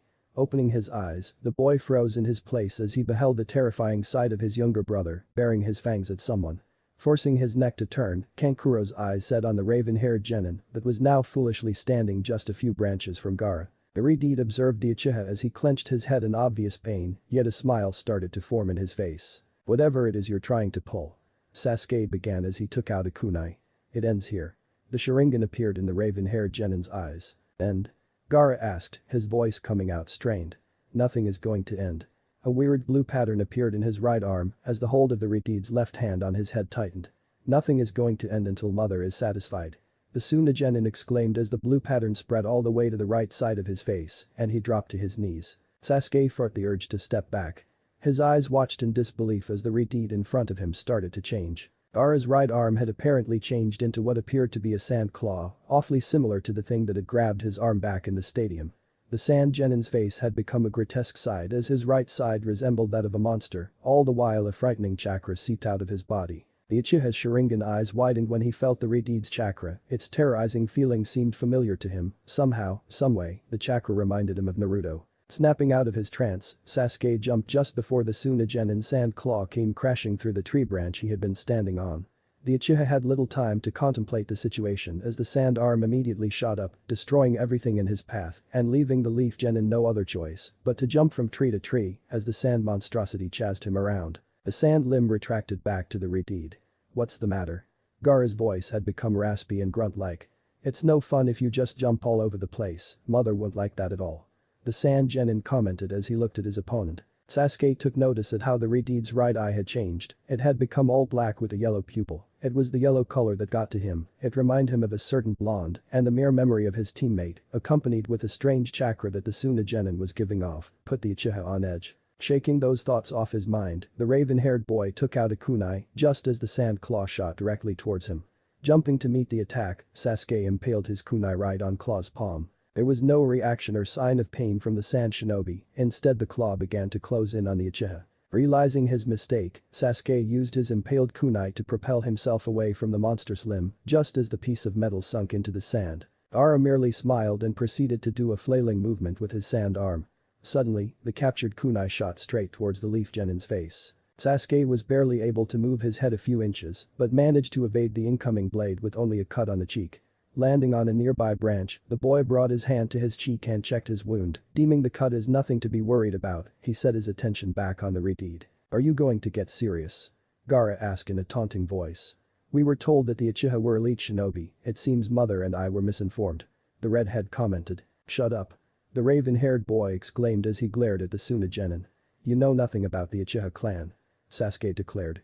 Suddenly an image of his blonde teammate and his blue Sharingan appeared in his mind, the raven-haired boy's eyes widened slightly.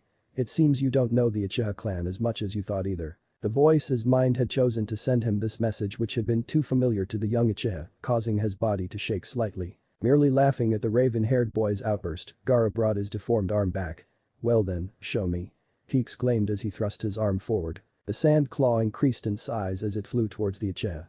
Sasuke evaded the attack by jumping over the limb, while the claw proceeded on clenching the tree the Konoha Genin had just been standing on and breaking the trunk, as though it were a twig. Gaara swiped his sand arm without releasing the tree, leaving the Sharingan user no other choice but to jump from branch to branch as trees were taken down one after the other. Sasuke was taken by surprise when the sand claw hurled the tree towards him, but managed to bring his feet forward to absorb the impact.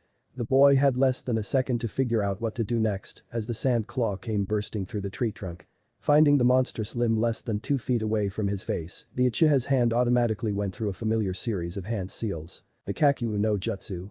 The raven-haired boy shot a fireball towards the claw, successfully blasting the sand arm away. After the fire blast, the sand claw was reduced to nothing but a stump as it started to drop towards the ground. Sighing in relief, Sasuke started to prepare his body for a safe landing. Suddenly, the Uchiha's attention spanned back at the sand limb whose claw had reformed itself and was flying straight towards him at great speed.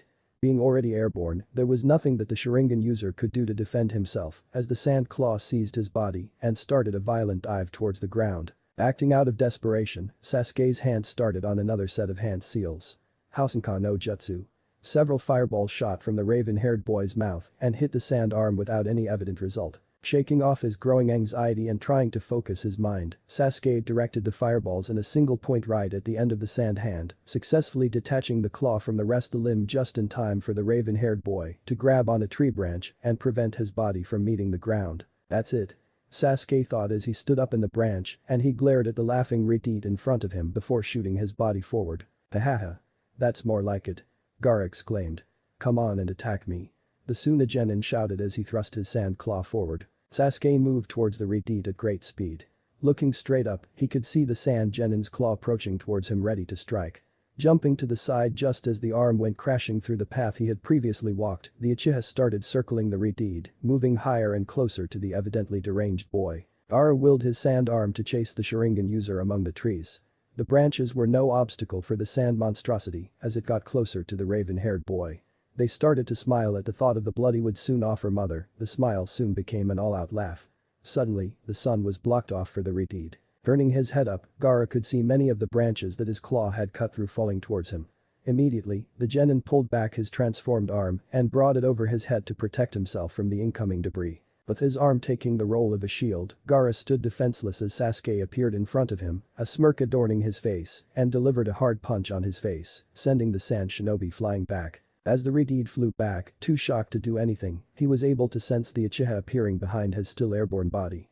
Gaara didn't have to look back to know that the smirk was still in the raven-haired boy's face. Flexing his body, Sasuke executed what seemed to be a spinning kick, burying his foot in the Suna genin's gut and sending him flying down, hitting the ground hard. Taking advantage of his offensive streak, the raven-haired boy immediately started making hand seals. Dikakyu no Jutsu. He shouted before shooting another fireball at his opponent, creating a massive explosion. Panting as he waited for the smoke to clear, Sasuke stood on a tree branch, trying to catch any sign of movement among the cloud that his attack had raised. Suddenly, a jolt of pain shot from his left shoulder. As the boy winced in pain, his attention was diverted from the dissipating cloud of smoke for a second, enough time for the sand claw to shoot towards him and enclose his left leg. Sasuke flailed through the air and slammed against the trunk of a tree with tremendous force. When the Uchiha's body started to fall, the sand claw returned, hitting him in the chest and driving the boy through many branches before throwing his body to the ground, leaving him apparently unconscious. The raven-haired boy was brought back to reality by the Suna genin's laughter. Looking up, he was greeted by what seemed to be a giant fist made out of sand rushing down towards him. The Sharingan user was able to roll over at the last minute, managing to evade the attack. Getting up as quickly as he could, Sasuke was caught by surprise when the sand arm immediately recovered from its missed impact and shot towards him. Out of desperation, Sasuke jumped to a tree as he took out a kunai and started to cut down the tree's smaller branches, causing many leaves to fall off and managing to conceal his body. Gaara's laughter boomed through the forest. Ha ha ha. Come out. This is just getting interesting. The Redeed exclaimed as he laughed. You can't be done already, mother is still expecting more. The deranged boy informed as he looked around. Tenkuro closed his fist tightly to try to stop his shaking. This is bad. The puppet user thought as he watched his younger brother laugh maniacally. The brown-haired boy knew what his brother wanted, blood to offer to that thing inside of him, and, at this point, it didn't matter who it was from. So, if he can't find the Uchiha, it would be just a matter of time before Gaara would set his sight towards him. Tamari. What should I do? The genin thought, not knowing if he would feel safer having his sister by his side or as far from their younger brother as it was possible. Come on Uchiha Sasuke. Gaara shouted with glee. I'll try to make it as quick as possible, but I can't make any promises. The Redeed followed his statement with another fit of maniacal laughter. Giving his surroundings one last quick look, the sand genin started to take down random trees with his sand claw in his search for the Uchiha. The Sharingan user pressed his body firmly against the trunk of a tree, trying to make it the least visible possible. As he heard the sound of trees being snapped in two like they were pencils, he silently prayed that the Redeed wouldn't choose the one he was hiding behind. Another jolt of pain shot from the Uchiha's shoulder, causing the raven-haired boy to bite his lips in order to prevent any yelp of pain from escaping him as he gritted his left arm tightly. Sasuke's eyes wandered to the left side of his body, setting themselves on his left shoulder. The Leaf Genin's eyes widened as he saw most of his shoulder covered by black flame-like marks. Closing his eyes, the boy tried to concentrate into willing the strange marks into retracting. I'm getting bored. The Redeed announced as he took down another tree. You better come out before I. Gaara suddenly stopped his statement as he looked at the direction they had come from and smiled. It seems that we're going to have company really soon. The Suna genin informed before starting on another fit of laughter. Behind his hiding spot, Sasuke's eyes shot open at his opponent's revelation.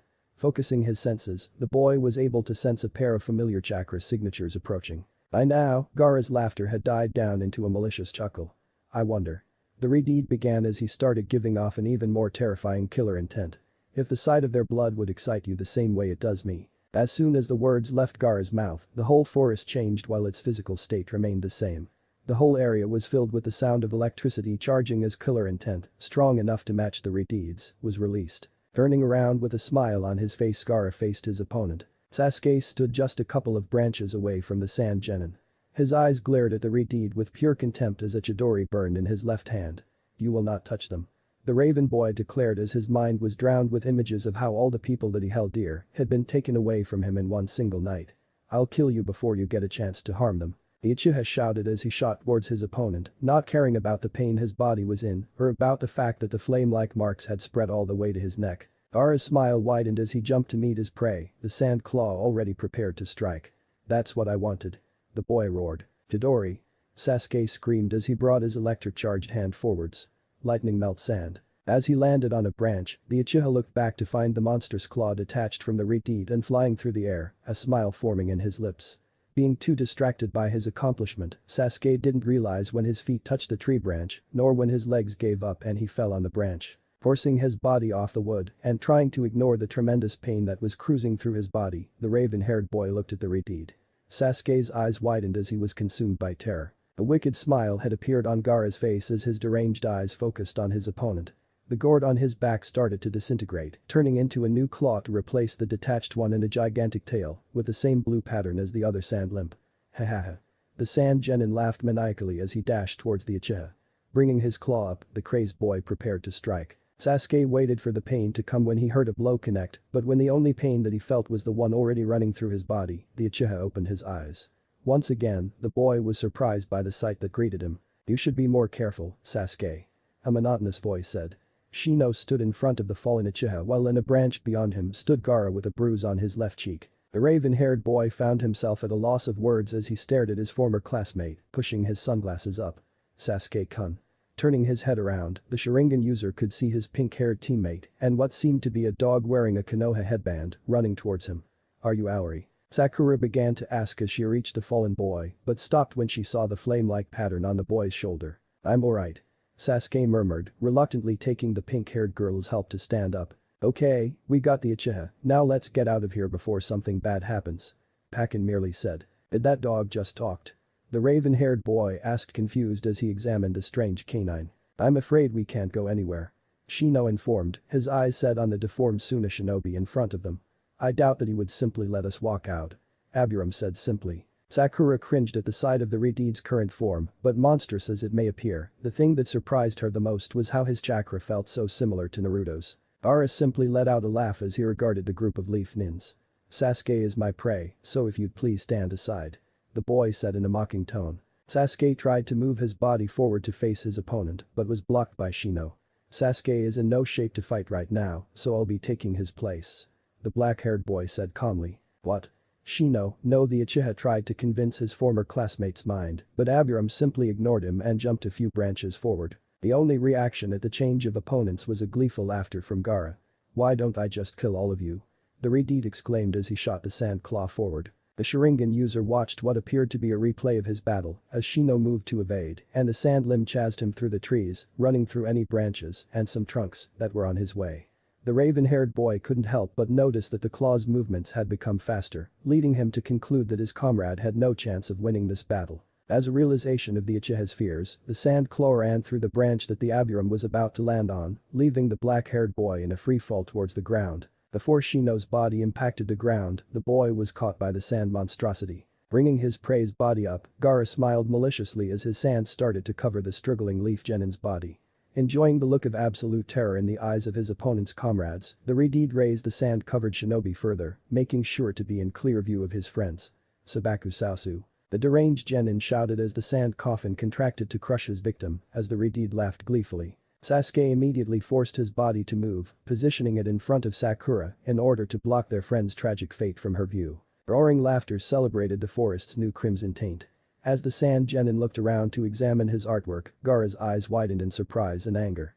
In his fit of laughter, the boy's mind had visualized the glorious rain of blood, while he hadn't realized that the forest had remained as green as before. Dispersing the sand immediately, the Redeed boy was surprised to find only a horde of insects instead of the black-haired boy. "No one has fallen for that one since Kiba," a monotonous voice said from behind Gaara. Turning around, all that Gaara's widened left eye could see was Konoha genin's fist traveling straight towards him. The force of the punch was strong enough to send the Suna shinobi into a nearby tree. "I may lack a Sharingan, but please don't underestimate me," Shino simply said as he pushed his sunglasses up and regarded the Redeed. The sigh of relief escaped Sasuke when his former classmate reappeared. Sasuke-kun, what are you doing? Sakura's words came up barely above a whisper, catching the Uchiha's attention. The blush that appeared on the normally brooding boy's face was only matched by the one in the pink-haired girl's. In his attempt to prevent his teammate from witnessing their friend's imminent death, he had positioned his body in front of her. She was in a kneeling position while his chest hovered a couple of inches away from her face, while his right hand had a firm, yet soft, hold on her left shoulder. Sorry. The Uchiha said, his voice managing to come out even lower than Sakura's as he mentally cursed his awakening teenage hormones. Gaara growled as he glared at the black-haired boy. You're going to pay for that one. The Sand Genin declared as he swung his deformed arm forwards, sending the sand claw straight towards the Aburum. Kuro stood dumbfounded. He had only heard about the Aburum clan once in his village from two elder shinobi discussing, as they put it, unorthodox ninja techniques, but to think that one of them could have fooled the person he feared the most so easily. The puppet user watched as the boy with sunglasses evaded his younger brother's attack with apparent ease, causing the Redeed to growl and grunt in annoyance and frustration. Suddenly, Shino stopped moving. He simply stood on a branch with his hand in his pockets and waited as the sand claw approached him at a blinding speed. Sakura tried to scream, Sasuke tightened his fist, Kankuro gritted his teeth, and Gaara smiled wickedly as his claw was about to strike the black-haired boy. Just as the claw was about to close in, the monstrosity came to an abrupt stop in front of the Leaf Genin's face. Shino merely pushed his sunglasses up again, observing the sand limb as it began to break down, and chunks of sand fell to the ground. What's going on? Gaara exclaimed as he watched in terror as his sand, ignored his will and fell lifelessly. Shino brought one of his hands out of his pocket and pointed at the Redeed. You haven't realized yet? The boy asked. Looking down, the Sand Genin's eyes widened as he found numerous black bugs crawling around his body. Kaimushi Shino simply stated as many more bugs appeared crawling around his whole body. They have the ability to eat chakra, rendering techniques like yours. If Sasuke didn't know any better he would have sworn that behind the collar of his shirt, the black-haired boy was smiling. Useless. The boy added before starting off towards the Redeed. Gaara brought his crumbling sand arm up in order to defend himself. Shino merely closed his hand into a fist and drove it straight through the sand arm. The sand crumbled away like it was nothing, and Aburum's fist sunk into the right side of the Sand Genin's face, sending him flying back. The Redeed was able to use his tail before it broke down to get back on his feet, but the boy had no time to regard the situation as his opponent suddenly appeared in front of him and delivered a strong uppercut on his chin, causing the Redeed's feet to leave the ground again. The black-haired boy followed with a kick on the Suna Genin's stomach that sent him flying into a tree trunk. But the destruction bug still on his body and his sand falling slowly to the ground, Gaara struggled to stand up as everyone present remained quiet. Ha ha ha. The silence in the forest was broken by the Redeed's crazed laughter. You really think? The boy began as what remained of his gourd turned into sand and what had fallen to the ground returned. That you could just separate mother from me that easily. Everyone watched in shock and horror as every part of Gaara's body from the knees up was covered in sand and took a bestial form, with the tail swinging lively in the back. Both eyes had become black with a strange yellow pupil, while the boy's teeth became sharpened, resembling an animal's. A smile spread on the Redeed's face as he regarded the people present in the forest. His sand body stirred slightly before he brought his closed fist forward. Unclenching his hand slowly, the deformed boy let the Kikaimushi fall to the ground as his smile widened. While his sunglasses and collar hid Shino's expression from everyone else, nothing prevented the others from seeing Aburum's fist tightening in anger as he watched his dead destruction bugs being discarded. Gaara merely laughed before he tilted his body upwards and several mouths appeared on his monstrous body and began to inhale air. Mugen Sajin Datapa. The Sand Genin shouted before blasting a powerful gust of wind and sand. The force of the blast of air was strong enough to blow the Aburum away. Smiling once again the Redeed shot both of his arms forward towards the Leaf Nin. Seeing the two sand limbs coming towards him, Shino tried to shift his body to dodge them, but due to his current airborne condition, one of them caught him by his right arm. Before the black-haired boy could react, Gaara willed his sand to contract and break the boy's arm, just like he had done to the green-wearing one during the preliminaries. Delighted at Aburum's screams, the Redeed smiled as he used his arm to pull the body towards him and slammed his body into a nearby branch. With a victorious smile on his face, Gaara launched his body forward to deliver the final blow. Landing on the Konoha Genin's branch, the boy raised his disfigured claw. Once again, the finishing strike never connected as the Sunanin found his body unable to move just a few inches away from the Aburum. You people are just too troublesome to deal with sometimes. A somewhat bored voice said from below the two Genins. Shikamaru hung upside down from the branch that held his former classmate and the deranged Sand Genin, his shadow connected to the former, restricting his movement. Shino, if you please get out of the way, this position is not as comfortable as it may appear. Nara said sarcastically. Nodding, the Aburam lifted his body off the branch and moved away, just as the Redeed next to him willed the sand in his body to attack the hanging shinobi below them. The Nara immediately disconnected his shadow from Gaara's and jumped to another branch before the sand could reach him. "So? You're going to fight me next?" The Suna Genin asked, his voice a strange mix of both amusement at the sight of another prey and frustration at the lack of bloodshed. Shikamaru simply gave the Redeed a confused look. "Fight? Me?" he asked, pointing at himself. "Sorry, you must have confused me with someone who likes jumping around and going back and forth in fist fights," the black-haired boy said with a shrug of his shoulder. "Besides, my abilities are meant for stalling, not fighting." Gaara let out a frustrated growl. "Then get out of my sight," the boy exclaimed as he thrust his arms forward. The Leaf Genin dodged the incoming attacks by jumping into a higher branch, now standing at eye level with the Redeed. "Sorry, no can do," the black-haired boy simply stated.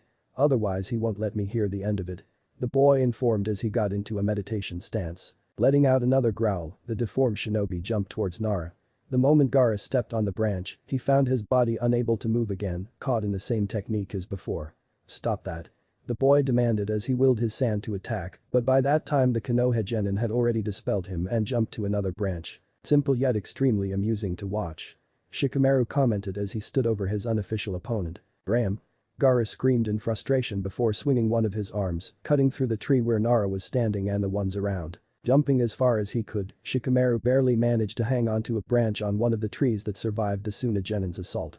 The black-haired boy only had time to take out a kunai and a pair of shuriken before his right leg was pulled down by Gaara's sand claw. Thinking quickly, Shikamaru threw the 3 blades upward, cutting off several leaves and branches, and used their shadows to connect his with the Redeed's, successfully stopping the boy's movement long enough to set himself free from his hold and jump to another branch. Shikamaru had no time to assess the situation. Before he could even react, a gigantic sand fist connected with his body, blasting him back against a tree, impacting the trunk hard.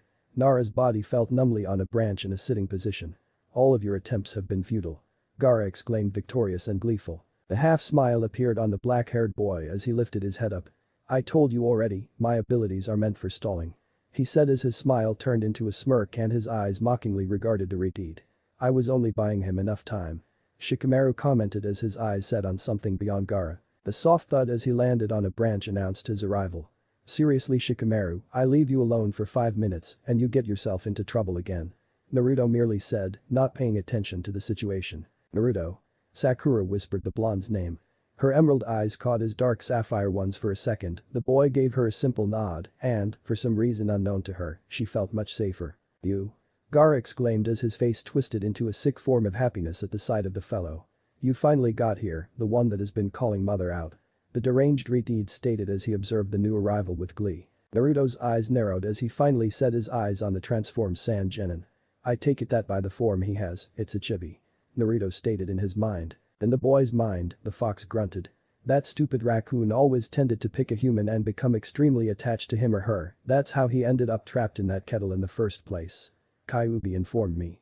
"But to come off as the boy's mother and eat his sanity away like that, I think Shukaku has been losing it over the years," he commented, his tone carrying a hint of annoyance towards the tailed beast inside the Redeed. Feeling a nudge from his mother, Gaara took advantage of the fact that the blonde had become distracted with something.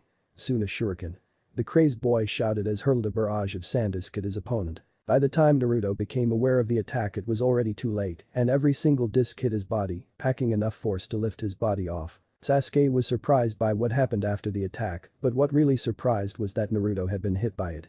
The wounded airborne blonde simply disappeared in a cloud of smoke. Before Gaara could start his search for his opponent, the Redeed fell as several kicks connected to his upper back and shoulder, sending him crashing down to the ground. Standing out, the sun looked up to find 5 Naruto about to launch themselves at him. Mugen Sajin Tatapa. The Sand Genin released his attack immediately, effectively blowing all the blondes into clouds of smoke, though not before they released theirs. None of the blades hit the Redeed, instead landing around him. Something about this caught Gaara's attention. Looking down, the boy found the 5 blades with explosive tags wrapped on them. Preparing to jump away from the blast zone, the Sand Genin was surprised when he found his feet unable to move again. Looking back down, the Redeed saw 2 pairs of hands sprouted from the ground holding his head in place. Gaara was helpless as the 5 tags exploded into a huge blast. "Damn. You." The Redeed let out as he struggled to lift his body upright. His head moved upward and set on the blonde standing in front of him. A smirk appeared on Naruto's face. Are you still enjoying yourself? The genin mocked the other. Gaara merely grunted before the smile returned to his face. Of course I am. The Redeed informed, his face twisting and appearing even more insane. This fight proves that I exist. The boy declared. Naruto narrowed his eyes. Is this pity? What I'm feeling for you? The blonde wondered, causing the sand genin to look at him confused. Or do I envy you? He continued. All my life I wondered if my life had any meaning, at least you believe yours had one, but something as sad as that. Naruto's eyes appeared as though they softened. I guess us beggars can't be choosers. He added with a dry laugh. Sakura felt like her heart ached at her teammate's words. Whatever sympathy was there in the blonde's eyes was gone in the next moment as his eyes scornfully set on Gaara. But you endangered my friends and I can't look away from that. Naruto stated as his blue Sharingan appeared in his eyes. Tsubaku Sasu Desert Funeral Mugen Sajin Datapa Infinite Dust Great Breakthrough Suna Shuriken Sand Shuriken Chapter 15. All I have. Naruto narrowed his eyes. Is this pity? What I'm feeling for you? The blonde wondered, causing the sand genin to look at him confused. Or do I envy you? He continued. All my life, I wondered if my life had any meaning, at least you believe yours had one, but something as sad as that. Naruto's eyes appeared as though they softened. I guess us beggars can't be choosers. He added with a dry laugh. Sakura felt like her heart ached at her teammate's words. Whatever sympathy was there in the blonde's eyes was gone in the next moment as his eyes scornfully set on Gaara. But you endangered my friends and I can't look away from that. Naruto stated as his blue Sharingan appeared in his eyes. If the Redeed had been intimidated by the strange Sharingan, he was able to hide it perfectly. The deranged Suna genin let out a malicious laugh as he stared right back at the leaf genin's glare. That look in your eyes is perfect. Gaara commented as he smiled in glee. I want you to look at me like that until the very moment when I'll spill your blood for mother. He exclaimed as he thrust his arms forward in the direction of the blonde. Naruto jumped upwards, but instead of landing on a higher branch, the Konoha genin used it to propel his body forward, creating enough force to speed past the incoming sand limbs. The blonde closed his hand as he approached the Redeed. The punch failed as the Suna shinobi jumped to a different branch before it could connect. Gaara wasted no time to attack. Not giving his opponent a chance to even turn around, the sand genin shot his body forward, his claws ready to strike his prey. The blonde jumped back the moment he sensed the incoming attack. Doing a backflip in mid-air to dodge his opponent's attack, the leaf genin sunk his feet in Gaara's back as he completed the 360-degree spin, sending the boy down towards the ground. Taking the offensive, Naruto stopped the Redeed's trip downward by grazing one of his ankles and swinging the genin's body towards a tree, breaking the trunk as he flew through. The Suna shinobi stretched his sand claws in order to stop his flight. Landing on a nearby branch, the monstrous genin glared at the blonde. It's the best you have. The boy exclaimed. Mother and I waited for you after hearing your call, but is this all you have to show for it? Naruto met the Redeed's glare with his own. I guess I'm putting quite a below-average performance. Konohinin admitted. I guess it'll be okay if I went a little wild. The moment the words left his mouth, the blonde disappeared from Gaara's sight just to reappear hovering over the sand genin the next second and drove his knee into the deranged boy's stomach. Even through the sand protection, Gaara could still feel the force from the blow his stomach received. His breath escaped his lungs and the Sun Nin's head was brought forwards as his body recoiled due to the pain. Blinded because of the strike, the Redeed could not see the fist traveling straight towards his face. The punch's sound was heard throughout the forest as the sand genin was thrown flying backwards by its force. Moving at blinding speed, Naruto seemed to disappear again and reappear at the branch Gaara was traveling to. The blonde swung his leg forward, driving his kick into the Redeed's back, stopping the deranged boy's flying trip and causing him to release a scream of pain. The leaf genin spun his body around and drove his heel into the sand shinobi's gut in a similar fashion to what Sasuke had done before and sent his fellow Jinchuriki flying down towards the ground. The Sharingan user did not waste any time. The boy's hands immediately started on the already familiar set of hand seals. Kikaku no Jutsu. Naruto exclaimed before shooting a sizable fireball down to chase the redhead. The explosion signaled the impact. Before the dust and flames could dissipate, a pair of sand claws shot from the cloud of wreckage with the blonde Jinchuriki as their target. Jumping to higher branches, Naruto took out a kunai and slashed a pair of monstrous limbs as they approached him. The two arms seemingly started to fall before they suddenly came back to life and reformed themselves before returning to their pursuit of the Konoha shinobi. Naruto continued to dodge the two transformed limbs until they finally retreated and grabbed a nearby branch in order to pull Gaara back up. Heh. The Redeed started to snicker, but it soon turned into an all-out laugh. That's more like it. He declared. Mother is starting to enjoy this fight. The bloodlust in the Sand Nin's eyes was evident as he looked at the blonde. Let's together make mother happy. The deranged boy shouted as he threw a piece of his sand body into the air. Sabaku aim. A barrage of sand lumps immediately started to fall down on the blonde. The Sharingan user was put on the defensive once again, as all his movements were strictly to evade the flurry of strikes raining down on him. Branches and trunks were reduced to splinters as the onslaught of sand pierced through the trees as it sought the leaf shinobi. Damn it. Naruto cursed, he never expected that he'd be forced to use it so soon into the battle. Amaterasu.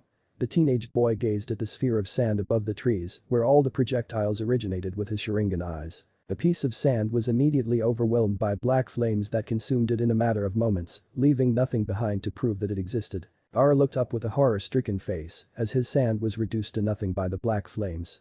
A piece of his mother that had always protected him simply disappeared in front of the Ritide's eyes, as though it was never even there. Bastard.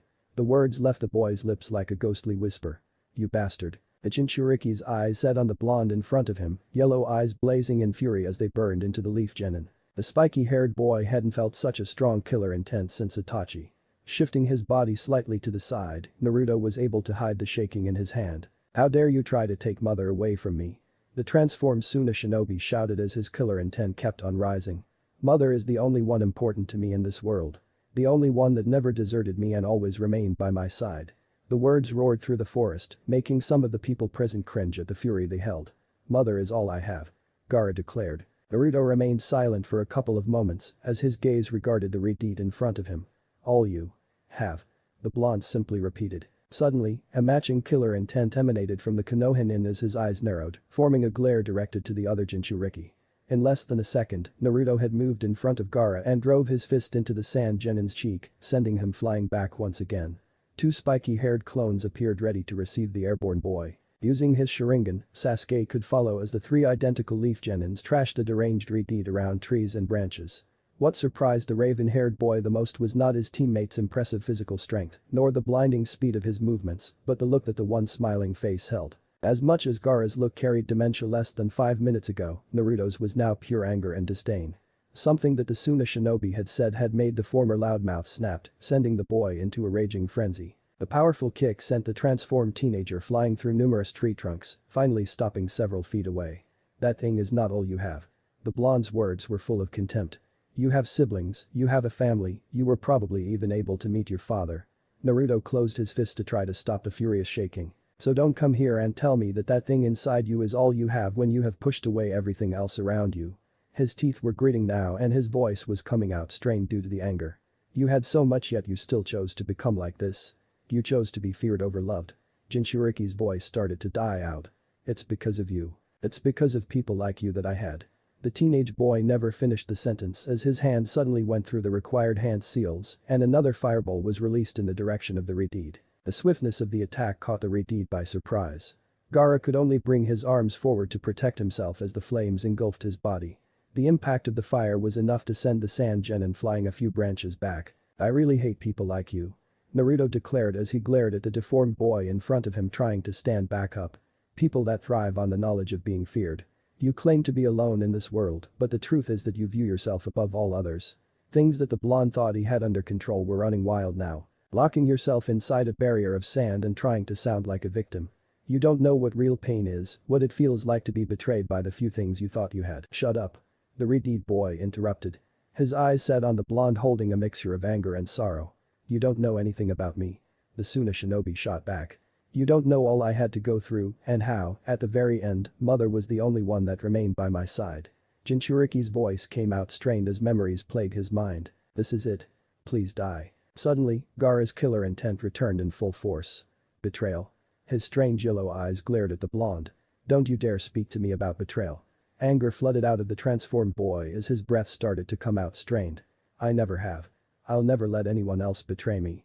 The sand nin exclaimed before he thrust his arms forward. Monstrous limbs shot towards the spiky-haired boy, forcing him to jump from branch to branch in order to avoid their devastating rampage. The hatred that had been harbored in the blonde's eyes had now transferred to the Ritide's as he continued to tear through trees and branches. I'll push everyone. I'll push everyone away. I won't allow them to get a chance to betray me again. He declared before retreating his sand claws and the mouths appeared on his body again. Mugen Sajin Datapa. The powerful gust of wind and sand erupted from the Jinchuriki's mouths. Naruto immediately jumped behind a thick tree in order to escape the savage burst of dust that swept through the forest. The sand claw went through the trunk that the blonde was hiding behind, causing the leaf nin to jump to another branch to escape the monstrous limb that followed him. I'll destroy everyone in my path. I'll offer all of their blood to mother and prove that I exist in this world. Gaara announced in his crazed rage.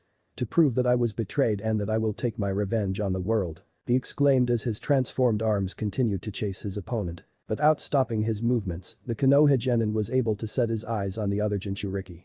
I really can't forgive people like you. He stated as he jumped to a new branch seconds before the one he had been standing on was destroyed by the pursuing claw. Letting the rage and bloodlust consume you and turning into the demons they fear us to be. The teenage boy added. Shut up. The Redeed shouted. You don't know anything about me. The speed of the sand claw suddenly increased, managing to grab a hold of the Sharingan user and slamming his body against a tree. Less than a second afterwards, the sand was already starting to cover his body. I'll kill you. I'll kill you for the disrespect you have shown mother and me. Gaara declared as his eyes glared at the blonde. Despite his seemingly imminent death, the spiky-haired boy merely continued to observe the sand genin. I met a guy just a few months ago. Naruto started. He showed me a hell that now haunts my nightmare. But I tried, and I'm still trying, to look past all the things I saw in that place. The leaf shinobi revealed as his eyes narrowed. And now I meet someone like you, who has given up and thrown himself into the depths of madness with foolish thoughts of retribution. A dark blue chakra started to emanate from the blonde's body. It irks me to no end knowing that you have given up on the world so easily. With the boy's outburst, the navy chakra burst, freeing the Sharingan user from the sand. I really can't forgive you right now, he said as he set his eyes on the Redeed in front of him. The two Jinchurikis glared at each other before dashing off forward. Blows were exchanged in midair. Flashback. You know, you really didn't have to accompany me shopping. The small, black-haired boy looked up at the young woman next to him before answering. Aki-san is worried about you since you have been going out so much lately, so I offered to come with you. 4-year-old Itachi simply stated. Uchiha Kagome sighed as she looked at her cousin's oldest child. You do know that I may, right? If anyone is doing any babysitting, it's me looking after you. She tried to explain. Rank doesn't really matter, a well-trained one could sneak up on even a cage if the target's unaware and alone. Itachi merely said as he continued to walk. Do you expect me to be attacked by a group in the middle of the village? She asked. The boy's eyes didn't even shift from the path ahead. Please don't put words in my mouth, Kagome-san. Itachi shot back. I said not a group, besides, I've seen you sparring, if you're distracted enough, you won't even see a genin coming. To say the least, the young woman was bewildered by the 4-year-old's statement. Hey. I already told you that there was a specific reason why I did so poorly in that sparring match. She tried to defend herself. Then, what is it? I told you, I can't tell you right now, you're too young. Relief Kunoichi, you sure make a lot of excuses, it's not fitting. The black-haired boy commented. Another sign escaped Kagome, she should have known better than to get into an argument with the Uchiha clan's resident genius. Uchiha Itachi will make a great shinobi someday, she was sure of it, but for now, he was nothing more than a know-it-all kid that could go against experienced adults in a myriad variety of discussions and still come out making them look silly. She had grown really close to the boy, especially after Obito's tragedy, but that terrible weapon of destruction he called his mind did put a strain on their relationship. Well, fancy meeting you here. Both Uchiha turned to look at the sudden interruption. Casually walking towards the two black-haired relatives was one Namikaze Minato with what had become a trademark for the blonde man, a grin adorning his face. Minato-san. Kagome called out. Itachi couldn't help but raise an eyebrow at the sudden excitement in his cousin's voice at the sight of the already legendary. How are you on this fine day, Kagome-san?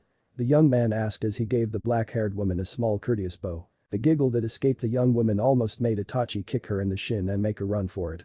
One thing that the 4-year-old boy really didn't want to see at the moment was his cousin acting all girly. Minato's gaze lowered to set on younger Uchiha. And what about you, Itachi-kun? Your name is coming up again and again as of lately, Fugaku-san and Mikoto-san must be really proud.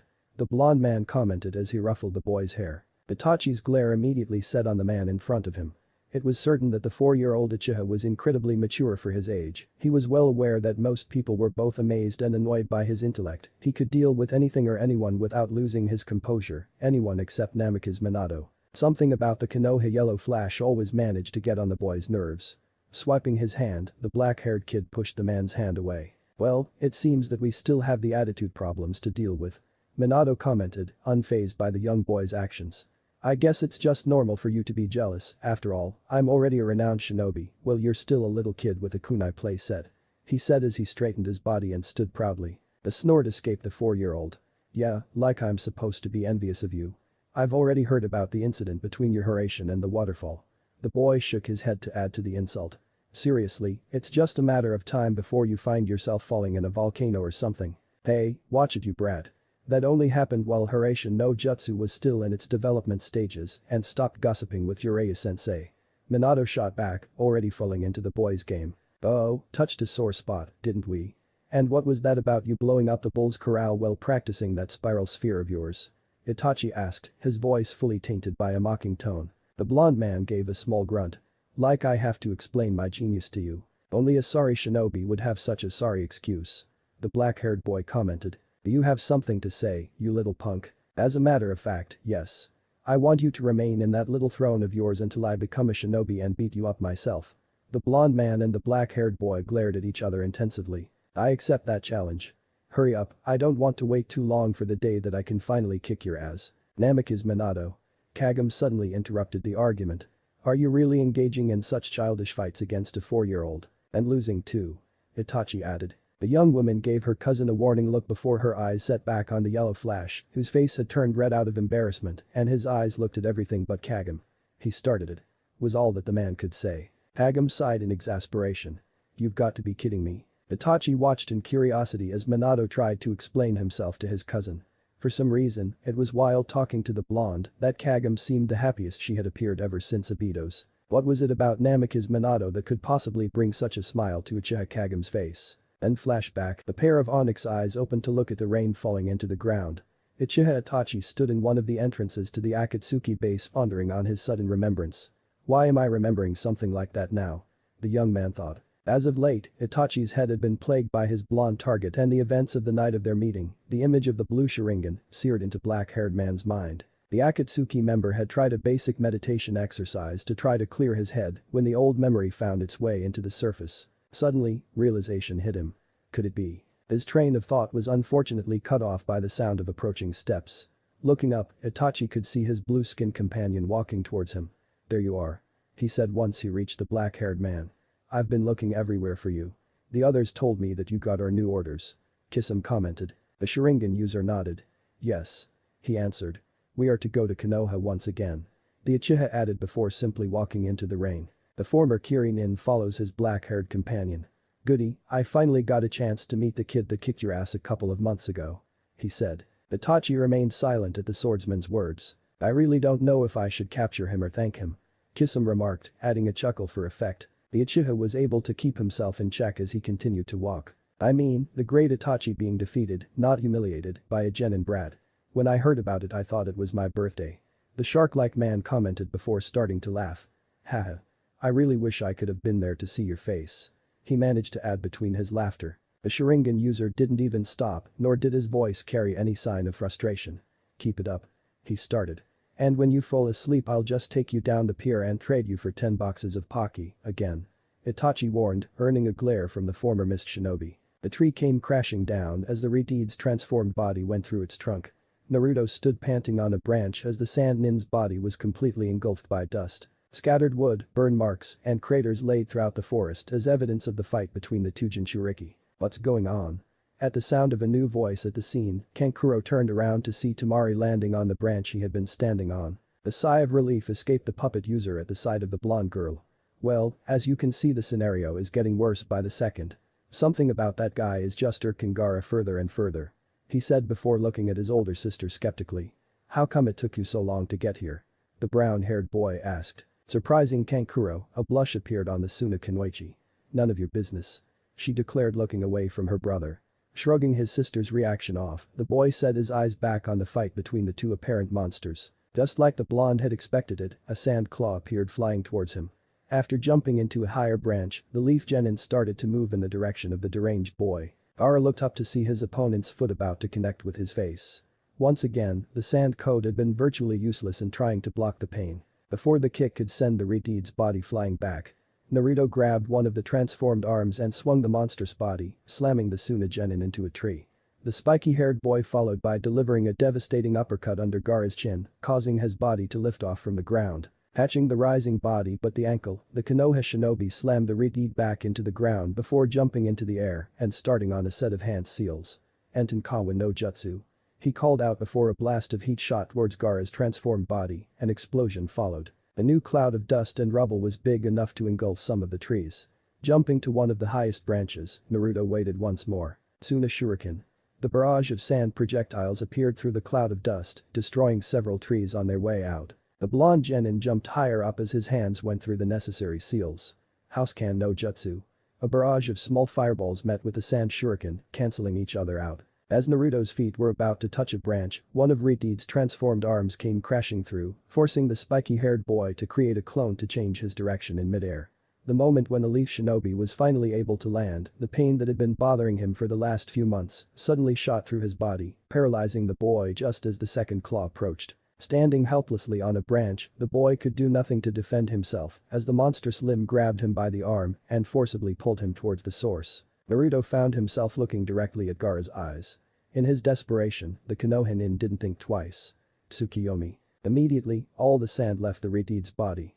The Suna genin tried to move as terror invaded his face, just to find himself unable to move. "What's going on?" the Jinchuriki exclaimed. He was no longer in the Konoha forest, but in some sort of dark wasteland. "What have you done with mother?" Standing a couple of feet away, the blonde simply glared at the Riti. "Your mother won't be able to manifest here," the genin stated. "This is a place where all of your sins come back to pass judgment." A katana appeared between the two Jinchuriki. "This is my world." Naruto took a hold of the sword. "This is my hell," he said before thrusting the blade forward. Blue Sharingan eyes widened when the sword was stopped less than an inch from the Suna shinobi by the sand that was supposed to have disappeared. A wicked smile appeared on Gaara's face as his body was covered by the sand once more, returning to the raccoon-like form. "I told you." The Riti's voice carried an ominous yet mocking tone. "Mother will never desert me." Suddenly, Naruto was violently pushed back by an unseen force as he found himself out of the Tsukiyomi mindscape. Finally stopping by hitting a tree, the blonde felt a new pain coursing through his body, this time originating from his eyes. "Damn it." The scroll warned that this would happen if Tsukiyomi was rejected. The boy whispered to himself as he clenched his head. "It must have been the One Tail's doing," he commented, still trying to shake off the Jinjutsu's recoil. "Ahaha." Gaara's demented laugh sounded through the forest. "Was that your hell?" the Redeed asked as his chakra started to spike. "Then allow me to bring mine out here." The blonde could only watch dumbfounded as sand suddenly skyrocketed from the Sun Genin's body and took the form of a giant raccoon. The enormous monstrosity roared, causing several of the trees in the surrounding area to shake. The massive claw started to move towards the still thunderstruck boy. "Naruto." Sakura screamed as she saw that her teammate wasn't about to move. At the sound of her voice, the monstrous creature shifted its eyes towards the girl. A piece of sand unexpectedly shot towards the pink-haired Kunoichi, catching her by surprise and slamming her body against a tree. "Sakura." Sasuke, Shikamaru, and Shino shouted at the same time. The three boys immediately jumped towards the now unconscious girl. Reaching his former classmate first, Shino tried to get rid of the sand that was currently choking her by using his bugs. To the genin's dismay, the Kikaimashi could not digest the chakra in the sand. "Can you get her out?" Shikamaru asked as he arrived. Shino was about to answer his friend when suddenly the sand came back to life and trapped the two black-haired boys. "Guys!" Sasuke exclaimed as his body got closer to his trapped comrades. Managing to free one of his legs, Shikamaru kicked the incoming Uchiha away, saving the raven-haired from being trapped by the sand. Naruto realized that his body was now shaking, though not out of pain or shock, but of pure anger and rage. "Damn you," he said as he looked up at the enormous raccoon. "This fight is between the two of us. You didn't need to get them involved," the blonde shouted. The monster's only reaction was to laugh at Konohanin's words before starting to reach for the boy again. "You'll pay." The leaf genin couldn't hold back his rage anymore as the sand claw was almost over him. "I'm going to make you pay." The navy blue chakra engulfed his body once more. "I'm going to make you pay for hurting them," Naruto exclaimed as his hand automatically started on a set of hand seals. "No." A giant cloud of smoke went off in the forest. "Naruto. You better have a damn good reason for summoning me," Gamabunta commented as the smoke around his body started to dissipate. "I'm sorry Gamabunta-sama." The blonde apologized as he stood on top of the toad boss's head, the dark blue chakra still emanating throughout his body. "But this guy just really got on my nerves." The genin's voice had become low and quiet, yet it still held something powerful. "And I just feel like knocking some sense into him." The toad looked at the monstrous raccoon standing in front of him. "I see." Gamabunta sighed as he put his pipe away. "But you owe me one." he added as he unsheathed his sword and pointed its blade at the sand creature. The monster brought its arm forward, both claws immediately shot towards the enormous toad. Jumping high in the sky, Gamabunta prepared to strike the sand creature down with his sword. Looking up at the toad boss, the raccoon shoots a barrage of what appeared to be wind blasts. Tepidama no jutsu. The brownish amphibious countered, releasing several water bullets to intercept the incoming attack. Wind and water meet in midair, the toad's technique managed to stop all the blasts, but one. Naruto. Hearing his cue, the blonde prepared his own attack. Kikakyu no jutsu.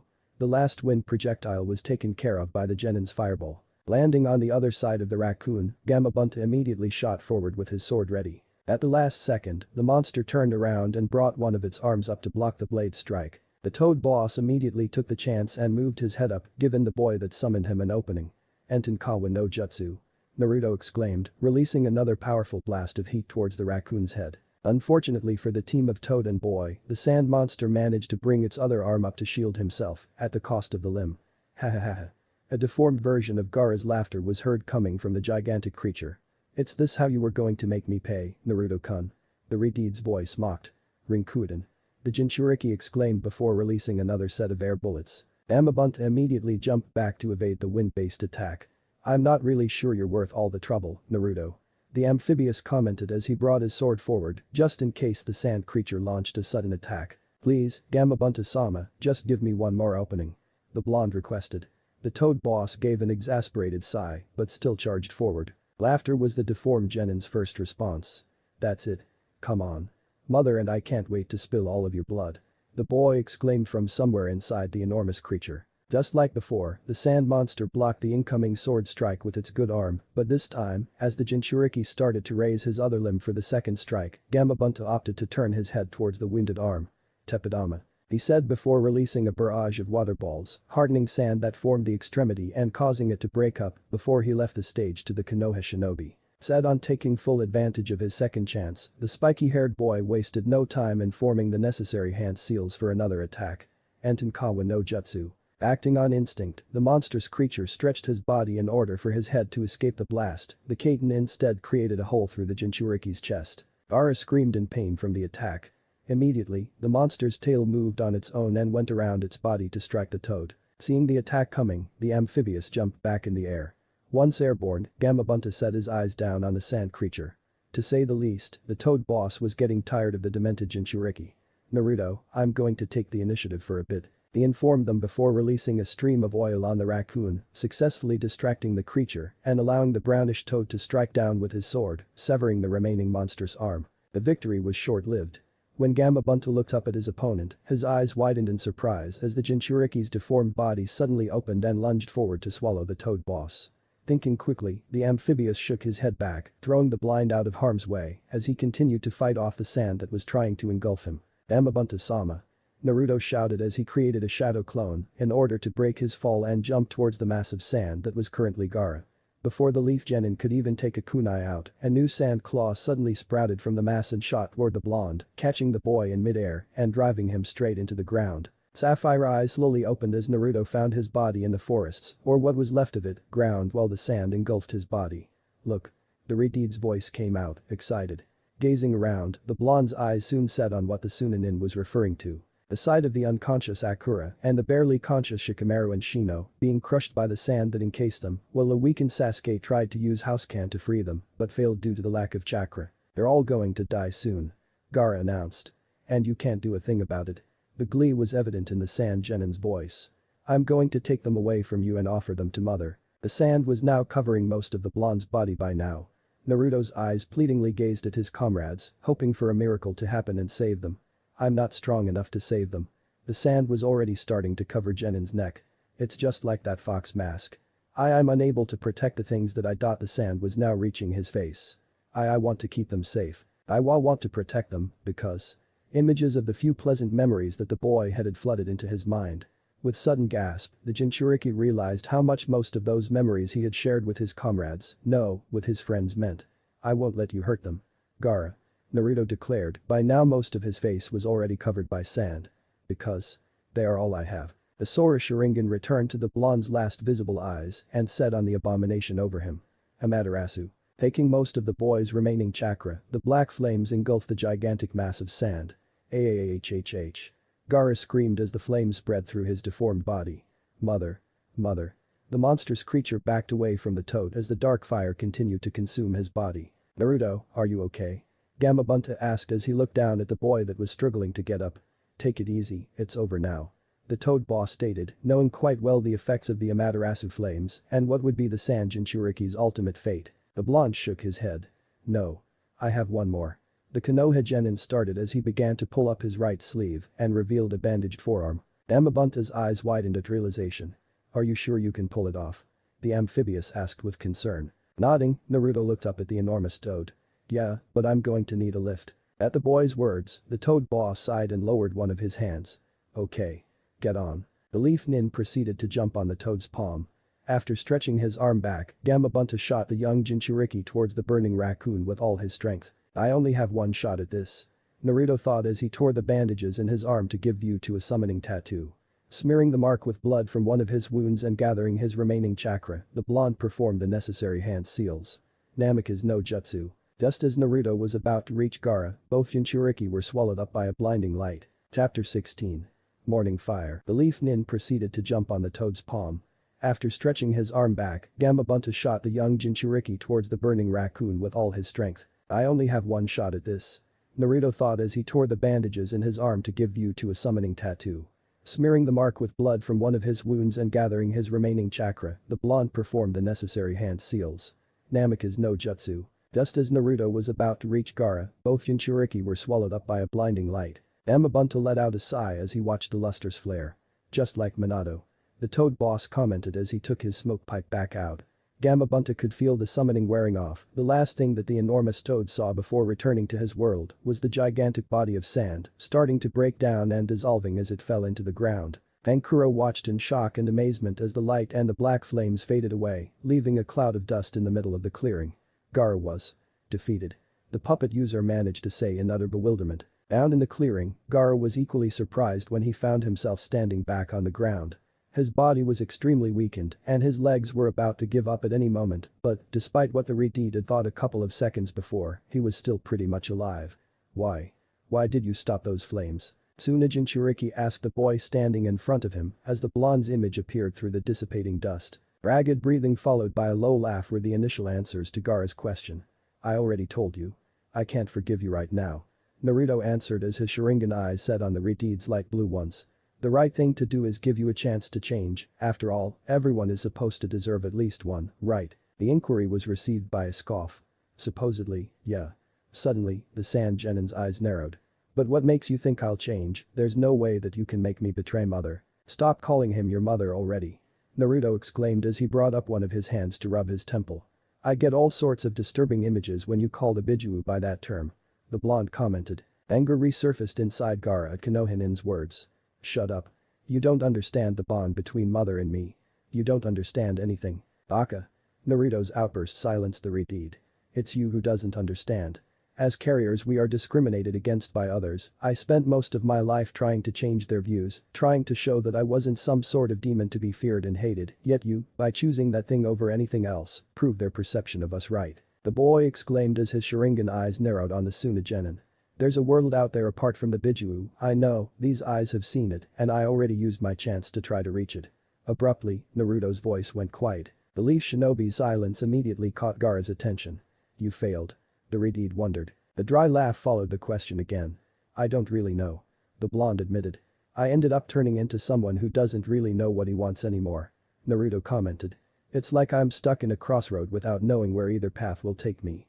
The spiky-haired boy let out another humorless laugh. Funny isn't it, here I am trying to get my point across to you, well I don't really know what it is myself. Naruto added before his eyes narrowed once again. But what I do know is that I will protect my comrades and teammates no matter what, because they are all I have. Gaara stood silently as he regarded his fellow Jinchuriki and tried to match the glare he was receiving. You have a better shot than I did. The blonde said as his glare weakened. You have people that will stay by your side at any given time. Gaara was surprised when the other boy's gaze moved up to look at Kankuro and Temari standing on the branches. They've proven how much they truly worry about you. The leaf genin commented. Gaara scoffed again. Care for me? He repeated. All my life, I have known nothing but apathy and disdain from them. The Redeed stated as he glared at the blonde Jinchuriki. Naruto appeared unfazed by the Sand Nin's outburst. Yet, they are still here. The spiky-haired boy simply said. They could have left you behind at any point during our fight, but instead, they decided to remain here for you. It's just that you're too blind to see their worried faces. At the blonde's words, Gaara couldn't help but force his neck to turn his head around so that he could look at his siblings. Temari's hand gripped a part of her clothes that laid over her heart, while Kankuro's slight inclination forward of his body was enough for the Redeed to know that the puppet user was about to come forward to his aid at any time. You and your mother are the ones that are keeping them so far away. The sound of Naruto's voice snapped the Sand Genin's attention back to the blonde. You have a real opportunity to change your ways. The Jinchuriki stated. I know how difficult the villagers in Suna must be, they're the same here in Konoha, but don't do it for them, instead do it for the people you care about and those that care about you, because they are worth it. The Redeed boy found no retort to the Leaf Genin's words, not even mother had an answer for him. Heh. You're really something. Gaara managed to let out after a while. Maybe this is why I wanted to fight you so much. I guess I needed to find an enemy like you. Sunanin commented as he regarded the other Jinchuriki. Naruto simply shook his head at Gaara's words. No, we are too similar to be enemies, at least that's what I hope. The blonde stated. You just need to work on your social skills. Something between a smirk and a smile appeared on the Sand Shinobi's face. For someone that tries to appear so cold, you really have a positive look of the world. The Redeed commented, he could already feel his body about to give up. Looking at the Konoha Genin one more time, Gaara sighed. I wonder if I should feel jealous of you. His vision faded into darkness. Taking a step forward, the blonde caught the Sand Genin's body. No, you shouldn't. The Sharingan user said as he looked down at the unconscious Redeed. I'm just looking up. Naruto commented. Two soft sounds caught the blonde's attention, causing the spiky-haired boy to look up. Both, Kankuro and Temari, stood at the edge of the clearing regarding the two Jinchuriki with caution. Naruto's Sharingan eyes are set on the two siblings. I'd suggest you take Gaara and get out of the village before the Anbu find you, but if you're looking for a fight. Jinchuriki's voice carried a menacing tone. I have more than enough energy for the both of you. He added as his eyes narrowed, though he was silently trying to force his body not to give up. We both do. Sasuke's voice announced as the raven-haired boy landed next to the blonde. The others are safe. Shikamaru is taking Sakura back to the village already. Uchiha informed his teammate. Nodding at his teammate's words, the spiky-haired boy turned to look at the Sand Nins again, daring them to make a hostile move. Taking a deep breath, Kankuro started to move forward, keeping his hands visible to the two Leaf Genins. Standing in front of the guy that defeated his brother, the puppet user received a small nod of acknowledgement from the blonde, followed by his younger brother's body. Not wasting any time, Kankuro and Temari jumped up on a tree and soon disappeared from view. Letting out an exhausted sigh, Naruto had to use his own knees for support to prevent his body from falling to the ground. Nice tough guy image, I almost bought it for a second.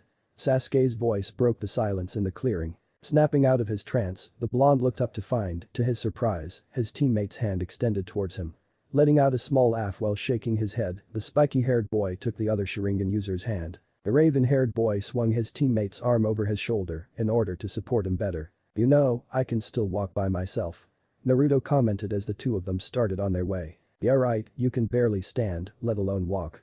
If I wanted to, I could just let you fall into the ground. And I could easily trip you right now. Either way you'll end up on the ground. Sasuke countered. A smirk appeared on Naruto's face.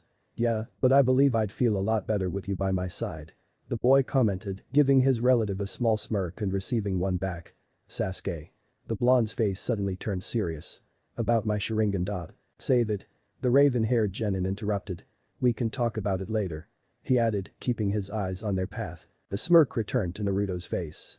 I was just going to say that mine is stronger than yours. The Genin stated. The scoff escaped the Uchiha. I doubted. Naruto's smirk grew slightly. I'm not kidding.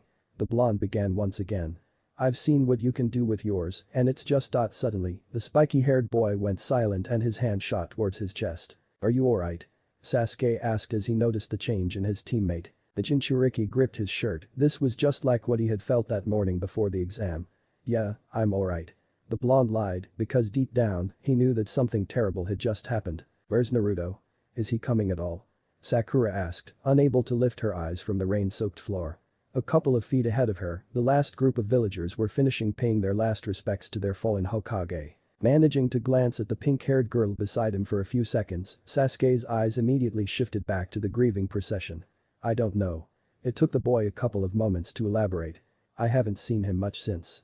In fact, I haven't seen him at all since we found out. It still haunted the young Uchiha's mind, the memory from when he and his blonde teammate had made it back to the village after their intense battle with Gaara. They had been met by Shikamaru's father, apparently Sakura, and the others had already been taken in to receive medical attention.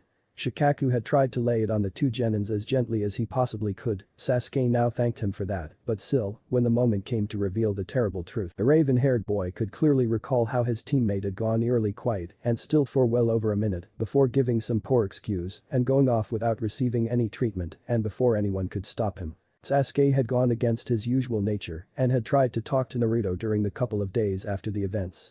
Most of the time, he was sure that the blonde was in the apartment but had decided to ignore his knocks on the doors. "I'm worried." Sakura spoke again. "No one has seen him since that day. If he isn't even coming to the funeral, then he might be." He came before the ceremony started. The two genins looked at the source of the voice. Kakashi had suddenly appeared next to his students. "I saw him come by while I was here earlier." The Jounin's eye scanned the morning congregation. "I guess he preferred to show his respect in private. I can relate to those feelings." The silver-haired man shared. The raven-haired boy nodded at his teacher's words. Silent engulfed the three-leaf nins for the next couple of seconds until Sasuke suddenly turned to face his sensei. "Wait. Are you telling me that you were actually here on time, but then you left just so that you could be late?" the boy asked the other Sharingan user. The bored look on Kakashi's face didn't even waver. "You could say that." The answer was simple. The fact that they were in the middle of the ceremony to pay tribute to their fallen comrades was the only thing that kept the Uchiha from attacking his teacher. Shaking the violent ideas off, Sasuke turned back to the service. "So, Naruto, are you finally going to tell me what your dream is?" The flames started to consume their surroundings. "I'm going to be Hokage someday. You better take care of that hat because someday it's going to be mine." They simply engulfed all in their path, reducing everything to ashes. "You want to be Hokage because of the hat?" "No, I want to become Hokage so that I can protect the whole village, that way, everyone would look up to me. Plus, I like the hat." "Hahaha. That's a nice dream, Naruto, but why didn't you want to tell me?" "The flames destroyed everything, except for the memories. Because you kept asking for my dream and becoming Hokage is my goal." "Hahaha. I almost believe you when you say it with such confidence." "What? What do you mean almost?" "I will become Hokage." "Why wouldn't those memories disappear? Why couldn't the flames get rid of them?" "Never change, Naruto. No matter what may happen in this world, always retain your vibrant spirit and bright smile, remember that." Why wasn't he here anymore to catch him if he fell? The flames continued to devour everything in their paths, except for the memories that seared the boy's heart. No one felt like talking afterwards. It was as if all the villagers had come into an unspoken agreement as they started on their way home. "He's stronger." Sasuke's words cut through the silence. Giving her teammate a curious look through her saddened eyes, Sakura waited for the raven-haired boy to elaborate. "Naruto. He has become stronger than me." Just as she was about to ask the Uchiha how he could possibly think about something like that in a moment like this one, the pink-haired Kunoichi felt a hand on her shoulder. Looking back at her sensei, the girl understood the message he was trying to get through. In times like these, people tend to want to talk about anything but the matter in front of them. The light chuckle snapped Sakura out of her thoughts. Looking around, the girl was surprised to find the source. "I remember a long time ago." Sasuke started as his onyx-colored eyes looked up. "Sandaime told me that one of the hardest things to do for someone that was born talented was to find a suitable rival, someone who could become a goal to be reached. I think Naruto has become that for me," the boy admitted. Sakura wasn't sure what to make of the raven-haired genin's words. One part of her was happy that Sasuke was opening up and sharing this with her, but the other was terrified of the prospect of her teammates fighting again. The memories from the forest of death came rushing back into her mind. "Sakura." The pink-haired girl was taken back when the Uchiha suddenly turned to look directly at her. "Thank you. About warning me not to face Naruto." Sasuke looked down at his hands before closing them into fists. "I'm not sure about what happened last time, but it's now clear to me that a fight between the two of us would have ended in my defeat. Or even worse. The raven-haired boy left the sentence unfinished as he continued. "Both, Naruto and I, still have much maturing to do. We have many issues to solve before we finally meet each other across an arena, and until that day comes, I will keep on moving forward so I'll be able to protect what I care about, just like Naruto did when he fought Gaara." The Sharingan eyes set on Sakura once again. The Kunoichi was taken back once again by her teammate's words, but before she could think of something to say, the Leaf Genin continued. "Sakura." His onyx eyes gazed directly into her emerald ones. "Please. Don't ask me not to fight Naruto again." Sasuke stated, his eyes never wavered as he spoke. The girl was perplexed by the raven-haired boy's request. She struggled to find something that would change his mind, that would stop her teammates from fighting each other. Anything that she might have been able to say was silenced when the Uchiha placed a hand on her shoulder. Sasuke tried to manage a comforting look to calm his teammate. "Naruto and I will fight someday," he said. "But I promise you that until then, we will still be Team 7, we will still all be friends." The boy's words came out in a quiet voice. Hearing the sincerity in the Uchiha's words, all the girl could do was nod. A small half-smile formed in Sasuke's lips. "I'll keep on training, just as I'm sure Naruto will. I don't know how long it will take or how we will be when it finally comes, so don't worry about it, we will still be here for you, okay?" The raven-haired boy said as gave the girl's shoulder a reassuring squeeze. The leaf Kunoichi nodded in response before looking up and smiling at herself. Meeting the smile with another half, Sasuke removed his hand from the pink-haired girl's shoulder before turning around and starting to walk away. And who knows? The Sharingan user stopped for a second. "Naruto and I might have to face each other for leadership of the Uchiha clan, maybe our fight would not be until then," he added before reassuming his walk back to the Uchiha compound. Sakura pressed her hands against her heart. She still had many mixed feelings about the situation between her teammates, but for now, she could smile with the thought that maybe things were starting to finally improve. Sakura. The pink-haired girl's thoughts were cut off by the sound of her name. Turning around, she found herself facing her former teacher. Iruka walked towards Team 7 carrying a worried look on his face. "What's wrong?" Sakura asked, realizing how foolish her question had sounded after all that had happened. They seemed to struggle to find the correct words for what he needed to say. "It's about Naruto," he finally said. A mention of his altered student caught Kakashi's attention. What happened? Despite what he showed to his two other students, he was really concerned about Naruto. After everything that had happened, the silver-haired still had not been able to muster enough courage to face his blonde student. Iruka found himself struggling to answer the two. He still couldn't help but think that Kakashi was partly to blame for what happened to Naruto a few months ago. It had broken his heart to find how broken the one radiant boy had been left. Flashback. Despite telling himself that he only stopped there for his former student, Iruka had to admit that had come to thoroughly love Ichiraku ramen. Nearing the ramen bar, he was not surprised to find a familiar blonde seating next to many empty bowls. It didn't take long for the Chunin's eyes to become aware of the lack of bright orange in the boy's clothing, as well as the sullen expression that should have been impossible with a bowl of ramen in such close proximity. "Iruka-san." The man turned at the sound of his name. The owner's daughter, AM, if he wasn't mistaken, had approached him with a worried look on her face. "What's wrong?" Iruka asked, sensing the young lady's distress. The girl's eyes shifted momentarily to gaze at the blonde boy at the other side of the bar, before looking back at It's Naruto. She started. "He's been like this since he came," he simply sat down and ordered. He didn't make any of his usual conversation with Otu-san and me. AM explained rapidly under her breath, trying to prevent Naruto from realizing she was talking about him. "Calm down," was the first thing Iruka managed to say. "I'm sure it's not that bad. All he said was thank you when Otu-san told him that the ramen was in the house," the girl revealed. Iruka's eyes widened at that piece of information. He could clearly recall all those days of detention where Naruto had spent hours talking about how much he liked ramen. The dish had become some sort of a solace in the cruel world that the young boy was forced to live in.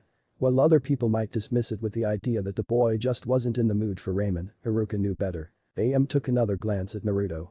"I'm worried about him, Iruka-san," she confessed. "This is the first time he came in over a month and he's like this. What if something happened during a mission and he died? Please, AM-san, don't bother Iruka-sensei with such a trivial matter." The young lady yelped at the blonde genin's words. Iruka's eyes traveled towards his former student to find him looking back at them from his seat. A gasp escaped the older shinobi as he realized how much the boy's eyes had changed. Once vibrant and shining sapphire orbs had become dark and sullen. The smile that had taken shape in the boy's face was nothing but a pitiable shell of what it used to be. Iruka suddenly felt like the night had become darker at the thought of losing Naruto's smile. "I'm sorry I can't stay and talk, Iruka-sensei, but it's late and I have training tomorrow," the genin suddenly said and began to stand up. "See you later, Iruka-sensei," Naruto said, giving the older man a small courteous bow. "Ichiraku-san, AM-san, good night." He gave two more bows and another empty smile before turning around and walking off. They were left speechless. "That's it. That's what I was talking about," Iruka registered AM's quiet whisper. Not wasting any time, the Leaf Nin turned around and started off towards the one person that would know what had happened to the once energetic blonde. He had never made such a short time to the Hokage's tower. Then flashback, Iruka had been left shocked, saddened, enraged, and concerned after what the late Sandaime had revealed to him. Unfortunately, the only person he had for an outlet now was the silver-haired Nin. If it hadn't been for his complete disregard for his student, Naruto wouldn't have. Realizing where the Chunin's train of thought was, Kakashi immediately looked away. They didn't want to be reminded of all the wrongs he had done during the past few weeks. The fact that he still had not found the strength to do anything about it did not help at all. Reminding himself of the matter at hand, the brown-haired man decided to disregard the silver-haired man for now and turned to face Sakura again. I was worried when he never showed up to the service. Iruka started to explain. I asked around and it appears that he was seen going towards the training fields right before the ceremony started. I'm concerned about how he's dealing with this whole situation. Normally, I would go see him myself, but I turned around. Sakura followed the older man's gaze to Sandame's grandson, who stood at the other side of the walkway with a grief-filled face. I promised Asuma that I would walk Konohamaru home. They informed me. So, could you please check on him? Just to see how he's dealing with everything that has happened. The brown-haired man requested. The pink-haired girl didn't hesitate to nod. Of course, Iruka-sensei, in fact, I'm a little worried about him as well. She responded. Iruka gave his former student a smile of gratitude. Thank you, Sakura. Well, I better take Konohamaru back to his house now. Please tell me if something happens with Naruto, okay? He said and waited for the girl to nod in agreement before turning around and walking towards the grief-stricken boy, sending a glare in Kakashi's direction during the process. I'll be going home too. The silver-haired man suddenly said. Iruka had reminded him yet again of how unfit of a sensei he had been during the past couple of months, how he had left two of the most important persons in his life, and how his student had ended up paying for his mistake. He just felt like being alone to sulk. See you later, Sakura. He added, excusing himself before starting to walk away. The young Kunoichi couldn't help but think that her teacher's voice felt quiet and weak. Okay, Kakashi-sensei. She said, not sure if he could hear her, but nevertheless she tried to keep any blame from her words, even if a part of her heart felt otherwise. Shaking her head, Sakura turned around and set off towards the training field. We'll arrive there in a couple of days. Kisum waited a couple of seconds for a reply, receiving none, the former Miss Nin continued. News has already spread about the attack the village suffered at the hands of Sand and Sound. Still, the retort was absent. Like it takes some sort of genius to realize that this is all Orochimaru's doing. I mean, they even found the Kazukige's corpse already well into decomposition. He added. The blue-skinned shinobi waited yet again, but no matter how much time passed or how long they walked, his partner remained silent. Sighing, Kisum looked to his side. Itachi Uchiha walked silently next to him with his eyes set on the road. You've been really preoccupied as of late. The missing nin commented. I'm not sure if I want to infiltrate Konoha while your mind is drifting somewhere else. You don't have to worry about that. The Uchiha suddenly spoke for the first time in a couple of days. I already have several plans for infiltrating and escaping the village. The former leaf shinobi assured. Kisum couldn't help but snort at his partner's words. And here I thought we were just going to wing it. Kiri said. You know, Jiraiya is supposed to be in Konoha, what should we do about him? The missing nin wondered as he looked at his partner again. The black-haired man's face showed no concern about the legendary Sannin. His presence in the village has been taken into consideration during the formulation of our mission. The Sharingan user stated. We will act accordingly to what we need to do in order to accomplish our objective. He callously added. The sigh escaped Kisum. Just once, I wish that involved staying the night in a brothel to accomplish the task. He commented before letting out a long yawn. Anyways, I'll be fine as long as I get a first-row seat to the Uchiha family reunion. The man added as a grin appeared in his face, and he gazed at his partner. Itachi had already returned to absolute silence. She moved as quietly as her genius skills would allow her.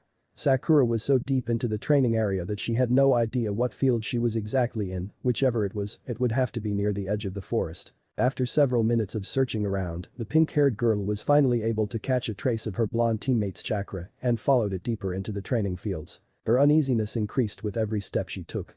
Apart from their interaction, or lack thereof, in the Forest of Death, she had not actually talked to Naruto since the boy's transformation. The Kunoichi really didn't know what she was going to say once she was face to face with the blonde. She didn't even know what she could expect to find once she got there, which, if the intense chakra in the surroundings was any indicator, was right about now. A gasp escaped Sakura once she stepped into the training field where the chakra had led her. Black flames, that was all that she could think about. The terms kept resonating in her mind time and time again as she gazed around the clearing. The flames that she had seen only twice in her life, once in the Forest of Death and the other during the wild fight against Gaara, both times it had been produced by Naruto. Her eyes immediately moved to the middle of the clearing where her teammates stood.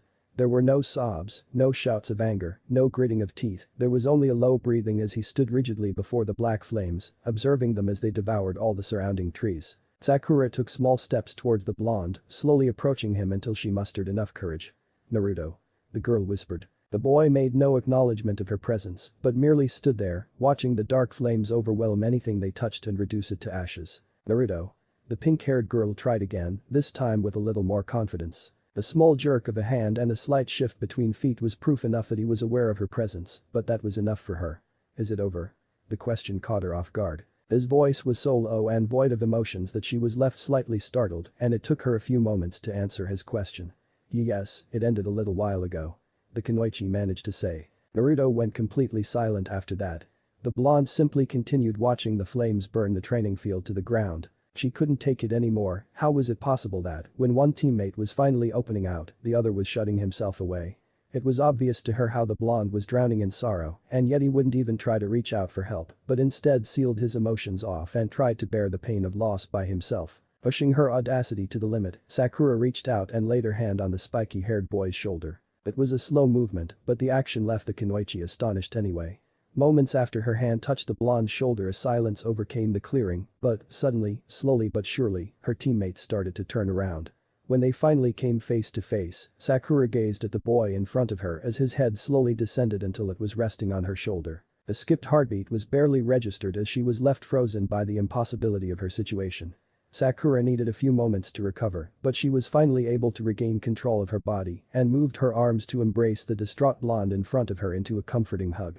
She wanted to let him know that he wasn't alone. Yes, he had lost someone important, but he still had people that cared for him. She wanted him to be able to feel secure once again. Suddenly, she felt water running down her shoulder.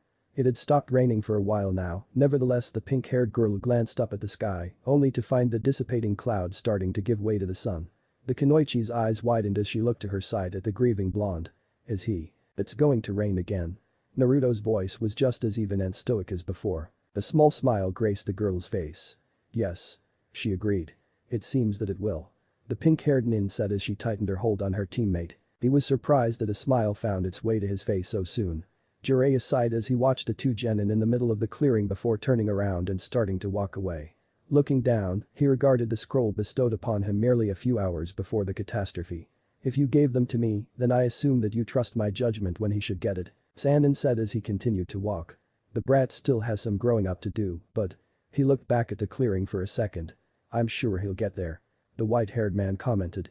"I'm sure this generation will do just fine," Jiraiya stated as he looked up into the sky.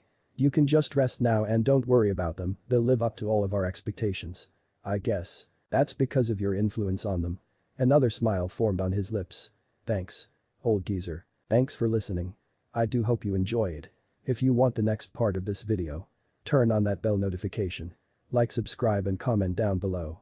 And also check out the others' videos I have created and enjoyed it. See you guys next video.